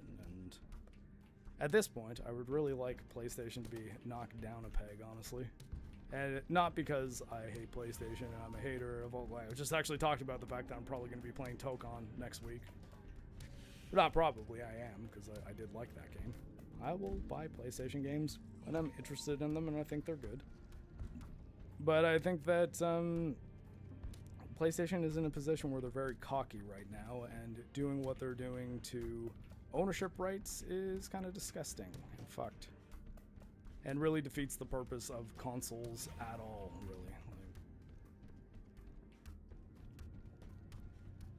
Because the one major thing that consoles had, which PC didn't, was physical copies that were tangible proof of ownership that you could give to people or anything.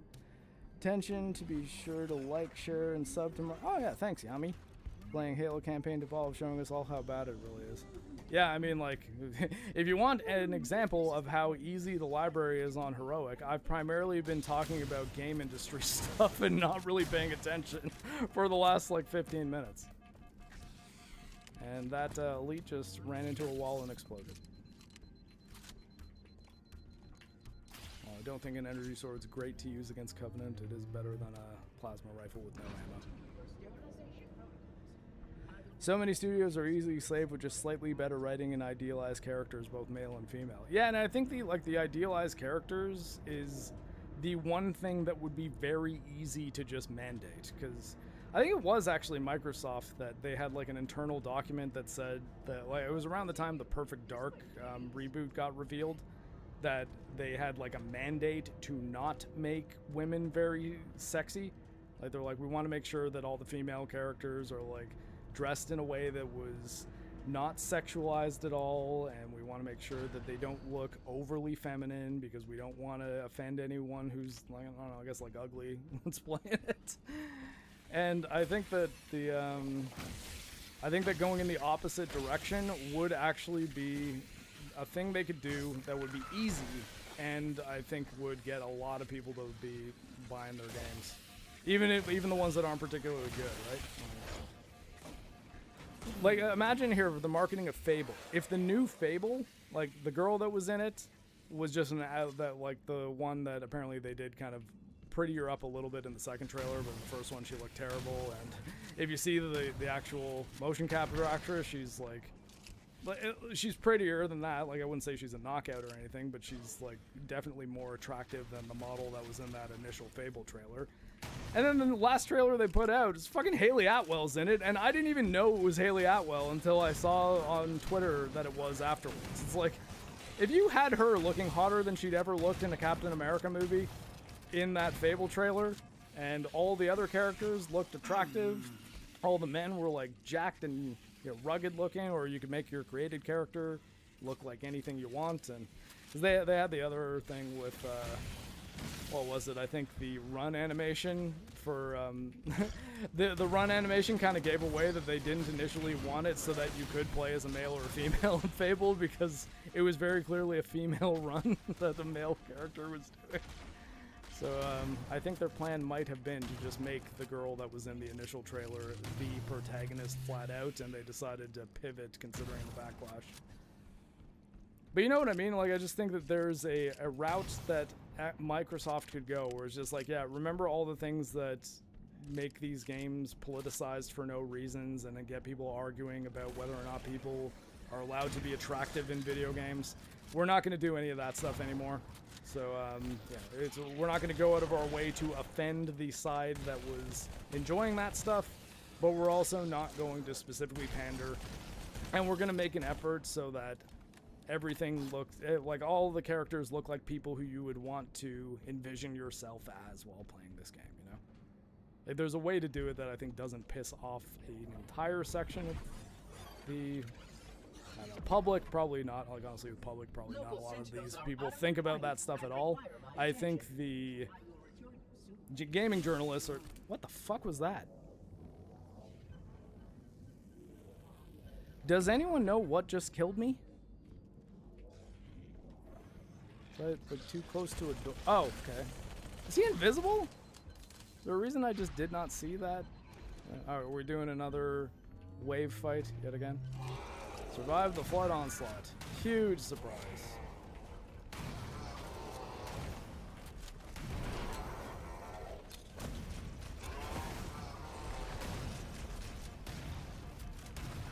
Ah, I'm stuck in a wall. Okay.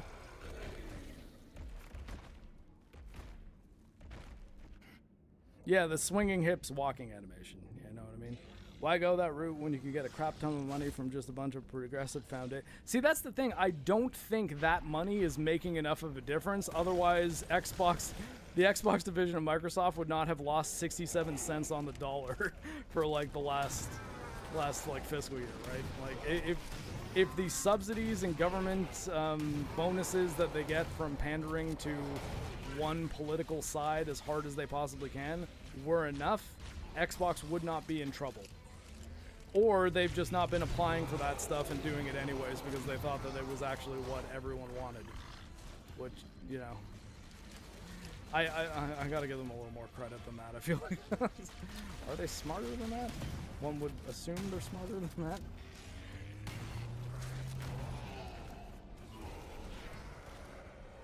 Though I guess I've always thought that the idea of art in any way being controlled by, I don't know, like organizations that are giving money to it to be like a piece of political propaganda, I think that's a fucked up thing that even exists in the first place. I wish it did not at all. But yeah, I think what was the company? BlackRock or something? Vanguard was one of them that was apparently doing that pretty heavily for quite some time. Oh, I do have a shield.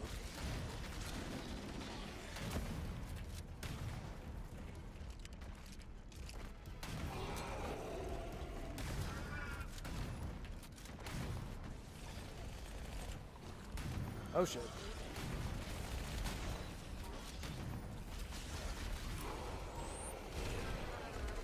Okay, might have hit myself with that plasma grenade just a little bit.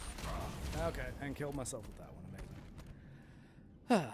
Chief got hit with cardiac arrest. Everyone that dies gets hit with cardiac arrest. The question is whether that cardiac arrest is spontaneous or not. Cardiac arrest is just your heart stopping. Oh, shield sword actually kills these guys pretty quick. Okay, that was 2 hits. What the fuck? Well, yeah, and I mean, maybe they're still doing it, and maybe they're just trying to be sneakier about it, but ultimately, if you're the company deciding whether or not to go down the route of pandering or becoming a piece of political propaganda in order to make money very easily, consider yourself, is that working? Is it justifying the cost that, like, the amount of business that you're losing, the amount of customers who you're fucking hell, the amount of customers who you're pissing off? Like, is any of that juice been worth the squeeze? I would argue probably not. I think that is likely done companies like Xbox in particular far more harm than good.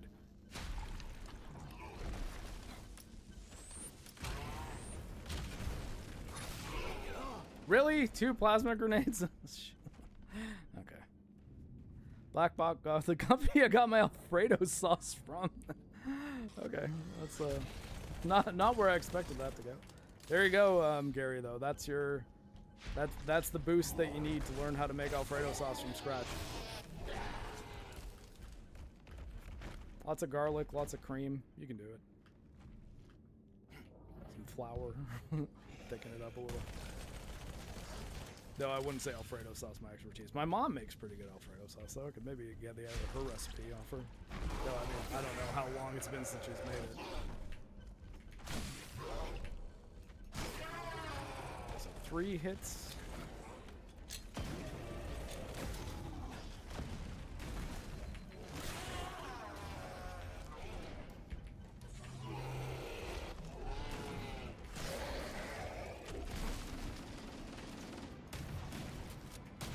Alright, we got the biggins.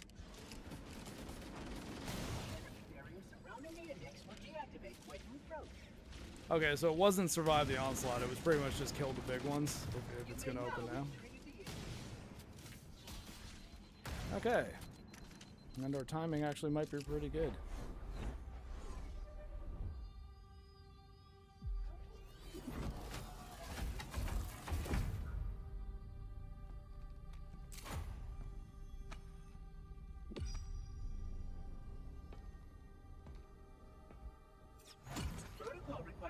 Take possession of the index for transport. Your organic form renders you vulnerable to infection. The index must not fall into the hands of the flood before we reach the control room and activate the installation. I don't believe you. The flood is spreading. We must hurry.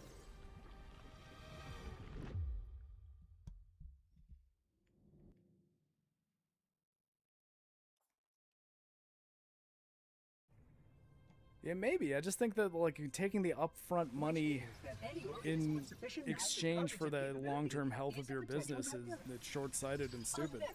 I would say the same thing with exclusivity deals, which eventually Square Enix learned that the money up front they were getting from PlayStation for things like Final Fantasy 16 and the Final Fantasy 7 remakes that they all underperformed because they were only available in one spot. Well, I'm really looking forward to Final Fantasy Resonance, and I'm happy about the fact that I don't have to wait like a year to buy it on Steam.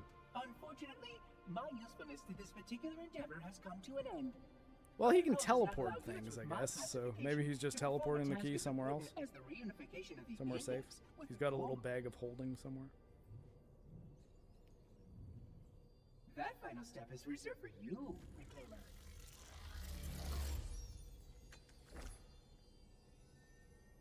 Oh yes, I remember Halo 4 was supposed to be the beginning of the Reclaimer trilogy, but they kind of abandoned that idea.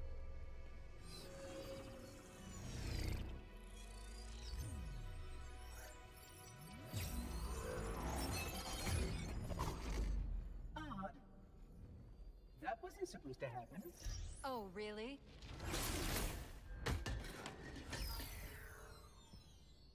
Get him, Cortana. Cortana. 12 hours. 12 hours I've been stuck in here, watching you cozy up to that thing while it sharpens the knife to slit our throats. It was maybe an hour Hold and a on. half. He's a friend. Oh, I didn't realize. He's your pal, is he? Your chum? What the fuck is up with Cortana's personality in Do this one? you have any idea what that bastard almost made you do? Yes. Activate Halo's defenses and destroy the Flood, which is why we brought the Index to the control sector. We should re-record this with Pablo Schreiber as Master Chief. That's what he said to do, to bring it to the control center! What am I? That is absolutely unacceptable. And yet... What impertinence! I shall purge Apparently you it was at their plan once. with Halo 4. I think they abandoned it with Halo 5 when they wanted to make it a 4-player co-op experience and replace Master Chief. You sure that's a good idea? How dare you? I'll... Do what? I have the Index. You can just float and sputter. Enough. The Flood is spreading. If we activate Halo's defenses, we can wipe them out. You have no idea how this ring works, do you? Why the Forerunners built it. Halo doesn't kill Flood, it kills their food. Humans, Covenant, whatever. You're all equally edible. The only way to stop the Flood is to starve them to death. And that's exactly what Halo is designed to do. Wipe the galaxy clean of all sentient life. You don't believe me? Ask him. And yes, like Gary, I can almost guarantee true? that's what happened here because I've seen More or less. at least 2 of the actors in this scene do these performances much better. Steve Downs is fine, but like I mean, I think his version of Master Chief is pretty even temperament, and it's hard to direct him out of that, I guess. But Cortana, God, they seem to really get her to act more, emote more. Cortana, you're an AI. I mean, how couldn't you? Left out that little detail, did he? We have followed outbreak containment I liked her better when procedures she to was the just kind of like letter. You were with me each sarcastic step and of the not way as we managed this crisis. snarky, I guess. Chief, I'm picking up movement. Why would you hesitate to do what you've already done? We need to go right now. Last time you asked me if it were my choice, would I do it? Having had considerable time to ponder your query, my answer has not changed. There is no choice. We must activate the ring. Get us out of here! If you are unwilling to help, I will simply find another. Still, I must have the Index. Give your construct to me, or I will be forced to take her from you. That's not going to happen. So be it. Save his head. Dispose of the rest. Oh, I actually didn't catch that. I think it would make sense if it was you, because they're probably not going to eat Cortana. Although, I mean, if all the technology that she can exist on is destroyed, that's probably not Look going to out. help her much. Okay, so it looks like Can't let EFAP the has monitor a, activate they've the got a ring. hard We have start to stop time it. here. We have to Let's get to the destroy first Halo. checkpoint, and then I'll raid you guys into EFAP, and you can hear the boys talk about Spider-Man. As I will probably, what movie did I want to watch? Oh yeah, I wanted to watch According to my New analysis Mutants, of the because available while I was streaming data, Tokon I last believe week, the someone best told me course of that action Anya is Taylor-Joy somewhat played Magic risky. in An New explosion Mutants, of and I didn't end sufficient up seeing size that will movie. help I heard it's bad, destabilize so the it might be ring and bad. will cut through a number of I'm gonna primary watch that with the systems. puppies. We need to trigger a detonation on a But I large find both the scale, character however. Magic and the actress A Anya starship's Taylor-Joy fusion attractive, so I reactor was is like, going what the hell, critical I'll watch with it. the job. I'm going Speaking to of which, search watch what's The left Gorge. of the Gorge Covenant was battlefield, see if I can Gorge was locate pretty the good. Pillar of Movie Honor with flashlight. Anya Taylor-Joy and Miles The Teller. ship's fusion reactors are Directed still by the relatively Doctor intact. Strange We 1 can use them director, to destroy Halo. Scott Derrickson. It's an Apple TV Plus film, and yeah, I like it. I think it's pretty good.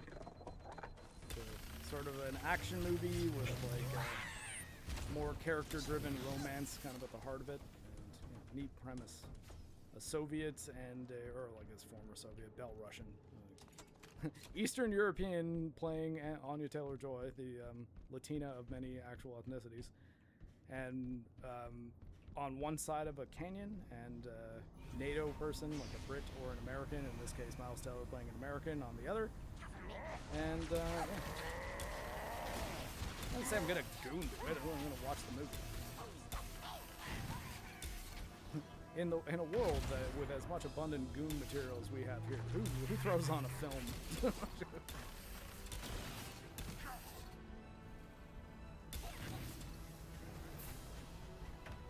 I haven't located the crash site yet, but we need to buy some time. Do I In case have the a Banshee? Monitor or his Sentinels find a way to activate Halo's final weapon without the beam.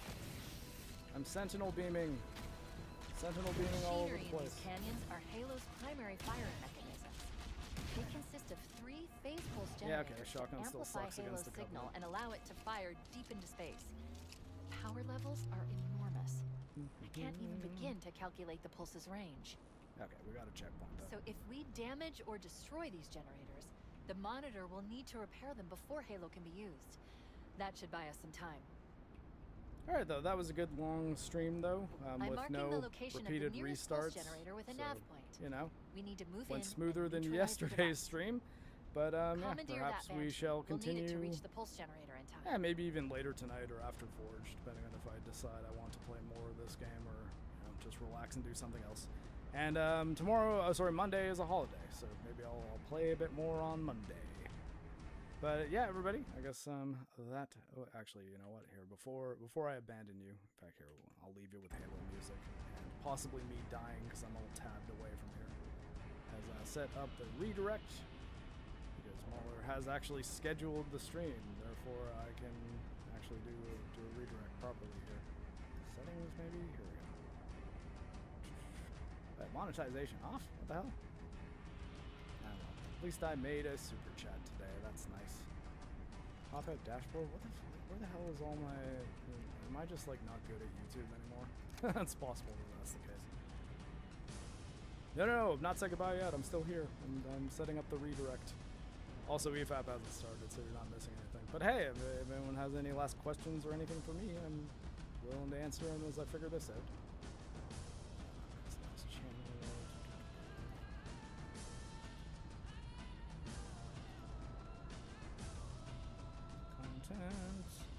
Looks like the shotgun is even worse against the Covenant than in the OG.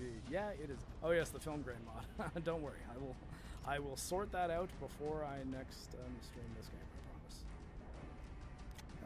Where's the redirect stuff? Motion engine and gaming category. Laser. Why did I feel like this was always easier to find for me? Have I just really lost my edge when it comes to streaming skills? Ah, there we go. Redirect. Where?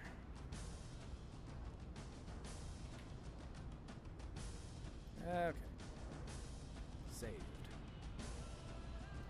Alright, and yeah, I guess I'm speaking specifically to the YouTube people. You'll be redirected over to Mahler for EFAP, and yeah, everybody else on Kick, just or to Mahler's channel on EFAP, and yeah, that will get you some Spider-Man Brand New Day discussions. And for my own Spider-Man Brand New Day thoughts in explicit detail, tomorrow on Forge at 12 p.m. Eastern, not 11 a.m. because Metal popped in here and said we got to start an hour later.